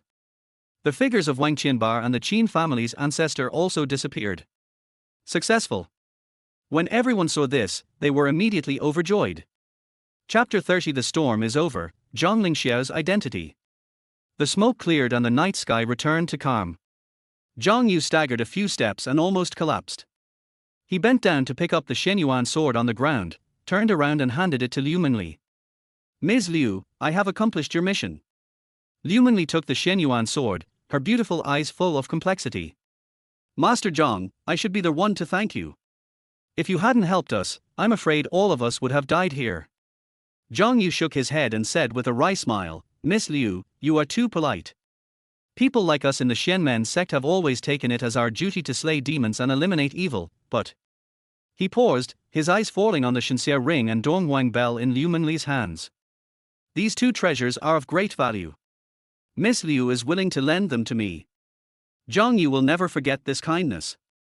Liu Mengli smiled slightly, Master Zhang, you are too serious. If it weren't for the people in the Shenmen who risked their lives, even if I had these two treasures, it would be difficult to turn the tide. Zhang Yu looked at Liu Mengli with deep eyes. Miss Liu, there is no need to underestimate yourself. The fact that you can use the most precious treasure of Taoism as a betrothal gift shows how much Ling Xiao expects of you. Now that troubled times are approaching, evil spirits are ready to make a move. Miss Liu may be the one who saves the world. That's all I can say. Anything more would be a leak. Liu Mengli was confused and wanted to ask something else, but was interrupted by Zhang Yu. Miss Liu, there are some things that you don't know yet. You can ask Ling Xiao after the wedding. Liu Mengli wanted to ask more, but Zhang Yu said no more. He turned around and looked at the Mao Shan disciples behind him, and said in a deep voice, let's go. After saying this, he left with his Mao Shan disciples. Only Liu Mengli and others were left, looking at each other in bewilderment. The night wind blows, bringing a hint of coolness. Liu Mengli looked at Zhang Yu's departing back, feeling mixed emotions. An opportunity for salvation. Is she really that important? Liu Mengli looked down at the Shenxia ring and Donghuang bell in her hands and fell into deep thought. In the distance, Zhang Yu and his Mao Shan disciples disappeared into the night. His back looked somewhat lonely. He knew that there were some things he could not say or ask. The secret of heaven cannot be revealed. Everything can only be left to nature. The people from Bureau 749 also left. When he reached the door, Captain Li turned around. Ms. Liu, we will handle the crew's affairs. Please keep today's events confidential. There are some things that you cannot interfere with. Captain Li's tone was serious, with a hint of warning. Liu Mengli nodded to show that she understood. The crew looked at each other, not daring to breathe. Captain Li looked at Liu Mengli again and said in a low voice. Wang Qianba's background is not simple. I'm afraid this matter involves a struggle at a higher level. Anyway, you better be careful. After saying that, Captain Li hurried away with the people from Bureau 749. Only Liu Mengli and the crew were left at the scene, and a dead body. Hong Sai and Hong Wu looked sad. They silently packed up the body of the third senior brother. Senior brother. Hong Wu choked and tears kept flowing. Hong Sai patted his shoulder and said softly, fifth junior brother, don't be sad. Master has long said that third senior brother is destined to have this disaster. Now that he has been liberated and gone to paradise, you and I should be happy for him. Hong Wu shook his head and burst into tears. It's all my fault. If it weren't for me. Hong Sai interrupted him and said, fifth junior brother, don't blame yourself. Third senior brother is compassionate. If it were him, he would make the same choice. As disciples of Buddhism, you and I should be compassionate and take care of the people of the world as our responsibility. Third senior brother's sacrifice was for the common people of the world. It was a worthy death. Hongwu was silent. He knew that fourth brother was right. However, he couldn't help but blame himself. Hongsai sighed and said, "Okay, let's go." Third senior brother's body must be taken back to Feynman Temple for burial. Hongwu nodded, and the two of them worked together to lift up the body of their third senior brother. "Miss Liu, I'll take my leave now." Hongsai bowed to Liu Mengli. Liu Mengli returned the greeting and said, "Goodbye, masters." Hongsai and Hongwu took the body of their third senior brother and left. Their backs looked bleak and lonely. The night wind blew, blowing up the fallen leaves on the ground, making a rustling sound. Liu Mengli looked at the direction they left, feeling mixed emotions. So many things happened that night. The eminent monks of Feynman Temple also left. Only the crew members and the mess were left. Lin Fengjiu wiped the sweat from his face and walked quickly to Liu Mengli. "Miss Liu, today is really thanks to you." He bowed deeply. "If it weren't for you, our crew." Lin Fengjiu didn't say anything else, but everyone understood what he meant. In today's situation, if it weren't for Liu Mengli, even with the monks from Feynman Temple and the people from Bureau 749, I'm afraid I would not be able to escape death. The Mao Shan disciples were obviously here for Liu Mengli. But even they found it difficult to deal with Wang Qianba and the Qin family's ancestor. If it weren't for the three treasures on Liu Mengli's body, the consequences would be disastrous. "Director Lin, you're too polite." Liu Mengli smiled faintly. "I am just an ordinary person. This is all because of my fiancée, Zhang Lingxiao." Lin Fengjiu laughed dryly twice, but he became more certain of his guess in his heart. Liu Mengli's fiancée is definitely not an ordinary person. To be able to make the Mao Shan high priest pay so much attention to her and even protect her at all costs, how could her identity and background be simple? "Miss Liu, I would like to ask a question." Lin Fengjiu lowered his voice and asked, "Who is your fiancée?" Liu Mengli shook her head gently. "Director Lin, I'm not too sure about this. To be honest, I've never met Ling Xiao." I understand. Lin Fengjiu nodded quickly and didn't dare to ask any further questions. But I became even more curious. Which sect does Liu Mengli's fiancée belong to? Lin Fengjiu himself is a registered disciple of Mao Shan. He was well aware of Zhang Yu's high status in Mao Shan. It would be difficult for ordinary people to invite him. Unless. Lin Fengjiu didn't dare to think about it anymore. If that's really the person, it would be scary. She has a noble status, is of the right age, and can offer a Taoist treasure as a betrothal gift. Come to think of it, the only one is the one from Longhu Mountain. Everyone knows that the Zhang family of Qianxia Mansion has no descendants. But that was just a cover-up. After all, the previous Zhang family's chief priests died in unclear circumstances. Only one seedling is left.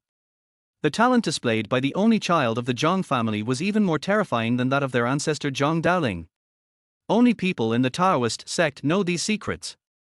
But that's all, no one has ever dared to publicize it. After all, Taoism's golden light mantra, 5 Yang Thunders, 5 Yin Thunders, Purple Sky Divine Thunder, etc. are no joke. Director Lin, if everything is fine, I'll leave first. Liu Mengli said. Okay, take care, Miss Liu. Lin Fengjiu nodded and bowed to see her off. Liu Mengli's figure disappeared into the night. Lin Feng stared at her back for a long time, feeling a lot of emotions in his heart. The night wind blows, bringing a hint of coolness. Lin Fengjiu shuddered and turned back to the crew. What happened tonight was too unbelievable. He needs to digest this. In addition, the script of The Taoist with One Eyebrow also needs to be revised. Tonight's experience gave him inspiration. After all, before this, he had never seen a real zombie. Only experienced it personally. Only then can you experience the helpless fear and despair. Chapter 31, Another Wave of Trouble, The Mysterious 7 Killing Orders. Late at night. The news of a fire on the set of The Taoist Priest was widely discussed on the internet. The accompanying picture is a burning set. Thick smoke billowed and flames shot into the sky. Fuck. This fire is too big. I heard that more than a dozen people died. How tragic. How could the fire be so serious when the set was so empty? That's right, and we were still filming, how could we not notice it? Doubts arose one after another, and netizens speculated on the cause of the fire. At this time, an anonymous revelation pushed the incident to another climax. I know the inside story. It wasn't a fire at all, it was a supernatural event. Yes. My friend was at the scene and said there were zombies. Is this true? Don't scare me. It's absolutely true. My friend saw with his own eyes that Wuwuwu Mengli used several magic weapons to subdue the zombies. Wuwuwu Mengli? Is she the big star? Yes. It's her. I heard that her fiancé is a hermit master, and the betrothal gifts he gave her all Taoist treasures. Oh my god. So mysterious. Netizens were talking about it, half believing and half doubting. Some people questioned the authenticity of the revelations, while others believed them and began to dig deeper into the identities of Wuwuwu Mengli and her fiancé. Some people said before that Wuwuwu Mengli's fiancé was a poor boy, but now it seems that he is a hidden boss. That's right. How deep must one's background be to be able to offer a Taoist treasure as a betrothal gift? I guess her fiancé might be the heir of the Zhang family in Wuwuwu Mountain. The Zhang family. Is it the legendary Qianxia mansion that has no descendants? Yes. Apart from them, who else can come up with so many treasures? Impossible. The Zhang family has no descendants. Could it be the descendants of Master Qiu? The descendants of Qiu Qianxia don't have the surname Zhang. The discussion on the internet intensified, and entries related to their one-eyebrow Taoist crew and Wuwuwu Mengli quickly topped the hot search list. However, at this moment, all related news was banned across the entire internet. This move further confirmed the authenticity of the rumor. Netizens became even more curious and flocked to Wuwuwu Mengli's Weibo to find out the truth. Goddess Mengli, please come out and say something. Did something supernatural really happen on the set? Who is your fiancé? Is he really the descendant of the Zhang family of Wuwuwu Mountain? Please satisfy our curiosity. Countless messages came in like snowflakes. Completely flooded Wuwuwu Mengli's Weibo. In everyone's eager anticipation, Wuwuwu Mengli's Weibo was finally updated. A picture suddenly appeared on the screen. On the picture, there is a number 7 written in Japanese. Netizens were excited. What's going on? What is Goddess Mengli doing? Is this hinting at something? 7? What does 7 mean? Various speculations spread on the internet. Magic City, Tangcheng First Class. After Wuwuwu Mengli came back from Hangzhou, she locked herself in her room. The horrific scene on the set kept flashing through my mind. Fear, like a tide, overwhelmed her. Suddenly, a rapid phone call broke the silence in the room. Wuwuwu Mengli was so startled that she almost dropped her phone. She took a deep breath, tried to calm herself down, and answered the phone. Hey, Sister Dao. Wuwuwu Mengli's voice was trembling slightly. Mengli, what's wrong with you? What happened? On the other end of the phone, the anxious voice of Agent Dao Jie came. Wuwuwu Mengli could no longer control her emotions and burst into tears. Sister Dao, I. Don't be afraid, Mengli. I'll come find you now. Sister Dao hung up the phone and immediately drove to Wuwuwu Mengli's residence. An hour later, Sister Dao came to Wuwuwu Mengli's home. She saw that Wuwuwu Mengli's face was pale and her eyes were red and swollen, and she was obviously extremely frightened. Mengli, what happened? Tell me slowly, don't be anxious. Sister Dao patted Wuwuwu Mengli's back gently and comforted her softly. Wuwuwu Mengli's emotions gradually stabilized. She just said that some incredible things happened on the set. After hearing this, Sister Dao frowned. Although she doesn't believe in the existence of ghosts and gods in this world. But Wuwuwu Mengli's attitude forced her to believe it. Something strange did happen on the set. Mengli, what does the number 7 you posted on Weibo mean? Sister Dao suddenly asked. Wuwuwu Mengli was stunned for a moment, and said with a blank look. What's the number 7? I haven't posted on Weibo before. Dao Jie's face changed and a chill rose in her heart. Wuwuwu Mengli's Weibo post has now been ranked at the top of Weibo's hot searches. If she wasn't playing a prank and scaring me on purpose. That's really terrifying when you think about it. But looking at Wuwuwu Mengli's current state, her red eyes from crying didn't look like she was playing a prank on him at all. So, who posted that Weibo? What does the number 7 mean? Dao Jie is unknown. She only felt an invisible net slowly opening towards Wuwuwu Mengli. Thinking of this, Dao Jie called the official Weibo phone number to confirm it. She told the other manager what happened. This kind of hacking has happened before. After a long wait, the manager replied. After checking, there is no abnormal login record in Ms. Liu's account. Dao Jie couldn't believe it. Impossible. That Weibo post was not posted by Mengli. I have asked the backend to retrieve the data and confirmed that the Weibo post was posted by the account holder himself on his or commonly used device. Therefore, there is no account theft or hacking. Dao Jie's fingers turned white as she held the phone, and she felt a chill on her back. Could it be that? Was it really sent by Liu Mengli herself? But she herself doesn't know it. Sister Dao didn't dare to think about it too much, so she hung up the phone and forced a smile at Liu Mengli. It's okay. Weibo has checked and found that it was done by hackers. We have already handled it for you. Liu Mengli felt relieved, and a hint of relaxation appeared on her pale face. That's good, Sister Dao, I don't want to touch Wei anymore. She seemed to remember something and grabbed Dao Jie's hand, speaking in a hurried tone. Also, I don't want to film the drama One Eyebrow Taoist anymore. Dao Jie agreed without hesitation. Okay, you just rest at home these few days, and I'll take care of the rest. At the same time, Longhu Mountain is brightly lit. The atmosphere in the main hall of Qianxia Mansion was solemn. Qiu Henian was wearing a purple Taoist robe and sitting in the main seat, his brows full of worry. Below, the leaders of various sects had different expressions and were whispering to each other. In order to prepare for the Qianxia wedding. Recently, the leaders of all major sects have been living in Longhu Mountain. Master Qiu, it's so late, why did you summon us here?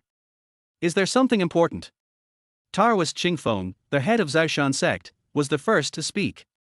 Qiu Henian slowly stood up, walked to the center of the hall, took out his mobile phone from his arms, opened a Weibo interface, and showed it to everyone.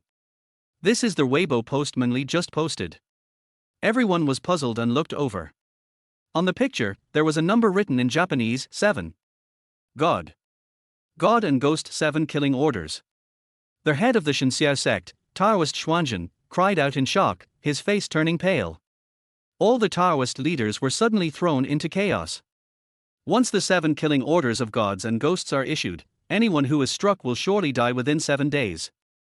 It was obvious that this was aimed at their Taoist sect. As the fiancé of the next heavenly master Zhang Lingxiao, giving Liu Mengli the 7 killing orders of gods and ghosts was both a warning and a provocation. The 7 killing orders of gods and ghosts is the unique martial art of our Taoist sect. Who dares to be so bold and presumptuous? Everyone, please don't forget that the Juju sect is also a branch of our Taoism. A few days ago, my sect took back the Shenyuan sword. Obviously, the Juju sect couldn't swallow that humiliation. Chapter 32, The Goddess of Luo River and the Three Pure Ones. Ji Wuyan, the head of Maoshan, remained silent. His brows were furrowed and his face looked solemn.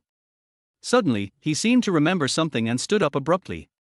Everyone, I just received a message from my junior brother Zhang Yu. Ji Wuyan's voice was not loud, but it was clearly heard throughout the hall. Everyone looked at him, waiting for his next words. The Juju faction intends to overthrow the land of Yanxia and let Fushan rule the Central Plains again. As soon as these words were spoken, there was an uproar in the hall. What? How is this possible? How dare the Juju sect have such evil ambitions? Qiu Henian narrowed his eyes slightly, as if thinking about something. After a moment, he spoke slowly. Everyone, please be patient. Qiu Henian's tone was calm, but it carried an unquestionable majesty. Everyone gradually quieted down, their eyes focused on him.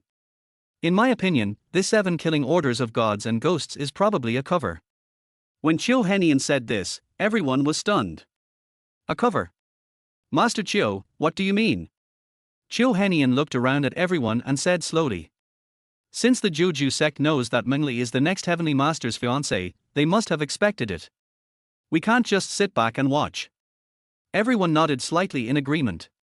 If that's the case, then this 7 killing orders of gods and ghosts has another purpose besides warning and provoking, which is to divert our attention. Everyone became more and more confused. Master Qiu, what you mean is? Qiu Henian did not answer directly, but continued.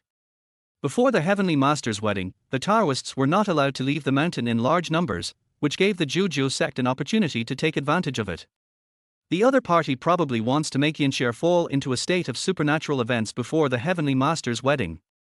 Even if we go down the mountain by then, it will probably be useless. Chiu Henian's words were like a thunder, exploding in everyone's ears. Everyone then suddenly realized. I see. What a vicious plan. Inside the hall, the atmosphere became solemn again. Everyone's face was filled with worry. The leader of the Shenxiao sect, Taoist Master Daoxian, sneered in his heart. The Juju sect is really good at scheming.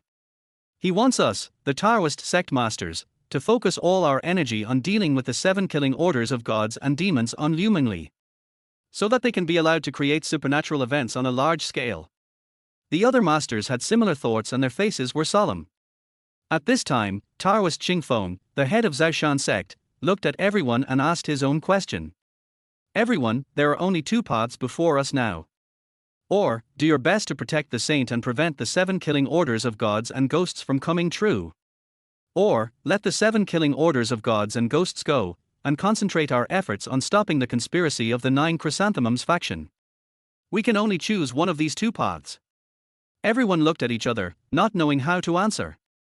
Zhang Lingxiao is the most gifted Taoist priest in the past 1,000 years. His marriage is related to the rise and fall of Taoism. But if we allow the Juju group to act recklessly, by then, even the Taoist sect can be preserved. But all the people in the world are gone. When Fuzo takes over Yanxia, their Taoist sect will not be able to escape the fate of destruction. A dilemma. This caused even these powerful masters who usually had the final say to fall into silence. At this time, Chiu Henian again expressed a different opinion. Everyone, listen to me. I think that in addition to these 2 paths, we have a 3rd path to take. The masters became increasingly confused and begged Chiu Henian to clarify. Chiu Henian smiled and explained. This 3rd path is the Luoshentu. Just deliver the 4-fold statues of the 3 pure ones and the 5-fold Luoshan painting together. By then we will be able to monitor the movements of the Juju sect in real time through the Luoshan map. And when Wuwuwu Mengli was in danger, he protected her. Therefore, there is no need for our sect to go to great lengths to protect you. When everyone heard this, they suddenly realized. The eyes of Ji Wuyang, the head of Mao Shan, lit up. Great. In this way, as long as my Taoist sect does not make any moves, the Juju sect will definitely be cautious and be on guard against us at all times. But some people are still confused and ask how to monitor the movements of the Juju sect through the Luoshan map. Yao Hoknian is confident. It's very simple. We just need to focus all the attention of the Juju sect on Mengli. Taoist Qingfeng stroked his beard and spoke slowly. The statues of the 3 pure ones are easy to find. I can get one from each of the 3 mountains of my talismans. But there has been no news about the Luoshan picture for a long time. Where can I find it? Everyone looked at each other and talked a lot. Yes, this Luoshentu is a legendary treasure, and no one knows where it is. If we can't find the Luoshan map, won't Taoist Chiu's plan fail? For now, let's think of other ways. Chiu Henian waved his hand, signaling everyone to be quiet. He slowly stood up and walked to the center of the hall. He glanced at everyone and said in a calm tone. Don't worry, everyone. I have already figured out the Luoshentu matter. Everyone was stunned when they heard this. All eyes turned to Chiu Henian. His eyes were full of surprise and expectation. Master Chiu, are you serious? Ji Wuyang asked anxiously. Chiu Henian smiled slightly, stroked his beard, and said slowly. I have already arranged for disciples of the Jingming sect to go and look for it. They will be able to bring back the Luoshentu in less than 2 or 3 days. Good. As expected of Taoist Master Chiu, you are able to plan and win battles thousands of miles away. Everyone finally let go of their worries and expressed their admiration. Ji Wuyang frowned slightly, as if he had thought of something, and said in a deep voice.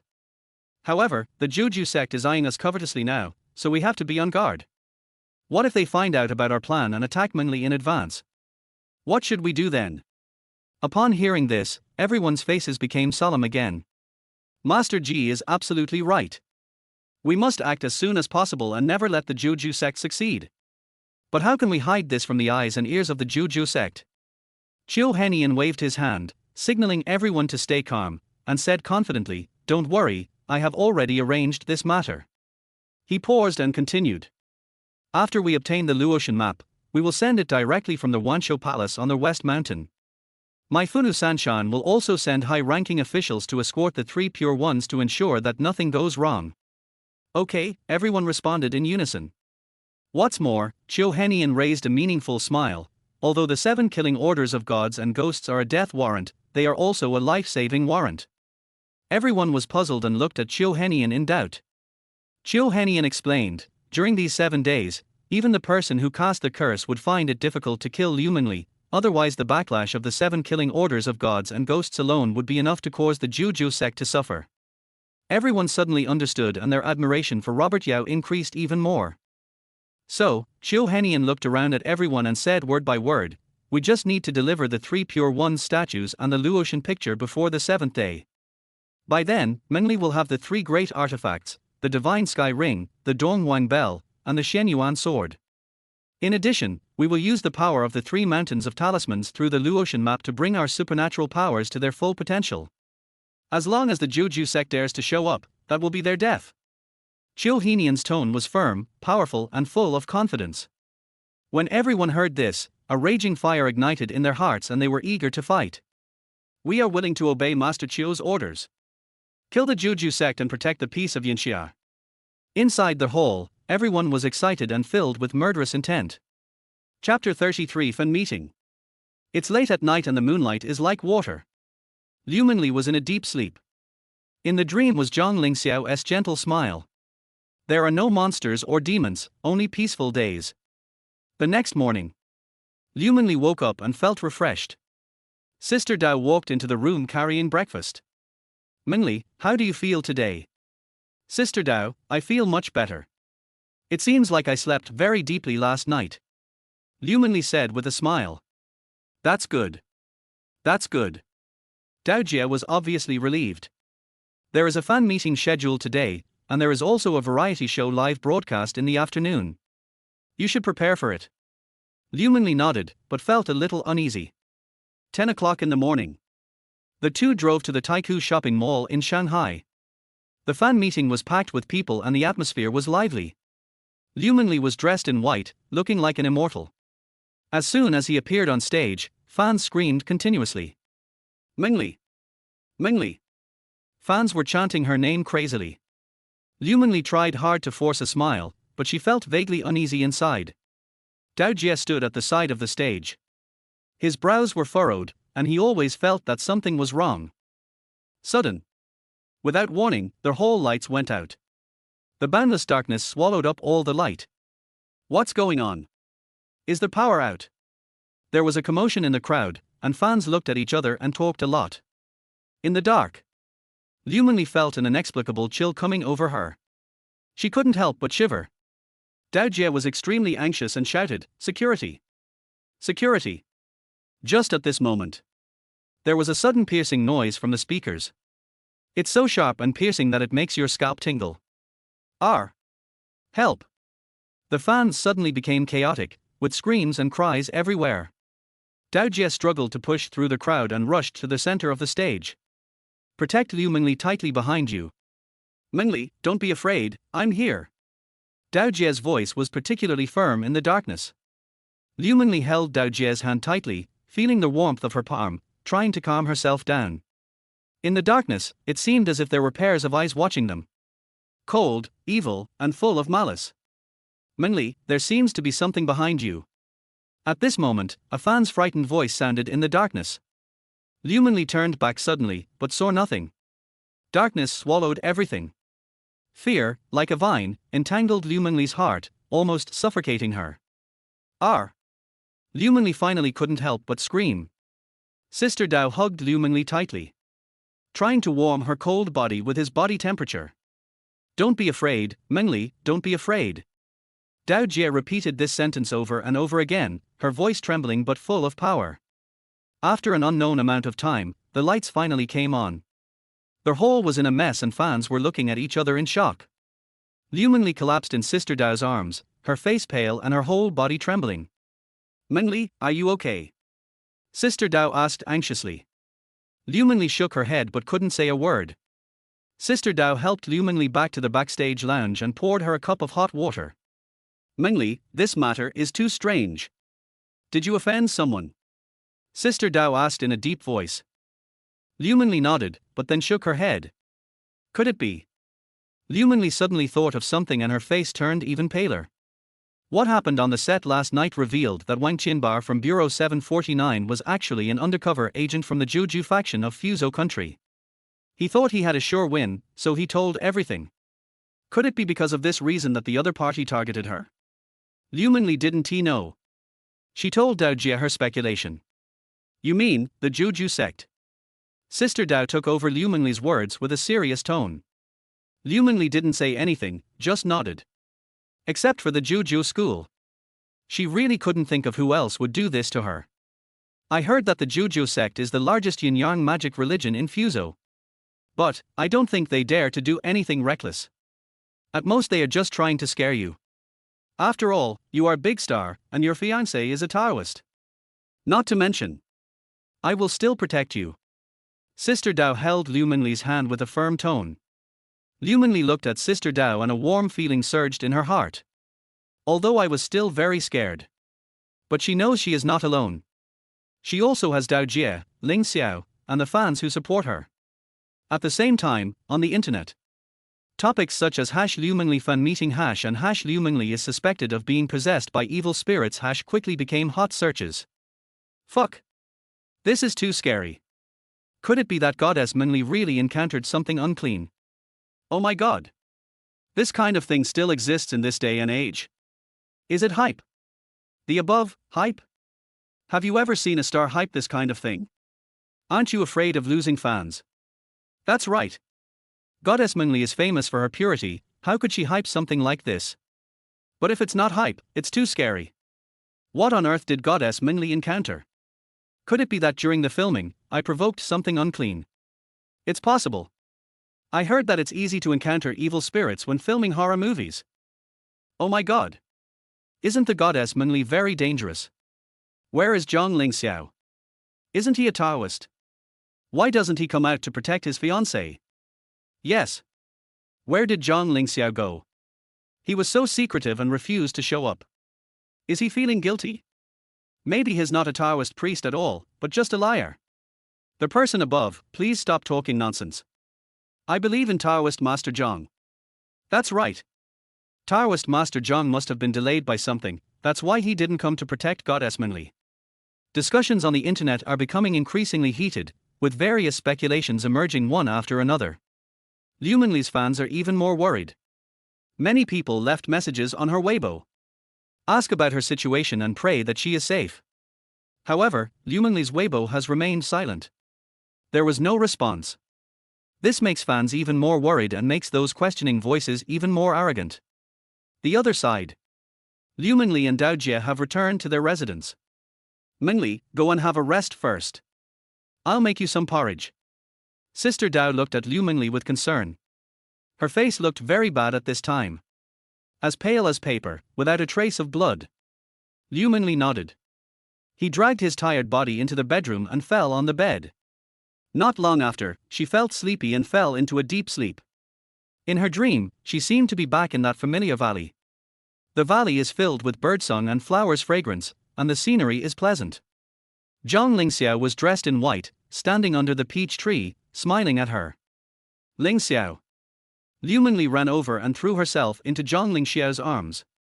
Zhang Lingxiao gently stroked her hair and said softly, Mengli, don't be afraid, I'll take care of everything.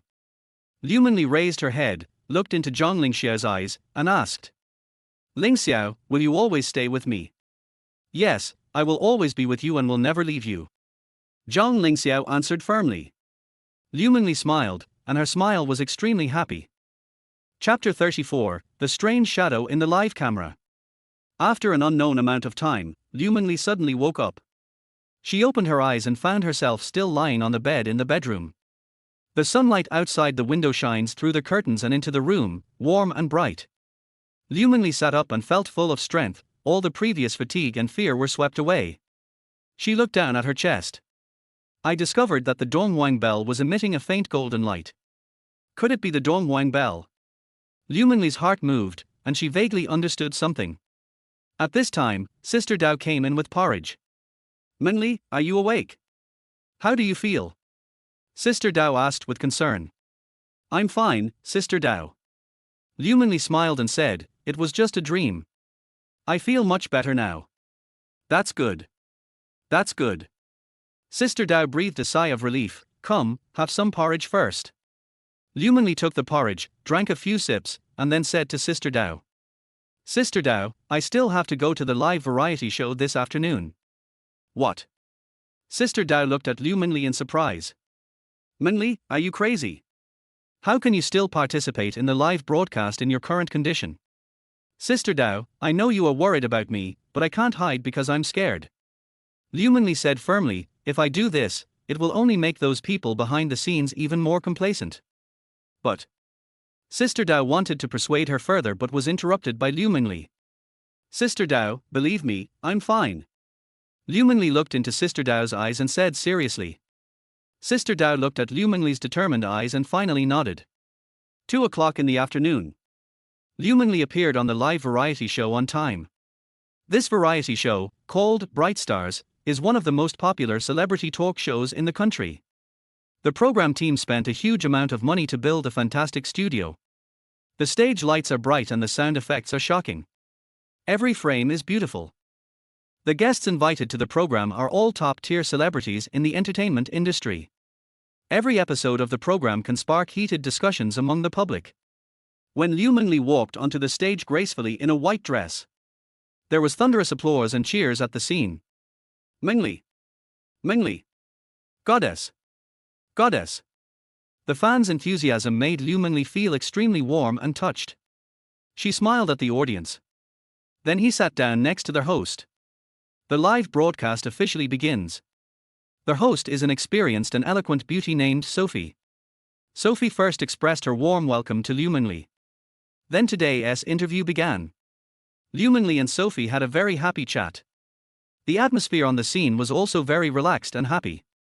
However, at this moment, the lights in the studio suddenly began to flicker. What's going on? Why is the light broken? Is there something wrong with the line? The staff on site were thrown into chaos and started checking the equipment, trying to find out what the problem was. Soon, the lights returned to normal. What's going on? I'm so scared. Did the circuit breaker trip just now? I got scared and thought it was haunted. Sophie maintained a professional smile. I'm sorry, everyone. There was a minor glitch in our studio, which caused some problems with the lighting. Now the problem has been resolved. Let's continue. Liu Mengli also returned to normal. She smiled at the camera as if nothing had happened. Strange things have been happening frequently these days, and she is no longer surprised. And she found out too. These strange things are just to scare people at most, and they won't really hurt her. So, she is not so scared now. The live broadcast continues. Sophie and Liu Mengli were chatting happily. The atmosphere in the studio became relaxed and lively again. However, at this moment, the director's voice suddenly rang in Sophie's headphones. Sophie, end this topic immediately and stop the live broadcast. Sophie was stunned for a moment. Although my heart was full of doubts. But he still brought the topic to an end very professionally. Then the live broadcast was announced to be over. Mengli, I'm sorry, let's stop here today. Sophie said to Liu Mengli apologetically. Liu Mengli was also a little confused. But he still smiled and nodded. It doesn't matter. Sophie stood up and said to the camera. Thank you for watching this episode of Starlight, see you next time. After saying that, Sophie took off her headset and quickly walked off the stage. The director holds a tablet. He walked quickly to Liu Mengli and said with a serious expression. Ms. Liu, take a look at this. Liu Mengli took the tablet. I saw that the live broadcast just now was being played on it. In the picture, Liu Mengli and Sophie were talking and laughing, and everything seemed normal. However, when Liu Mengli's gaze moved behind her, her breathing suddenly stagnated. Because she found that there was a vague shadow standing behind her. The shadow was thin and his face could not be seen clearly. But the vague outline made Liu Mengli feel creepy. What is this? Liu Mengli's voice trembled a little. The director looked unhappy and said nothing. Liu Mengli took a deep breath and forced herself to calm down. She continued to look down. In the picture, the shadow was standing behind Liu Mengli, motionless. Like a ghost, watching her silently. Liu Mengli carefully identified it for a long time, and suddenly her pupils trembled violently. Because she found that the blurry shadow seemed to be Dao Jie. Sister Dao. Liu Mengli exclaimed. At this time, Sister Dao also walked quickly from the backstage. She looked at Liu Mengli with concern and asked hurriedly. Mengli, what's wrong? What happened? Liu Mengli looked at Sister Dao in front of her, and her heart was filled with turmoil. If Dao Jie is already dead, then who is this person who has been inseparable from her these days? Could it be that the one following me all the time is a ghost? Liu Mengli only felt a chill running from the soles of her feet straight up to the top of her head. She felt her mind go blank. Even breathing became difficult. Fear, like a tide, overwhelmed her. However, Liu Mengli is not an ordinary person after all. She calmed down quickly. Now, she realized, was not the time to be afraid. She had to figure out what was going on. Why did Dao Jie appear in the live broadcast? And who is this Sister Dao who has been following him these days? Liu Mengli took a deep breath and forced herself to calm down. She decided to hide this information for now. This matter is not simple. So wait and see. What's more, she has the Dongwang bell and Shenxia ring to protect her. Think of this. Liu Mengli felt a little more at ease. She raised her head, looked at Sister Dao, and forced a smile. I'm fine, Sister Dao, I'm just a little tired. Sister Dao was relieved when she saw that Liu Mengli seemed to be really fine. It's all right, it's all right. Sister Dao said this, reaching out and gently patting Liu Mengli on the shoulder. Sister Dao, I'm fine. You go ahead and do your work. I want to be alone for a while. Liu Mengli was startled and quietly dodged Dao Jie's hand. When Sister Dao heard Liu Mengli say this, she turned around and left without thinking much. Liu Mengli looked at Sister Dao's departing back with a complicated look in her eyes. Chapter 35 Frequent Weirdness and Nightmares. After the live recording is finished, Sister Dao drove Liu Mengli back home. Mengli, do you still need me to accompany you tonight? Dao Jie's voice came from outside the door. No need, Sister Dao, I'm much better now, you can go back. Okay then, if anything happens, call me immediately. I know, Sister Dao Tilder. After Sister Dao left, Liu Mengli felt even more uneasy. She stood up and walked to the window, looking out at the dark night sky. My heart was filled with doubts and fears. Is that shadow really Sister Dao? If it's really Sister Dao, then who is the one who has been with me these past few days? Could it really be a ghost? Liu Mengli didn't dare to think further. She felt her body getting colder and colder, as if she was in an ice cellar. Liu Mengli let out a long sigh and turned on her cell phone. Time, 22:37. There is still 1 hour and 23 minutes until midnight. Liu Mengli opened Weibo. Everything works fine. There is no new news. There was nothing unusual either. She thought of last night's Weibo post. I think of that strange Japanese number 7. Everything exudes a weird atmosphere. Liu Mengli took a deep breath and forced herself to calm down. Now is not the time to be afraid. She had to figure out what was going on. Time passes by every second. Liu Mengli's heartbeat was getting faster and faster. 11 p.m. 23:30. 23:50. The time is getting closer and closer to midnight. Liu Mengli's breathing became more and more rapid. She stared at the phone screen, as if to see through it. 23:58. 23:59. Midnight. The phone screen suddenly lit up. A new Weibo message is automatically published. The picture is still that familiar picture. However, the Japanese number has become 6. 6. Liu Mengli's pupils suddenly shrank. Countdown. This is the countdown to death. Liu Mengli's mind went blank. She didn't know what to do. She didn't know how to stop this. She only knew that she was in a desperate situation. No. I can't give up like this. Liu Mengli shook her head violently. She forced herself to calm down. She began to think. Think about how to break the deadlock. Think about how to save yourself. However, she racked her brains and could not think of any solution. The Jiujiu school is too mysterious. She knew nothing about them. Time passes by every second. I felt sleepy. Liu Mengli closed her eyes. All she wanted now was to have a good sleep. Perhaps, dreams are her final peace. Liu Mengli fell into a deep sleep. The online world, however, is experiencing huge upheavals. Liu Mengli fan meeting supernatural events. Liu Mengli encounters evil. Frequent incidents occurred during live broadcasts. A mysterious ghost appears behind Liu Mengli. Liu Mengli withdrew from the filming of One Eyebrow Taoist, suspected of being possessed by evil spirits. On the hot search list, entries about Liu Mengli occupied half of the list. Fuck, 2 supernatural events in one day, this is too weird, right? No way, is there really anyone who believes that there are ghosts in this world? The above, didn't you see the photo? How do you explain such a clear ghost image? It must be hype for the new drama. In the entertainment industry, people will do anything to become famous. Hype. Using your own life for hype? Are you a fool? I don't care. Anyway, I believe that there are ghosts in this world. The internet is flooded with news about Liu Mengli. Some say this is hype. Some people say that this is true. Some people also say that many strange things have happened around him recently. Some netizens even came forward to share their own experiences.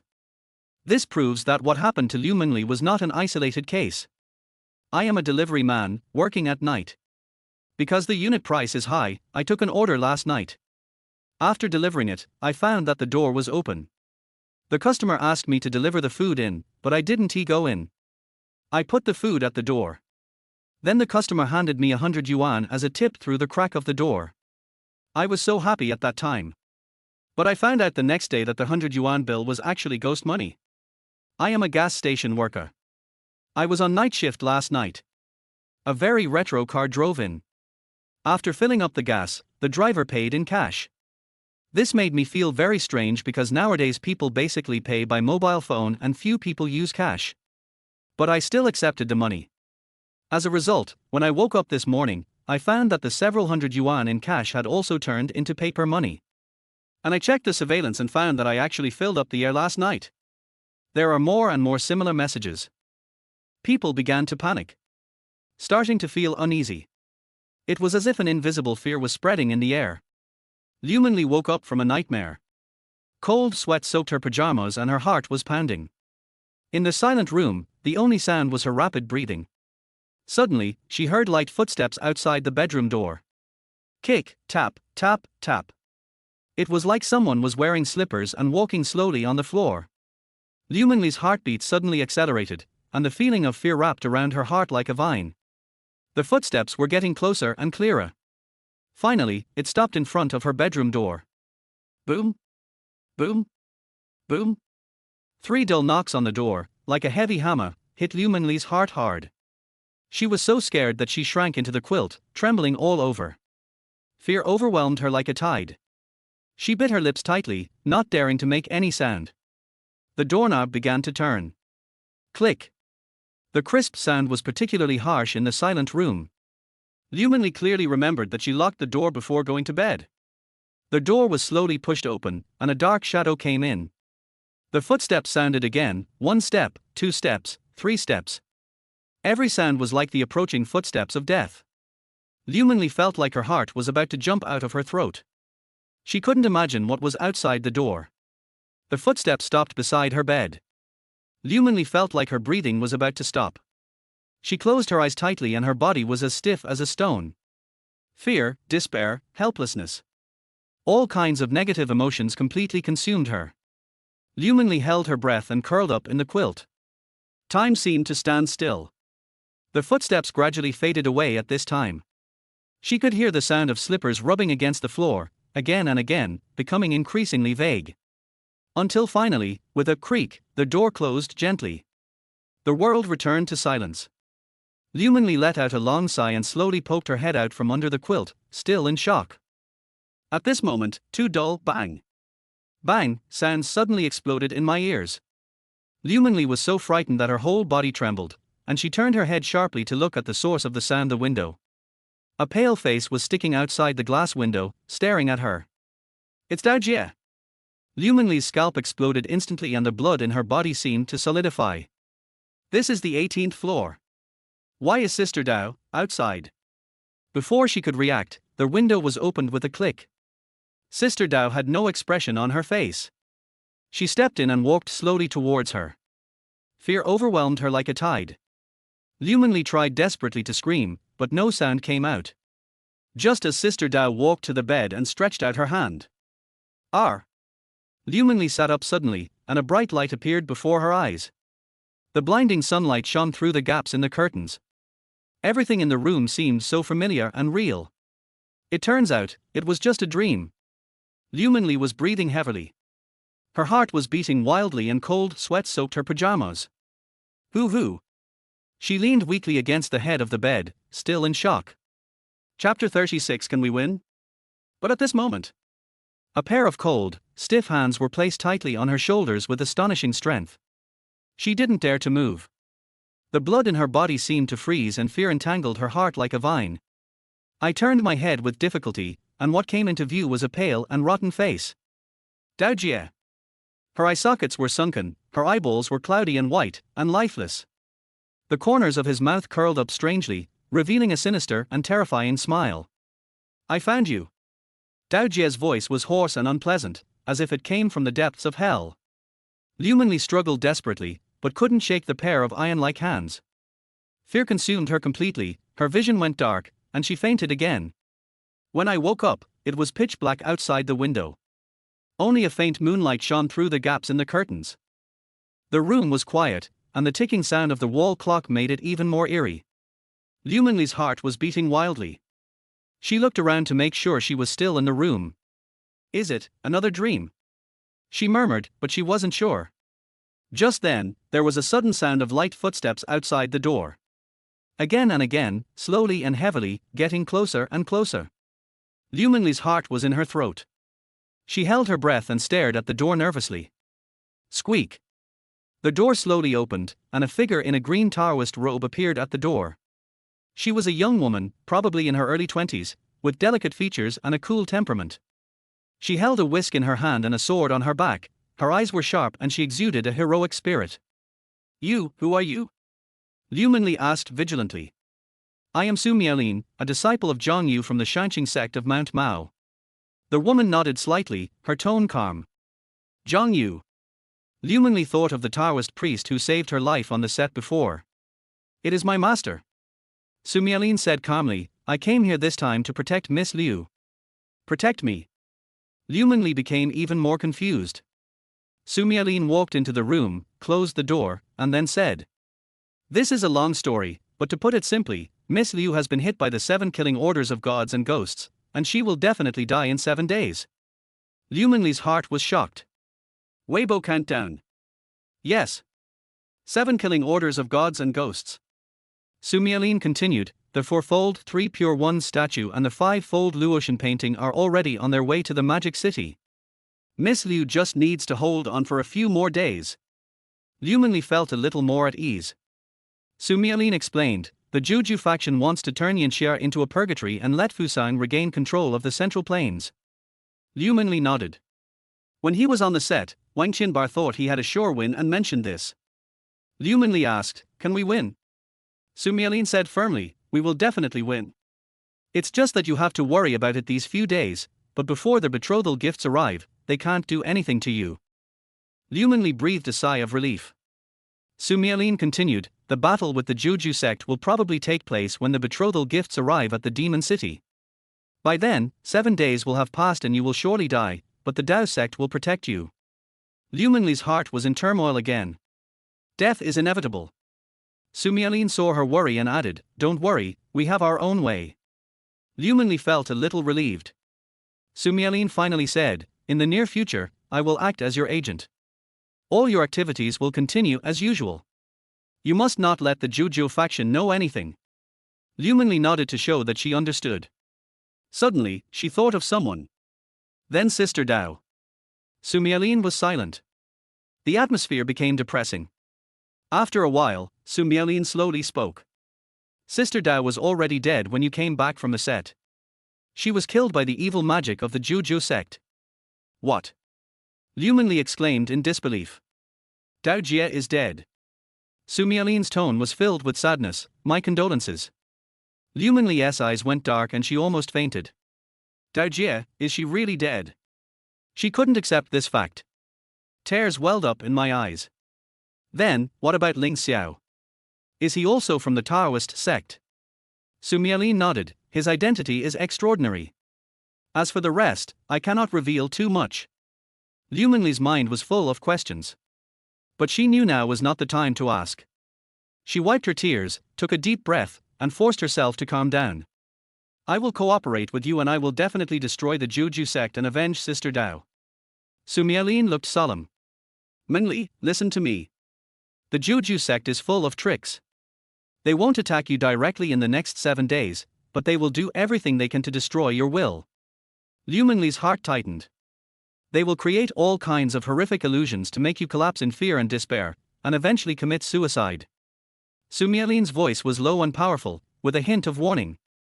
Liu Mengli couldn't help but shudder. So, I want to teach you a Taoist method, the heart purification mantra. Su Mialin took out a yellowed ancient book from his sleeve and turned to one of its pages. The heart purification mantra can keep you awake in the illusion and not be confused. Liu Mengli nodded solemnly. A clear mind is like water, and the clear water is the mind. There is no breeze, and no waves.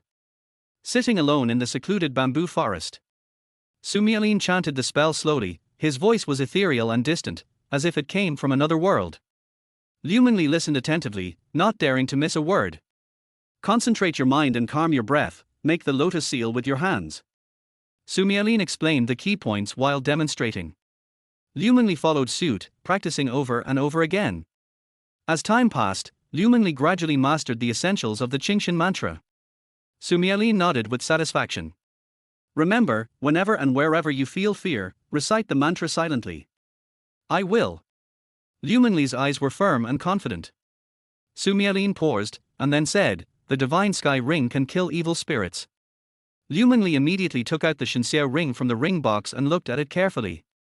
The ring is golden all over and exudes a mysterious aura. 7 killing orders for gods and ghosts. Every day an evil ghost will come to take your life.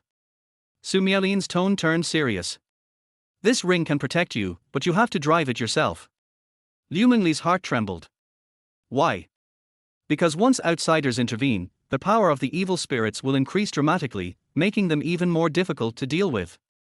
Su Mialin explained. I see. Liu Mengli took a deep breath and clenched the ring in her hand. The formula to drive the divine sky ring is the sky and the earth are boundless, the universe borrows the lore, the purple sky divine thunder, obey my command, exterminate evil and demons, maintain righteousness, defend in danger, protect my peace. Su Mialin's voice sounded again. Liu Mengli studied with full concentration, carefully pondering the profound meaning of the formula, not daring to slack off in the slightest. Chapter 37 The 9 Chrysanthemum Sect's Plot. The Qingshan temple is solemn and dignified, and is filled with a lot of incense. Inside the main hall, the leaders of various sects gathered together, and the atmosphere was solemn. Ji Wuyan, the head of Maoshan, spoke slowly. Everyone, I have already spread the news, the Juju sect must have known about it. Everyone looked at each other, all with solemn expressions. I wonder what kind of news their headmaster spread. The head of the Shenxiao sect, Taoist Xuanzhen, asked, his white beard fluttering and his eyes as sharp as torches. The reason why the next heavenly master Zhang Lingxiao wants to marry Liu Mengli is because Liu Mengli carries the blood of the ancestral witch. Ji Wuyan spoke in a low voice, with a hint of solemnity in his tone. The bloodline of the ancestor witch.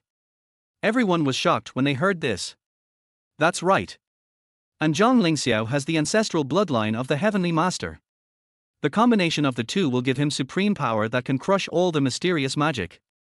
Ji Wuyan explained. Taoist Xuanzhen suddenly realized, so that's how it is. In this case, preventing Ling Xiao from marrying that woman has become the top priority for the Juju sect. Otherwise, once the two of them join forces, Zhang Lingxiao will become a serious threat to the Juju sect.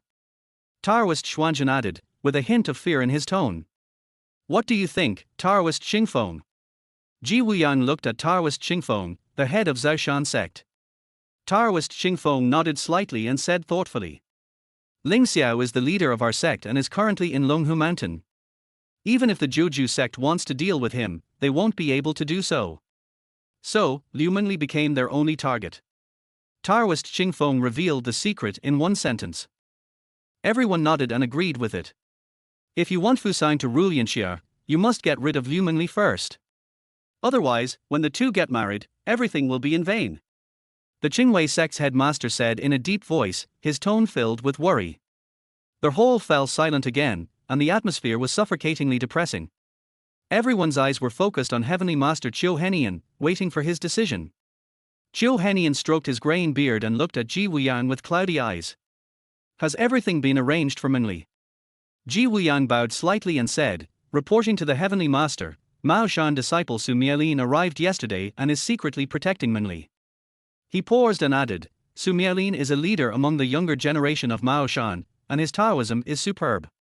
And Miss Mengli has the three most precious treasures, the Divine Sky Ring, the East Emperor Bell, and the Shenyuan Sword, with her. Within 7 days, the 9 Chrysanthemum sect will not be able to hurt her at all. Qiu Henian nodded slowly, with a trace of pity in his eyes. It's hard for this child to be involved in this catastrophe for no reason. He sighed and said, fortunately, all the suffering will be over. Taoist Xuanzhen frowned, seeming to want to say something but stopped himself. He looked at Qiu Henian and said in a deep voice. But, the 4-layer statues of the 3 pure ones and the 5-layer painting of the goddess of Luo River are so grand. When we arrive at the magic city, I'm afraid. The head of Qingwei sect took over the conversation, his tone solemn. Since the Juju sect knows the importance of Liu Mengli, they must be able to guess that the betrothal gift we sent is extraordinary. When the time comes, they will definitely intercept us. Taoist Qingfeng snorted coldly, with a stern look in his eyes. We can all use the Luotian map to remotely cast Taoist magic and kill them by surprise. Qiu Henian shook his head, and a hint of depth appeared in his cloudy eyes. Don't use this trump card lightly unless it is absolutely necessary. His tone was low, but with unquestionable majesty. If we alert the enemy and make the Juju sect flee, it will be difficult for us to capture them all in one fell swoop. At the same time, Demon City. The Fuzhou International Noble Middle School was shrouded in silence under the cover of night. However, the principal's office was brightly lit and the atmosphere was suffocatingly depressing. Dozens of men and women in kimonos sat around a long table. Everyone's face was filled with solemnity. They are members of the Fuzhou Juju sect. This seemingly ordinary aristocratic middle school is their secret base in the hot summer. Over the years, we at Fusang have assisted a large number of international schools in Yanxia. A low voice sounded, with a hint of coldness. The admission thresholds of these schools are extremely high, and only wealthy families are eligible to send their children in. The speaker was a short and fat middle-aged man. His name was Inoue Takeo, and he was the person in charge of the Juju faction in Yanxia. Through these schools, we subtly instill in the children of wealthy families in Yanxia the superiority of our great Fuzhou Empire culture. Let them identify with us from the bottom of their hearts. When our great Fusang Empire reigns over the Central Plains in the future, these wealthy children who have been trained by our system will be our best tools for ruling. Another man interjected, his tone full of pride. Unfortunately, there was a small deviation in our plan. Inoue Takeo's expression suddenly turned gloomy. Just now, I received the news. That famous star named Liu Mengli has the blood of the ancestral witch. Once Zhang Lingxiao, who carries the blood of the Heavenly Master, combines with her, Zhang Lingxiao has the absolute power to crush all magic techniques. By then, our Juju sect will become a toothless tiger, ready to be slaughtered by the Dao sect. What? How is this possible? As soon as Inoue Takeo finished speaking, there was an uproar in the office. Barker. A tall man slammed the table and roared, why didn't I receive any news? Watanabe-kun, don't get excited yet. Inoue Takeo waved his hand, signaling everyone to be quiet. This is what the insider I planted in the Dao sect told me. But what should we do now? A woman asked anxiously, if we let that girl marry Zhang Lingxiao, all our efforts will be in vain. Shut up. Inoue Takeo shouted angrily, and everyone fell silent. He took a deep breath and suppressed the anger in his heart. The only solution now is to get rid of Liu Mengli first. We must not let her ruin our plan. Just at this moment, the office door was suddenly pushed open. A young girl ran in a panic. Principal, something bad has happened. The girl gasped, I'm in trouble. What's the matter? You're so flustered. Inoue Takeo frowned and scolded unhappily. I issued the 7 killing orders of gods and ghosts to Liu Mengli. The girl lowered her head and spoke in a trembling voice. What? Inoue Takeo was immediately furious. Barga. Who told you to do this? I just want to do my part for the empire. The girl was trembling with fear and whispered. Do you know how much trouble you have caused? Inoue Takeo pointed at the girl's nose and yelled. Chapter 38, Starlight Festival, Theater Strange Stories. Once the 7 killing orders of gods and ghosts are activated, we can no longer attack Liu Mengli in the next few days, otherwise we will be retaliated against. What? The girl's face turned pale when she heard that. Now, all our plans have been disrupted by you. Inoue Takeo said angrily, you are such a fool who only makes trouble instead of doing anything good. I. The girl started crying out of fear. Why are you crying? Can crying solve the problem? Inoue Takeo roared, now, get out of here immediately. Hi. The girl ran out crying. Barker. Inoue Takeo slammed his fist on the table and said through gritted teeth. If we can't deal with Liu Mengli these few days, it will only add a lot of variables. It seems that we have to start from somewhere else. Since the Dao sect knows the importance of Liu Mengli, they will definitely find ways to protect her. Watanabe Ichiro frowned, with a hint of anxiety in his tone. Inoue-kun, since we can't touch Liu Mengli these days, what should we do?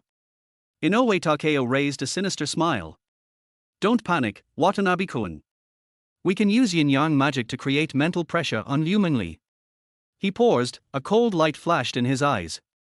Plus, the evil ghosts in the 7 killing orders of gods and ghosts are so false and hypocritical that it is enough to cause her mental breakdown. Watanabe Ichiro suddenly realized and slammed the table. That's right. As long as Liu Mengli has a mental breakdown, she will commit suicide even without our help. Inoue Takeo nodded proudly, accepting Watanabe Ichiro's praise. Of course, this is just an alternative plan. Inoue Takeo changed the subject and said, if the plan fails, we will wait until the 7 killing orders of gods and demons ends, and then we will start hunting Liu Mengli. A hint of ruthlessness flashed in his eyes. When the time comes, the Taoist masters will definitely be there, and it will be a tough battle. Watanabe Ichiro shook his head in disbelief. Those Taoist masters cherish their lives very much and would never dare to go down the mountain easily. He snorted coldly, what's more, if they come down the mountain, our Fusang Juju sect headquarters will not be vegetarians either. A cold light flashed in Watanabe Ichiro's eyes. The Shenyuan sword was stolen from us before because we were just showing weakness to the enemy. Inoue Takeo nodded in agreement. If the Taoist leader does not come out with just those few things, they are no match for them at all. Over the years, many talented people have emerged among the younger generation of the Juju school. I am not afraid of Taoism at all, except for those high-ranking officials. But the Taoist high-ranking officials were also restrained by the high-ranking officials of their own Juju sect, and no one could do anything to anyone else.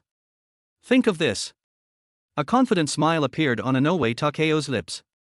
The next day. It's sunny. In the center of Shanghai, Shanghai Grand Theater. The annual entertainment gala Starry Day will be held here. This theater is not only famous for its magnificent architecture and long history. There are also some mysterious supernatural legends circulating. Liu Mengli was invited to attend this ceremony as an award presenter. Because he was hit by the 7 killing orders of gods and ghosts, she felt a little uneasy. At this moment, in the dressing room, Mengli, are you ready?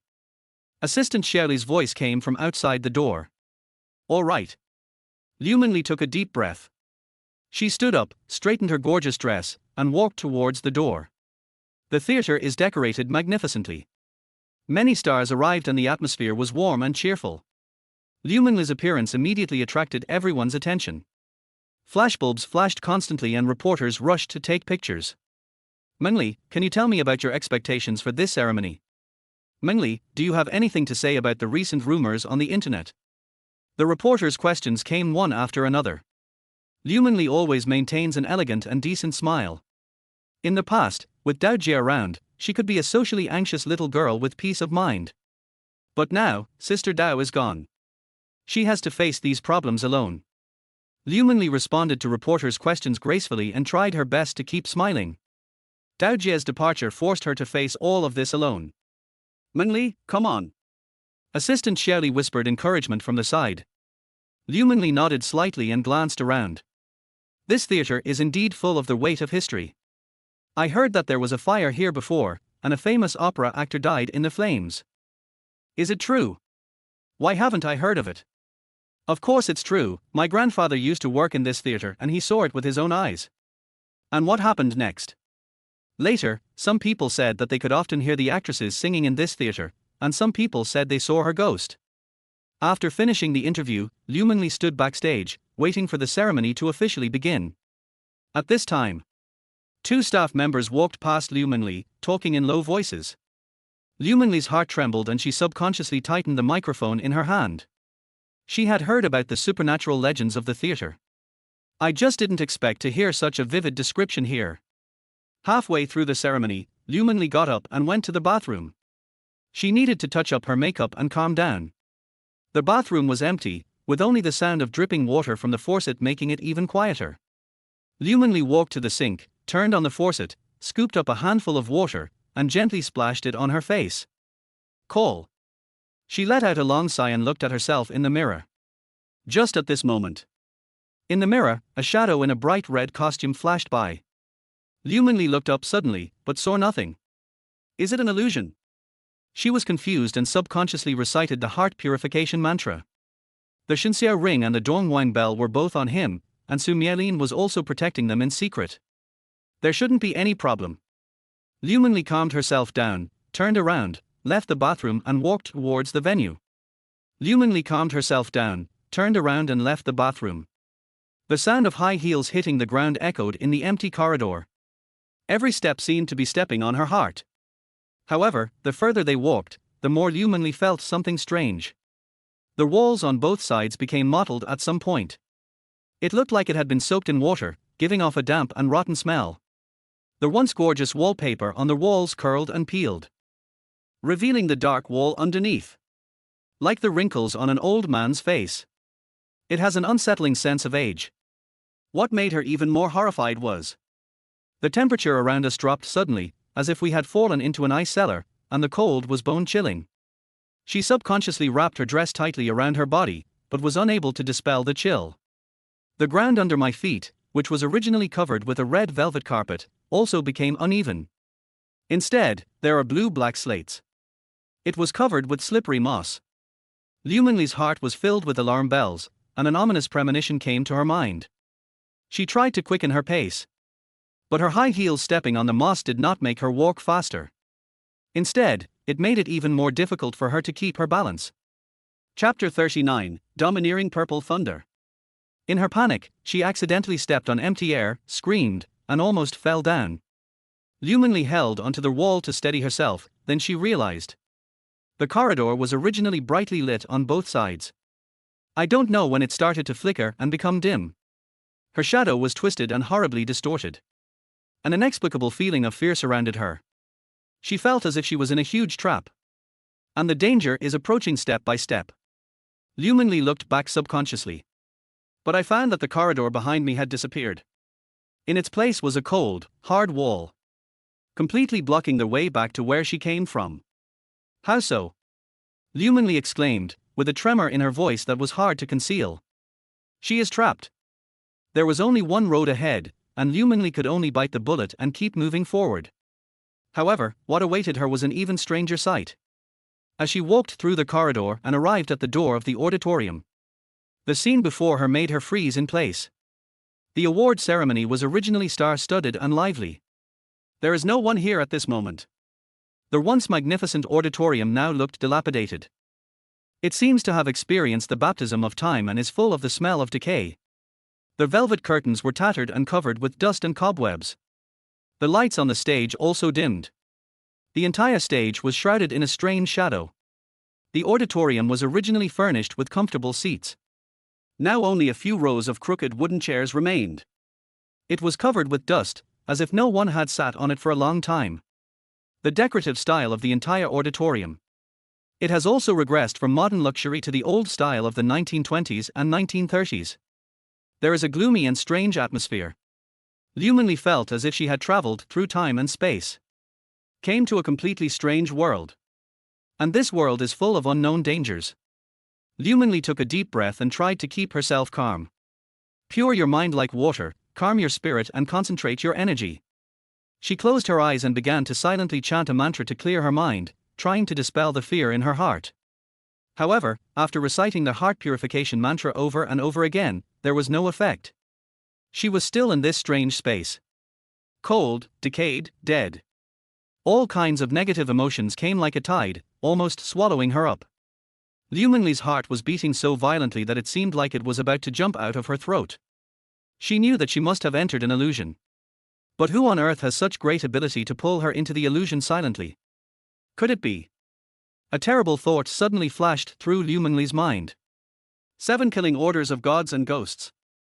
It must be the 7 killing orders of gods and ghosts.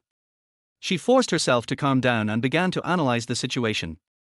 According to Su Mialin, once the 7 killing orders of gods and ghosts are activated, 7 evil ghosts will kill her within 7 days.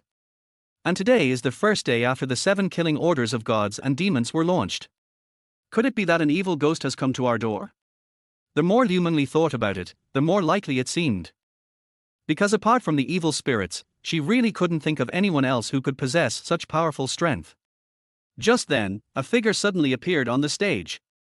It was a figure dressed in a bright red costume. The costumes were embroidered with gold and silver threads, which sparkled eerily under the dim light. The figure's movements were stiff and strange, like a puppet. It slowly walked to the center of the stage and began to sing an opera in a humming voice. The voice was so sharp and piercing that it made Liu Mengli's scalp tingle. She suppressed the fear in her heart and observed the figure carefully. Costumes, singing, movements. There is a strong sense of weirdness in all of this. Liu Mengli became even more certain that it must be an evil ghost at work. However, just as she was about to fight to the death, what Su Mialin had said before suddenly flashed through her mind. The evil ghost in the 7 killing orders of gods and ghosts will only kill you after 7 days, unless... Unless what? Liu Mengli tried hard to recall what Su Mialin had said. Unless you have a mental breakdown within these 7 days.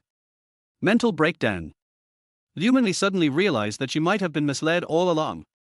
If the evil ghost's goal is to cause her mental breakdown, then it would definitely not kill her on the first day. Because that would only make her more alert and more difficult to deal with. So, there must be a glimmer of hope here. Liu Mengli forced herself to calm down and began to re-examine the scene before her. The stage, the costumes, the actors. Although all this seemed strange, it did not cause any substantial harm to her. On the contrary, these things seemed to suggest something. Hinting at. Liu Mengli suddenly thought of something, raised her head abruptly and looked towards the stage. At this moment, the entire theater suddenly caught fire. The fire spread quickly, engulfing the entire theater. Liu Mengli was in a sea of fire. She knew that this was not real fire, but part of an illusion. However, the meaning of this flame made her shudder. Because she knew that this was a replica of the scene from that year. If she couldn't find a way to escape, the only ending is to be burned to death in the fire, just like that actor. The fire was fierce and the smoke was billowing.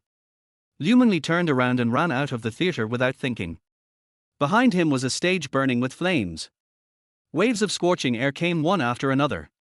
She could feel the flames licking at her skin. Escape. Must escape from here. Liu Mengli ran desperately. Their high heels made rapid tapping sounds on the marble floor. However, just as she was about to run to the door, suddenly, a sinister laugh came from behind. The actor appeared behind her at some point. The scarlet tongue licked the pale lips. There was a greedy gleam in his eyes. She stretched out her hand, her pale fingers like dead branches. He grabbed Liu Mengli's back directly. Liu Mengli only felt a chill on her back, and a chill instantly spread throughout her body. At the critical moment, she didn't even think twice and directly summoned the Shenxia ring. The sky and the earth are boundless, the universe borrows the law, the purple thunder of heaven, obey my command, exterminate evil and demons, keep righteousness forever, guard in danger, protect my peace. Accompanied by Liu Mengli's mantra. A dazzling purple divine thunder appeared out of nowhere. It hit the actor hard. Boom! There was a loud bang, and the whole theater seemed to shake. The actor let out a shrill scream and his body was torn into pieces by the divine thunder. Then it quickly solidified. Liu Mengli didn't have time to breathe a sigh of relief. I felt a black screen in front of my eyes and my body lost balance. In the last moment of losing consciousness, she saw countless figures running towards her, anxiously calling her name. Reality and fantasy are intertwined. Liu Mengli couldn't tell where she was. She just felt her eyelids getting heavier and heavier. Eventually fell into endless darkness. Chapter 40. It's far from over. Slowly open your eyes. Liu Mengli's consciousness gradually returned from the chaos. Everything in front of my eyes was blurry and there was a buzzing sound in my ears. She blinked hard several times before her vision gradually became clear. The familiar room, the elegant fragrance, all of this made her feel at ease. However, the horrific scenes in the theater flooded into my mind like a tide. The blazing fire and the hideous-looking actor. There is also the cold and biting breath of death. Liu Mengli's body couldn't help but tremble. Fear coiled around her heart like a poisonous snake, making it almost impossible for her to breathe. I'm still alive. Liu Mengli's voice was hoarse and weak, as if it came from far away. You're okay, Mengli? A gentle voice sounded in my ears, with a hint of worry and concern. Liu Mengli turned her head and looked. I saw Su Miaolin sitting beside the bed, his eyes full of heartache. Sister Miaolin. Seeing Su Miaolin, Liu Mengli felt a little more at ease. But the shadow of fear still lingers.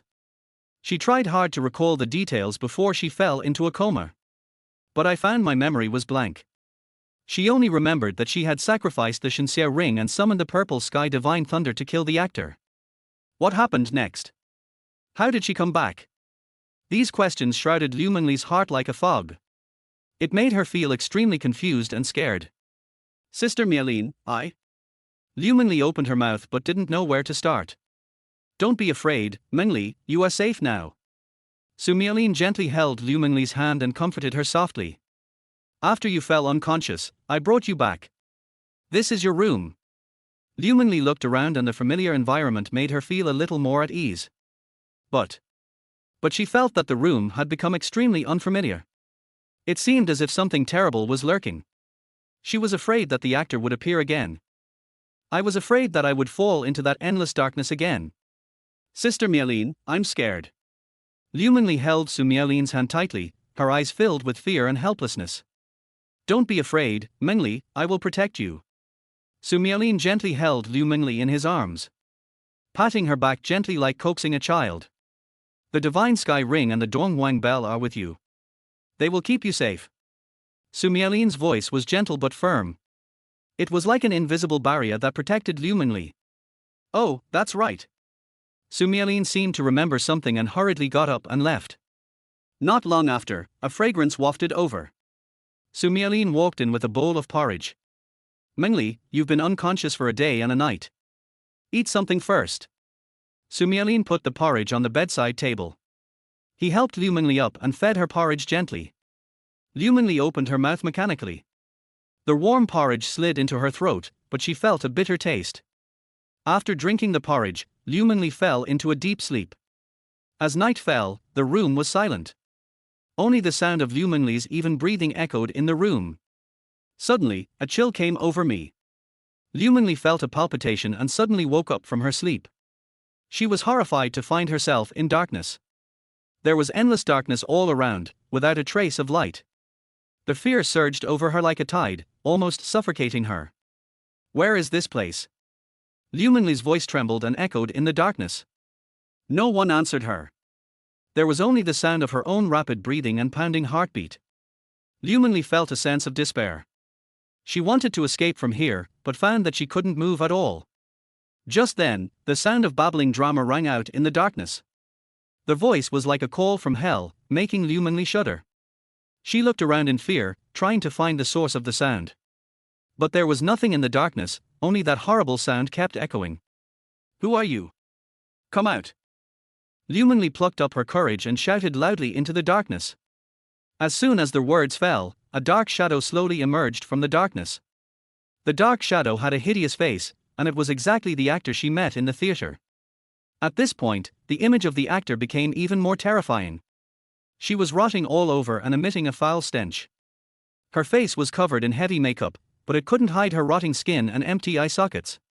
She grinned, revealing her sharp white teeth, and smiled sinisterly. Hee hee hee. The actor's voice was like the cry of an owl at night, which made people shudder. What do you want to do? Liu Mengli asked in horror, her body unable to help but tremble. The actor didn't say anything, but just approached Liu Mengli step by step. With every step she took, Liu Mengli felt as if her heart was being tightly grasped by an invisible hand, making it almost impossible for her to breathe. Heart purification mantra. Liu Mengli tried desperately to recite the heart purification mantra to calm herself down. But fear was like a maggot on her tarsal bones, tightly entangling her and making it impossible for her to concentrate. Come with me. The actor grinned grimly, stretched out his rotten hands and grabbed Liu Mengli. Arr! Liu Mengli screamed and tried desperately to dodge. But the actor was very fast and was in front of her in a flash. Shenxia ring. At the critical moment, Liu Mengli remembered the Shenxia ring. She hurriedly activated the Shenxia ring, and a dazzling purple light burst out from her body. Purple Sky Divine Thunder. Boom! With a loud bang, the purple divine thunder struck the actor hard. The actor let out a shrill scream, and his body was blown into pieces by the purple sky divine thunder. Liu Mengli breathed a sigh of relief and collapsed to the ground. However, before she could recover, the actor's broken limbs were put together again. Her body was more solid than before, and her eyes were more ferocious. The actor laughed arrogantly and pounced on Liu Mengli again. This time, her attack was more powerful and faster. Liu Mengli had no way to dodge. He could only watch helplessly as the actor pounced on him. Arr! Liu Mengli screamed and woke up from her dream. She was breathing heavily and cold sweat soaked her clothes. The room was pitch dark. Only the faint moonlight outside the window shone through the gaps in the curtains. Liu Mengli looked around and made sure that she had returned to the real world, and then she felt a little relieved. However, the fear in the dream still lingered, leaving her with lingering fears. She reached out and touched her forehead and found it was covered with cold sweat. Liu Mengli took a deep breath and tried to calm herself down. It was just a dream. But the dream was too real for her to let go easily. Liu Mengli lifted the quilt, got out of bed and walked to the window. She opened the curtains and looked at the quiet night outside, but her heart was filled with uneasiness. A shadow cast over Liu Mengli's heart. After that, she didn't sleep a wink all night. The next day, Su Miaolin had prepared breakfast and was waiting for her in the living room. Mengli, you're awake, come and have breakfast. When Su Miaolin saw Liu Mengli, a gentle smile appeared on his face. Sister Miaolin. Liu Mengli forced a smile and walked to the dining table and sat down. Su Miaolin served her a bowl of porridge and asked with concern, "Did you sleep well last night?" Chapter 41, Illusion Upgrade. Liu Mengli is in a bad state. Fine. Liu Mengli said lightly, picked up the bowl of porridge, but found the food tasteless. Su Miaolin seemed to notice that Liu Mengli was absent-minded, and asked with concern. Mengli, what's wrong with you? Is it? Liu Mengli shook her head and said, I'm fine, I just didn't sleep well last night. Su Miaolin did not ask any more questions, but just said gently. I'm glad you're okay. If you feel uncomfortable, please tell me. Liu Mengli nodded, drank a few mouthfuls of porridge reluctantly, and put down her bowl and chopsticks. Sister Miaolin, I'm full. Liu Mengli said, standing up and trying to leave the table. Mengli, wait a minute. Su Miaolin stopped Liu Mengli and said, I have something to tell you. Liu Mengli stopped and turned to look at Su Miaolin. What's up? Su Miaolin looked at Liu Mengli, his eyes full of worry. Mengli, I feel like you're not in a good mental state. Liu Mengli was shocked. Her mental state has indeed been getting worse recently. Insomnia and nightmares. It's also easy to feel tired and anxious. Mengli, I know you've been through a lot recently and you're under a lot of pressure. Liu Mengli was silent. The incident on the set, the live broadcast incident, Dao Jia's death, and the terrifying experience in the theater. These things were like huge rocks pressing down on her, making it hard for her to breathe. Su Miaolin held Liu Mengli's hand and encouraged. You still have me, Ling Xiao, and Dao Men. We will always be by your side. Liu Mengli looked at Su Miaolin and a warm feeling surged in her heart. Just at this moment, Liu Mengli suddenly saw a dark shadow appear behind Su Miaolin. The dark shadow had a hideous face, and it was exactly the actor she met in the theater. R. Liu Mengli screamed, pushed Su Miaolin away and hid in the corner. Su Miaolin was startled by Liu Mengli's sudden action and asked quickly, "Mengli, what's wrong with you?" Liu Mengli pointed behind Su Miaolin in horror and said tremblingly, She appeared again." Su Miaolin followed Liu Mengli's gaze, but saw nothing. "Mengli, what are you talking about? There's nothing there," Su Miaolin said, his tone full of worry. Liu Mengli shook her head. She clearly saw that the actor was standing behind Su Miaolin. He gave her a sinister and terrifying smile. No. She's there, she's right there." Liu Mengli spoke incoherently, her body trembling. Su Miaolin realized that Liu Mengli's mental state was worse than she had imagined. She quickly hugged Liu Mengli into her arms and comforted her softly. "Mengli, don't be afraid, that's just your illusion. It's safe here, nothing will happen." Liu Mengli grabbed Su Miaolin's clothes tightly. It was like grabbing a life-saving straw. Su Miaolin was right, it was just her illusion. But she couldn't control her fear. She felt that she was slowly losing her mind.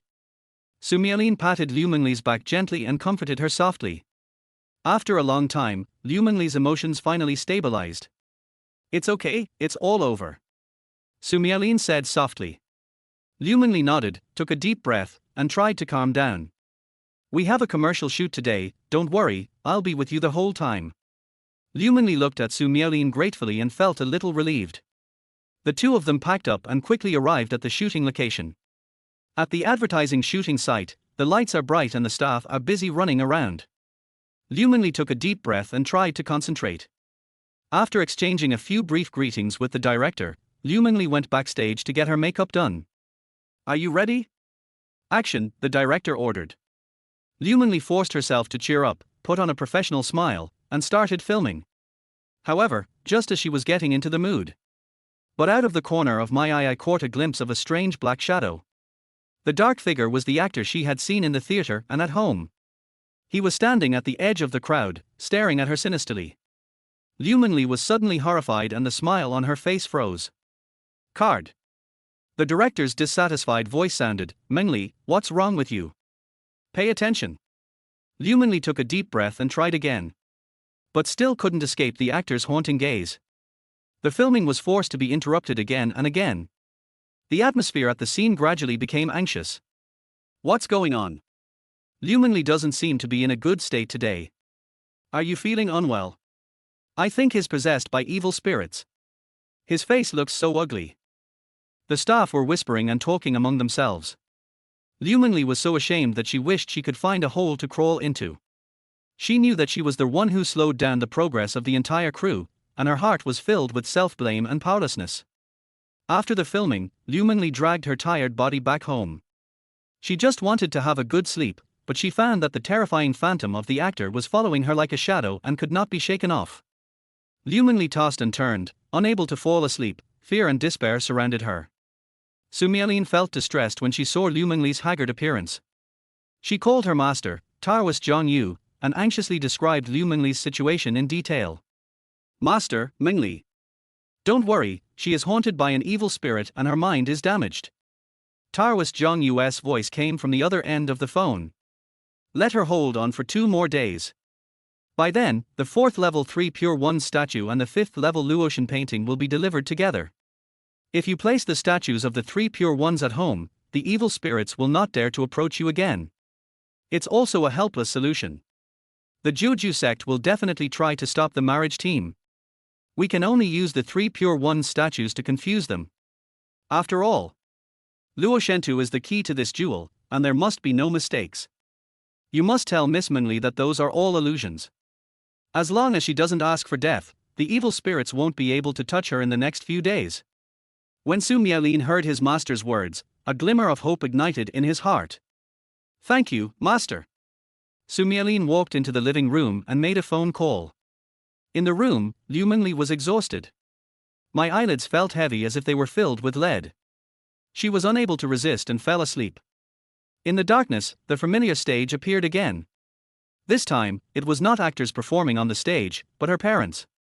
They were wearing theatrical costumes, had sad faces, and were singing opera texts that Liu Mengli could not understand. Under the stage, there were many blurry figures sitting, watching the performance in silence. Liu Mengli felt uneasy and wanted to get closer, but was blocked by an invisible force. She struggled desperately but couldn't move forward even a single step.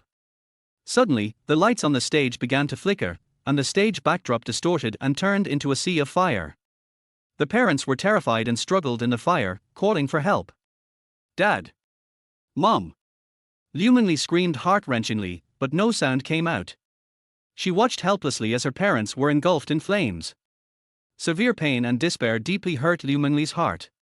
The illusion changed, the flames went out, and the world became a desolate place. The place is in ruins and devastated. Liu Mengli stood alone in the ruins, despair entwined around her like a poisonous snake. She walked aimlessly, and every step felt heavy. There was silence all around, only the whimpering sound of the wind blowing through the ruins. Fear and despair surrounded her like invisible giant hands. She wanted to escape from this horrible place, but couldn't find a way out. Every time she thought she saw hope, she was greeted by even more horrific sights.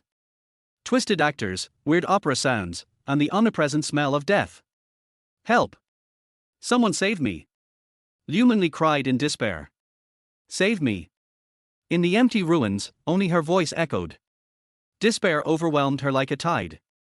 She gave up struggling and fell to her knees helplessly. Chapter 42, Mao Shan Dubu Mage Support. Su Miaolin hung up the phone and quickly returned to the room. Liu Mengli curled up on the bed, tears streaming down her face, sobbing softly. Mengli, wake up." Su Miaolin gently patted Liu Mengli's cheek. Liu Mengli suddenly opened her eyes were blurred and terrified. "Don't come over here! Don't come over here!" She pushed Su Miaolin away suddenly, hid in the corner, and trembled all over. "Mengli, it's me, Su Miaolin, do you still remember me?" Su Miaolin asked worriedly. Liu Mengli's eyes were empty, as if she didn't recognize Su Miaolin, and she just looked around in horror. "The stage, the fire, the ruins, are they all fake?" Liu Mengli muttered to herself, her eyes filled with confusion and fear. She grasped Su Miaolin's arm tightly, her sharp nails almost digging into her flesh. "Tell me, this is not true, it's all fake, right?" Liu Mengli's voice trembled with a hint of pleading. Su Miaolin looked at Liu Mengli with heartache and gently held her in his arms. It's okay, it's all a nightmare, it's over," Su Miaolin comforted softly.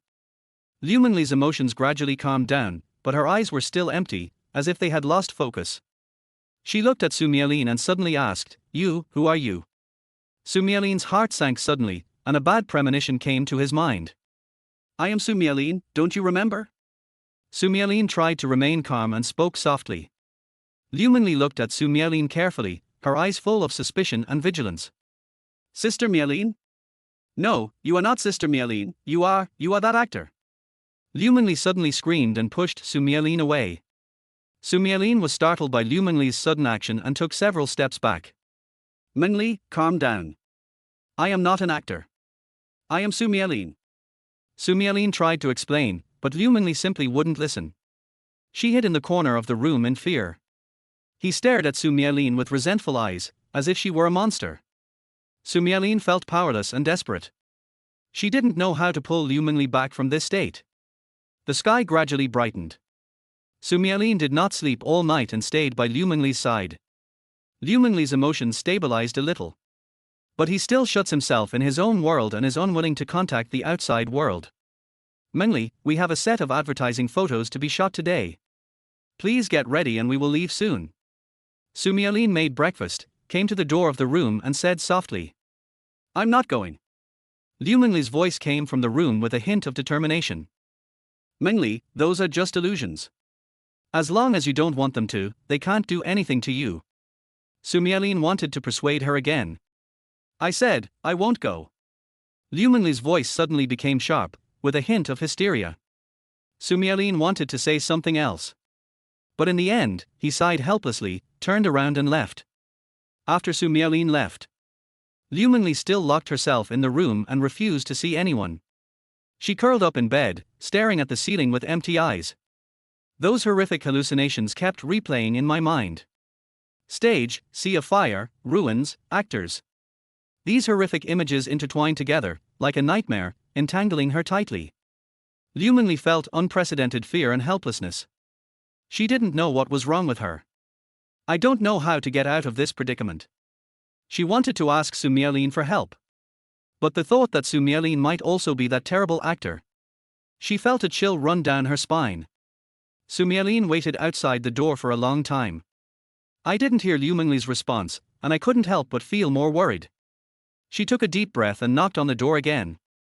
The room remained silent, with no response. Su Mialin's heart sank. Mengli, can you open the door and let us talk? There was a slight tremor in Su Mialin's voice.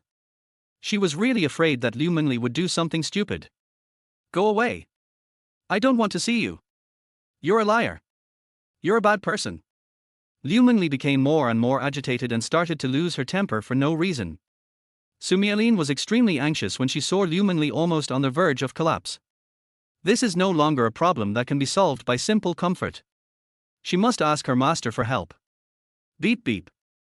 The sound of the phone being connected was like a death warrant, knocking at Su Mialin's heart. Master, Mengli, she seems to be trapped in an illusion and can't distinguish reality. Su Mialin's voice was filled with tears. She quickly told Taoist Zhongyu on the other end of the phone about Liu Mengli's situation. There was silence on the other end of the line for a moment. I understand. You calm her down first. I will contact other brothers and see how to deal with this. Taoist Zhongyu's tone was more solemn than ever before. He knew very well how terrible the mental damage of illusions could be to a person. What's more, Liu Mengli's current situation. It was obviously more serious than he thought. Maoshan, the meeting hall. The atmosphere was heavy and depressing. Brother Zhang, the situation is urgent. We must come up with a charter as soon as possible. The one who spoke was the head of Maoshan, Taoist Xuanzhen. His hair and beard were all white, but his Taoist robes could not conceal the majesty between his brows. I have used the heavenly secret mirror to check. Miss Mengli was bewitched by the 9 Chrysanthemum sect, and... When Taoist Zhongyu said this, his tone paused and his brows furrowed. And what? Everyone asked in unison. Moreover, this person is so advanced in Taoism that I can't even see through his identity. When Taoist Zhongyu said this, everyone was shocked. You know, Zhongyu's cultivation is second only to the headmaster. Even he couldn't see through the other party's identity. How terrifying is the opponent's strength? The Juju sect has always been secretive. Now it seems that their strength is even stronger than we imagined. Taoist Xuanzhen said in a deep voice, with a hint of worry in his tone. Without further delay, I will send my nephew Longqin Kuei from the Dubu down the mountain to the demon city to rescue Miss Mengli. An old Taoist priest wearing a Bagua Taoist robe and holding a whisk stood up and spoke in a firm tone. He is the elder of Maoshan Dubu, Taoist Kuei. Junior apprentice Long is proficient in illusion techniques. With her help, she will definitely be able to help Miss Mengli escape from danger. As soon as Taoist Qingfeng finished speaking, a cold voice came from outside the door. Uncle Master, rest assured. Tian Kuei will definitely fulfill his mission. Everyone looked in the direction of the voice and saw a heroic woman in black clothes walking in with steady steps. She is the best among the younger generation of Maoshan Dubu, Longqin Kuei. Okay. Junior brother Long, you must be careful when you go to the demon city, and put your own safety first. Taoist Xuanzhen looked at Longqin Kuei with expectations in his eyes. Tian Kuei will remember the teachings of his uncle. After Longqin Kuei finished speaking, he bowed to everyone, then turned and left the meeting hall. 5 hours later. Magic City International Airport. Longqin Kuei got off the plane and took a deep breath. This is her first time in this international metropolis. However, before she could fully experience the prosperity of the city, a cold breath came towards me. Chapter 43, The Dubu Mage is in danger, Mengli sees through the illusion. Not good. Alarm bells rang in Longqin Kuei's heart. She turned around suddenly, only to find that there was no one behind her. Am I too sensitive? Longqin Kuei frowned slightly, a hint of doubt rising in his heart. In order to avoid causing unnecessary trouble, Longqin Kuei chose a taxi and went to Liu Mengli's residence. However, just as the taxi was driving onto the Cross River Bridge, Longqin Kuei suddenly felt a chill rushing from the soles of his feet to the top of his head. She glanced calmly inside the car. It was discovered that the driver's arms were covered with corpse spots. Who are you? Long Chin Kue asked sternly. At the same time, he had secretly held a talisman in his hand. He, little girl, you reacted pretty quickly, but it's too late. The driver suddenly turned his head. A pale face was revealed, with a strange arc at the corner of his mouth. Go to hell. The driver swerved the steering wheel. The taxi rushed towards the bridge like a wild horse. The 9 Chrysanthemum sect, it really is you. A cold light flashed in Long Chin Kue's eyes. She should have thought of it earlier. In the Magic City, except for the Juju sect. Who else would dare to attack her so blatantly? Want to drag me down with you? You're still a little naive. Long Chin Kue snorted coldly, and the talisman in his hand instantly burned. Break! Following a tender cry from Long Chin Kue, the taxi door was blown away by an invisible force. Long Chin Kue's figure also turned into a stream of light and flew out of the car window. Boom! The taxi broke through the guardrail and fell into the river, causing a huge splash. Long Chin Kue landed steadily on the bridge. Looking at the rolling river water, his eyes were filled with coldness. 9 Chrysanthemum sect, you better pray that you don't fall into my hands, otherwise, I will make sure you live and die.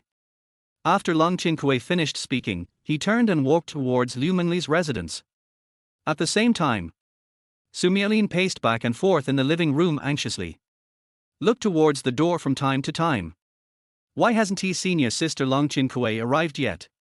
Mengli's condition is getting worse and worse, she really can't hold on any longer. Ding dong. The doorbell rang. Su Miaolin ran to the door and opened it as if he had grabbed a life-saving straw. Senior sister Long, you are here. When Su Miaolin saw Long Chin Kue, he immediately breathed a sigh of relief, his eyes full of hope. How is Mengli now? Long Chin Kue walked into the room, looked at Su Miaolin's anxious expression, and asked in a deep voice. Come with me. Su Miaolin brought Long Chin Kue to Liu Mengli's room. In the room, Liu Mengli curled up on the bed, her eyes empty, as if she had lost her soul. Mengli, wake up. Su Miaolin gently shook Liu Mengli's body, trying to wake her up. However, Liu Mengli did not react at all. It's as if he is immersed in his own world and can't extricate himself. What a vicious illusion. Long Chin Kue looked at Liu Mengli's current state, his brows furrowed, and a hint of anger flashed in his eyes. Senior sister Long, you must save Mengli. Su Miaolin looked at Long Chin Kue, his eyes full of pleading. Don't worry, I will do my best to save her. Long Chin Kue stared at Liu Mengli with a frown. She stretched out her slender jade fingers and lightly touched Liu Mengli's forehead. A faint light appeared at the fingertips, and a warm current seemed to flow into Liu Mengli's mind. Long Chin Kue was muttering something, his speech was very fast but clear and audible. The sky and earth are boundless, Chin Kuen borrows the law to break it. The room was suddenly filled with golden light. A Bagua formation diagram appeared out of thin air, covering Liu Mengli. Su Miaolin held his breath and watched all this nervously. However, Liu Mengli still had no reaction, as if she was trapped in a nightmare and unable to wake up. Long Chin Kue withdrew his hand and sighed softly. It seems that he has been hit by an extremely powerful illusion. Ordinary methods are unlikely to work. Su Miaolin's heart sank when he heard this. Senior sister Long, is there no other way? Long Chin Kue pondered for a moment, and a hint of determination flashed in his eyes. I have to enter her dream to find a way to crack it. Su Miaolin was shocked. Entering a dream? This. Long Chin Kue explained, dreams are a mixture of reality and illusion, and are filled with dangers, but this is also the only chance. She formed seals again and chanted a spell. Use my spirit to travel through the dreamland, open. A white light enveloped Long Chin Kue. The scene before my eyes changes. Long Chin Kue found himself in a fog. There was silence all around, only thick fog rolling in, making it impossible to see the direction clearly. Long Chin Kue concentrated his mind and calmed his breath, made a hand gesture, and a ray of spiritual light protected his body. She walked forward cautiously, taking every step with extreme caution. I don't know how long I walked before I saw a faint glow of light ahead. Long Chin Kue quickened his pace, cleared away the fog, and the scene before his eyes suddenly became clear.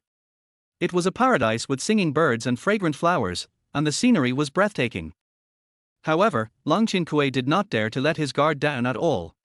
She knew very well that the more beautiful a place was, the greater the danger it often hid. Sure enough, the next moment, the originally peaceful scenery suddenly distorted. The flowers, plants and trees turned into monsters with bared fangs and claws, and pounced towards Long Chin Kue with ferocious faces. Long Chin Kue snorted coldly, and the talisman in his hand flew out, turning into golden light and repelling the monster. She advanced step by step, going deeper and deeper, and finally came to a dark cave. From deep in the cave, Liu Mengli's faint call came. Long Chin Kue did not hesitate and flashed into the cave. Inside the cave, Liu Mengli curled up in a corner, her eyes empty, as if she had lost her soul. There were illusions all around her, and various horrific scenes kept changing, trying to devour her completely. When Long Chin Kue saw this, his heart ached.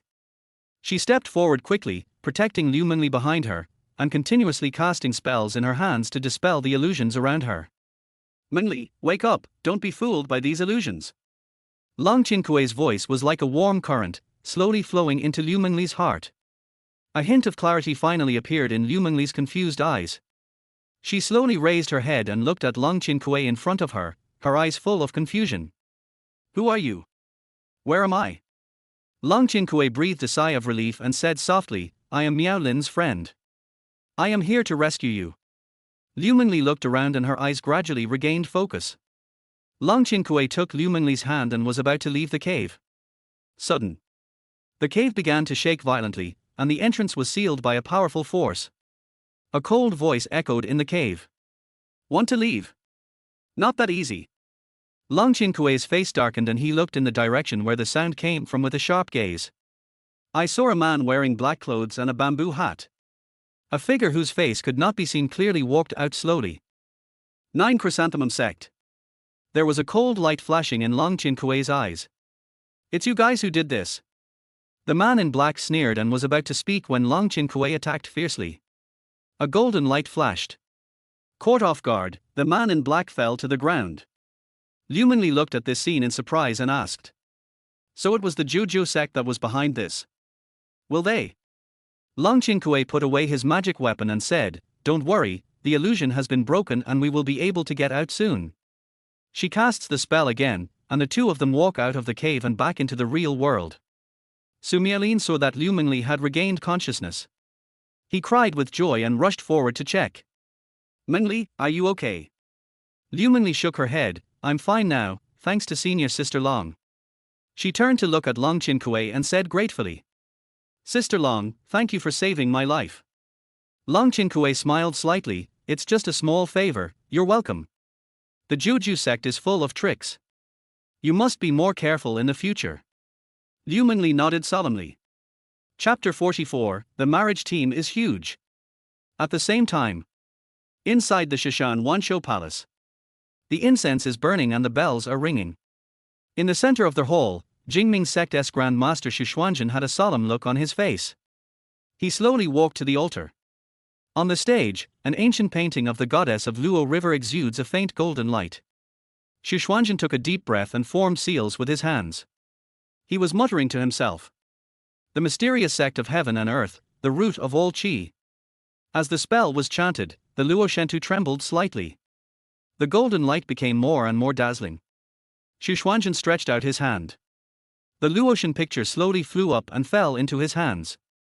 He carefully placed the painting of the goddess of Luo River into a specially made box. On the surface of the box, mysterious runes flickered faintly. The disciples around were dressed in neat Taoist robes. Put your hands together and recite scriptures in a low voice. The Supreme Star responds to changes without stopping. Pray for the upcoming escort journey. Xu Xuanzhen looked around with a determined look. This trip is of great importance, you must go all out. We will obey the command, the disciples responded in unison. At the same time, Mao Shan, Jurong. Shanqing sect altar. A magnificent sedan chair was placed in the center of the altar. The sedan chair was decorated with colorful silks all around.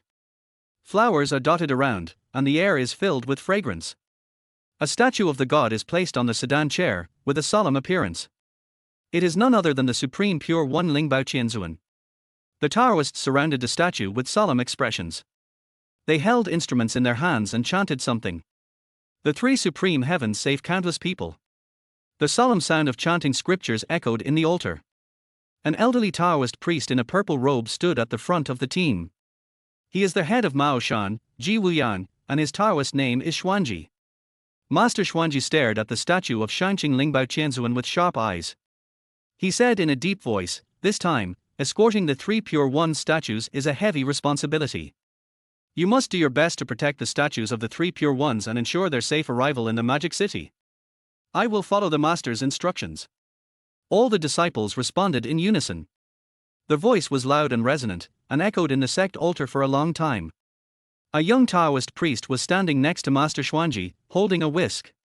He is the eldest disciple of Master Xuanji, and his name is Du Wei. Jui looked worried. "Master, the Juju sect is full of tricks. I'm afraid that escorting the statue this time will not be peaceful." Ji Wuyang nodded slightly. "You are right. Just in case, I have sent messages to other factions. They will send their disciples to escort us together." Jui felt a little relieved after hearing this. "That's great." Master Xuanji glanced at everyone. "Set off." At the command, the disciples lifted the sedan chair and slowly walked out of the altar, heading towards the Magic City. On the other side, Longhu Mountain. The altar of all Dermers. The air is filled with smoke from incense and music from the gods. Several high-ranking monks dressed in golden Taoist robes were carrying a statue of a deity and walking out of the hall with steady steps. The statue is about 1 meter high and is carved from a whole piece of white marble. The jade is warm and smooth, and it glows with precious light. The deity has a handsome face, with 3 long beards hanging down on his chest. He is dressed in a purple bagua robe, a jade purity lotus crown on his head, and holds a 3 treasures jade rui in his hands. He is none other than the Taoist supreme god, Jade Purity Yuanxia Qianzuan. In front of the altar, disciples from various schools and sects have already gathered and are eagerly waiting.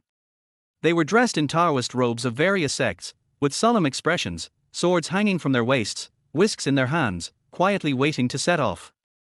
The leader of the Shenxiao faction, the thin and vigorous Taoist Zhang, held a lightning-struck wooden sword in his hand. His eyes were like torches, and he said in a deep voice, "This is a huge responsibility. We must make sure everything goes well.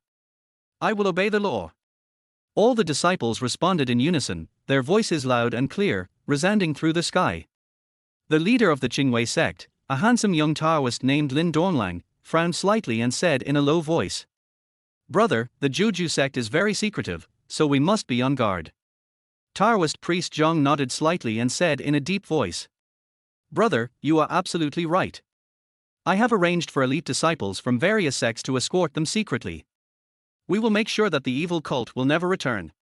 The leader of the Chenshin sect, a graceful female priest named Li Yuhua, held a whisk in her hand. A trace of worry flashed in her beautiful eyes, and she said softly, "I hope everything goes well."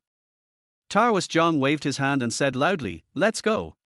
All the disciples responded in unison, surrounded the statue of Yuanxia Qianzuan, and marched towards the demon city in a mighty manner.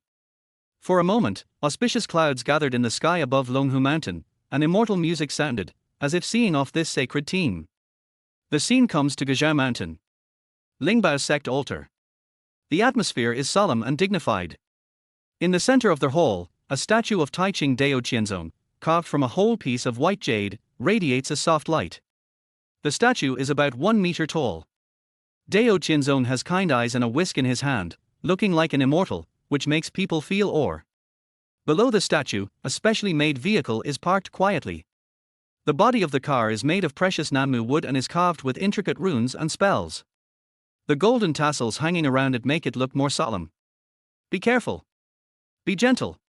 Yes, raise this side higher. A dozen disciples in green Taoist robes were carefully placing the statue of the deity on the car, and each of their faces was filled with piety and caution. "Brother, do you think it will be smooth sailing to escort the statue to the Magic City this time?" A young disciple asked in a low voice, with a hint of uneasiness in his tone. "Junior brother, don't talk nonsense." The older disciple scolded in a low voice, "This is the will of the Heavenly Master. We just need to do our best. The rest is up to God." But the young disciple wanted to say something else but was interrupted by another disciple. "Okay, stop talking and hurry up." The disciples worked together and finally placed the statue safely in the car. An old Taoist priest wearing a purple Taoist robe and with white hair and beard walked forward. Holding a peach-wood sword, he muttered something. Finally, point the sword at the statue. A golden light flashed. A faint golden light suddenly appeared around the statue. Rise! The old Taoist priest shouted softly. The disciples pulled the shaft of the cart, slowly walked out of the hall, and went down the mountain. The sunlight shines on the golden body of the car, reflecting a dazzling light. The marriage proposal teams came from all directions. The mighty force is heading straight for the demon city. The team stretched for miles, like a long dragon, winding forward. The Jingming sect's team set out from the Wanshou Palace in Shishan. The disciples were dressed in plain clothes and had solemn expressions as they escorted the painting of the goddess of Luo River. The team moved slowly along the rugged mountain road, through dense forests and over steep peaks. The sunlight shines through the leaves, casting mottled shadows. The sound of birds singing echoes through the valley. Brother, do you think this Luo Shentu is really as magical as the legend says? Hush, keep your voice down. How can you and I discuss these things? I'm just curious. I heard that this Luo Shentu is an ancient artifact that can suppress evil spirits and protect the peace of an area. Yes, this trip to the magic city is a heavy responsibility, we must be careful and cautious. The Shangqing sect altar at Maoshan in Jurong. The statue of Shangqing Lingbao Qianzuan is placed on a specially made vehicle, shining with golden light and sacred and inviolable. The disciples, wearing Taoist robes and holding magical instruments, escorted them all their way. Flags are flying, incense is curling, and heavenly music is playing.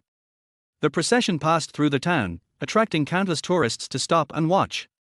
Look, that's the Taoist priest from Maoshan sect. What a big event! Where are we going? I heard that the demon city has been in turmoil lately. I guess he's going to exorcise demons. People were talking about it, their faces full of awe and curiosity. The children were even more excited, running after the team and cheering. The team headed westwards towards the magic city. As the sun sets, the sky turns a fiery red. Chapter 45, The 9 Chrysanthemum Sect's Obstruction. Mount Longhu. Steep mountain road. The disciples of the Wanfa sect escorted the statue of Yuqing Yuanshu Qianzuan. They shoulder heavy responsibilities and overcome all obstacles along the way. Brother, this road is really difficult to walk. Yes, but in order to escort the statue, it is worth it no matter how hard or tiring it is. What on earth happened in this demon city that they wanted us 3 major sects to go there together? Who knows? But judging by the situation, it's definitely not a small matter. The disciples talked in low voices but kept walking. They climbed over mountain after mountain, crossed the turbulent streams, heading westwards, towards the magic city. Gazao Mountain. Broad Avenue. The vehicles of Lingbao sect were running smoothly. The statue of Taiqing Dao Qianzuan is placed in the car. The old Taoist priest sat in the car with his eyes closed. He frowned slightly, as if he had noticed something. Parking. The old Taoist priest suddenly opened his eyes, and a gleam of light flashed in his eyes. Uncle Master, what's wrong? Something's wrong ahead. The old Taoist priest said in a deep voice, his tone full of solemnity. At the same time, several other recruitment teams. Everyone has more or less noticed that something is wrong. In front of the Jingming sect team. The valley is deep and the forests are lush. A strong wind came without warning, rustling the leaves. Flying sand and rocks covered the sky and the sun. What's going on? Someone in the team exclaimed. The wind comes quickly and goes away quickly. The wind and sand dissipated and the valley returned to peace. A Taoist priest walking in front of the team glanced around sharply. His name is Wu Fanyang. He is the chief disciple of Jingming sect and the leader of the escort team. Wu Fanyang noticed that there was a thin layer of mist in the valley. The mist is so light that you can't even notice it if you don't look carefully. Strange, this fog. Wu Fanyang frowned slightly, feeling a little uneasy. He reached out and touched the mist and felt a chill. Everyone be careful, this fog is a bit strange. Wu Fanyang said in a deep voice. Upon hearing this, the other Taoists became more alert and tightened their weapons. The camera turns. The team from the Shangqing sect of Maoshan in Jurong was advancing along a rugged mountain road. They were escorting the statue of Shangqing Lingbao Qianzuan. A village appeared in front of the team. The village is not big and looks very dilapidated. Most of the houses are made of adobe structures, with mottled walls and roofs covered with weeds. Under the big tree at the entrance of the village, there is a dry well, and the edge of the well is covered with moss. What was strange was that the village was extremely quiet and there was not a single sign of human habitation. Strange, why is there no one in this village?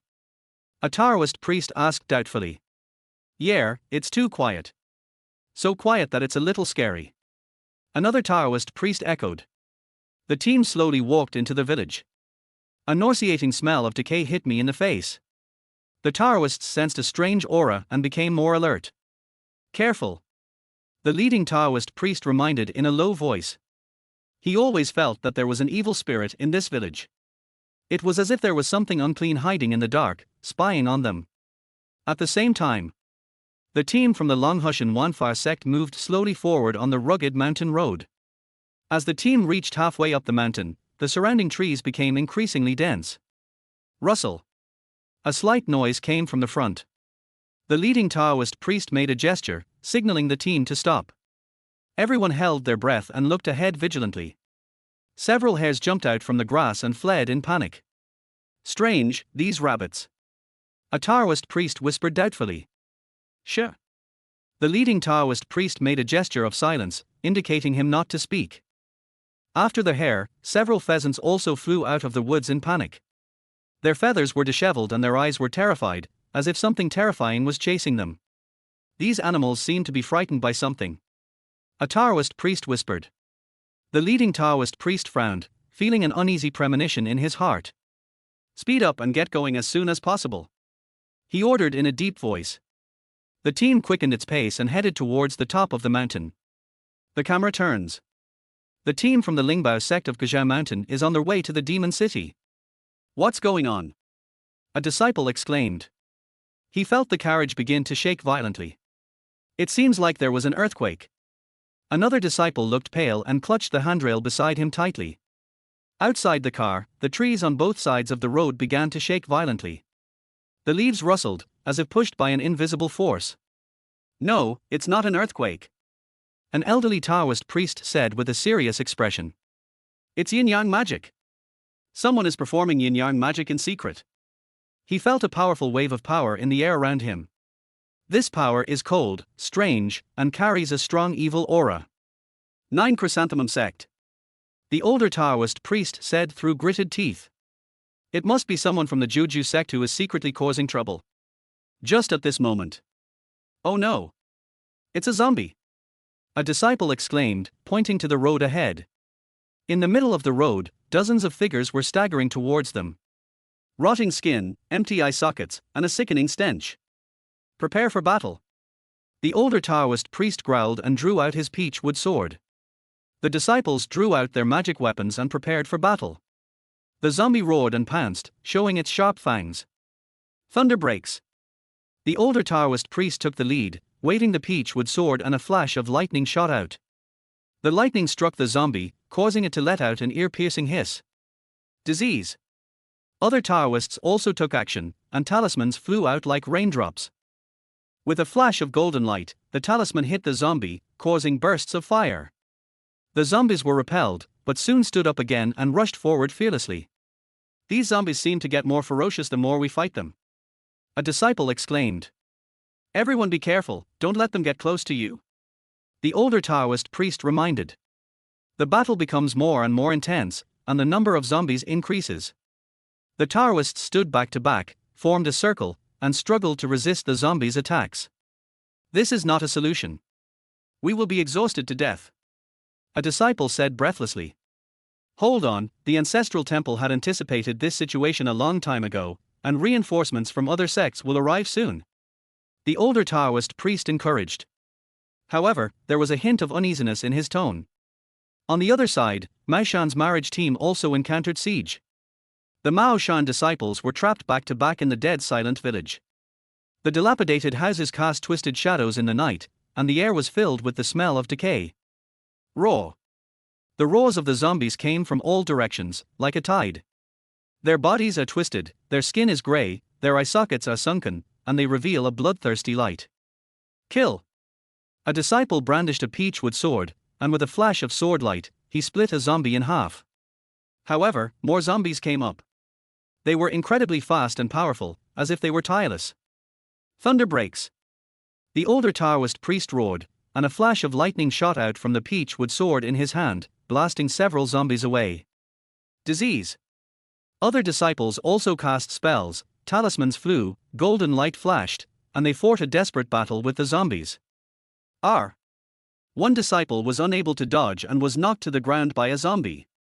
Its sharp claws tore his clothes, leaving bloody marks on his body. Junior brother.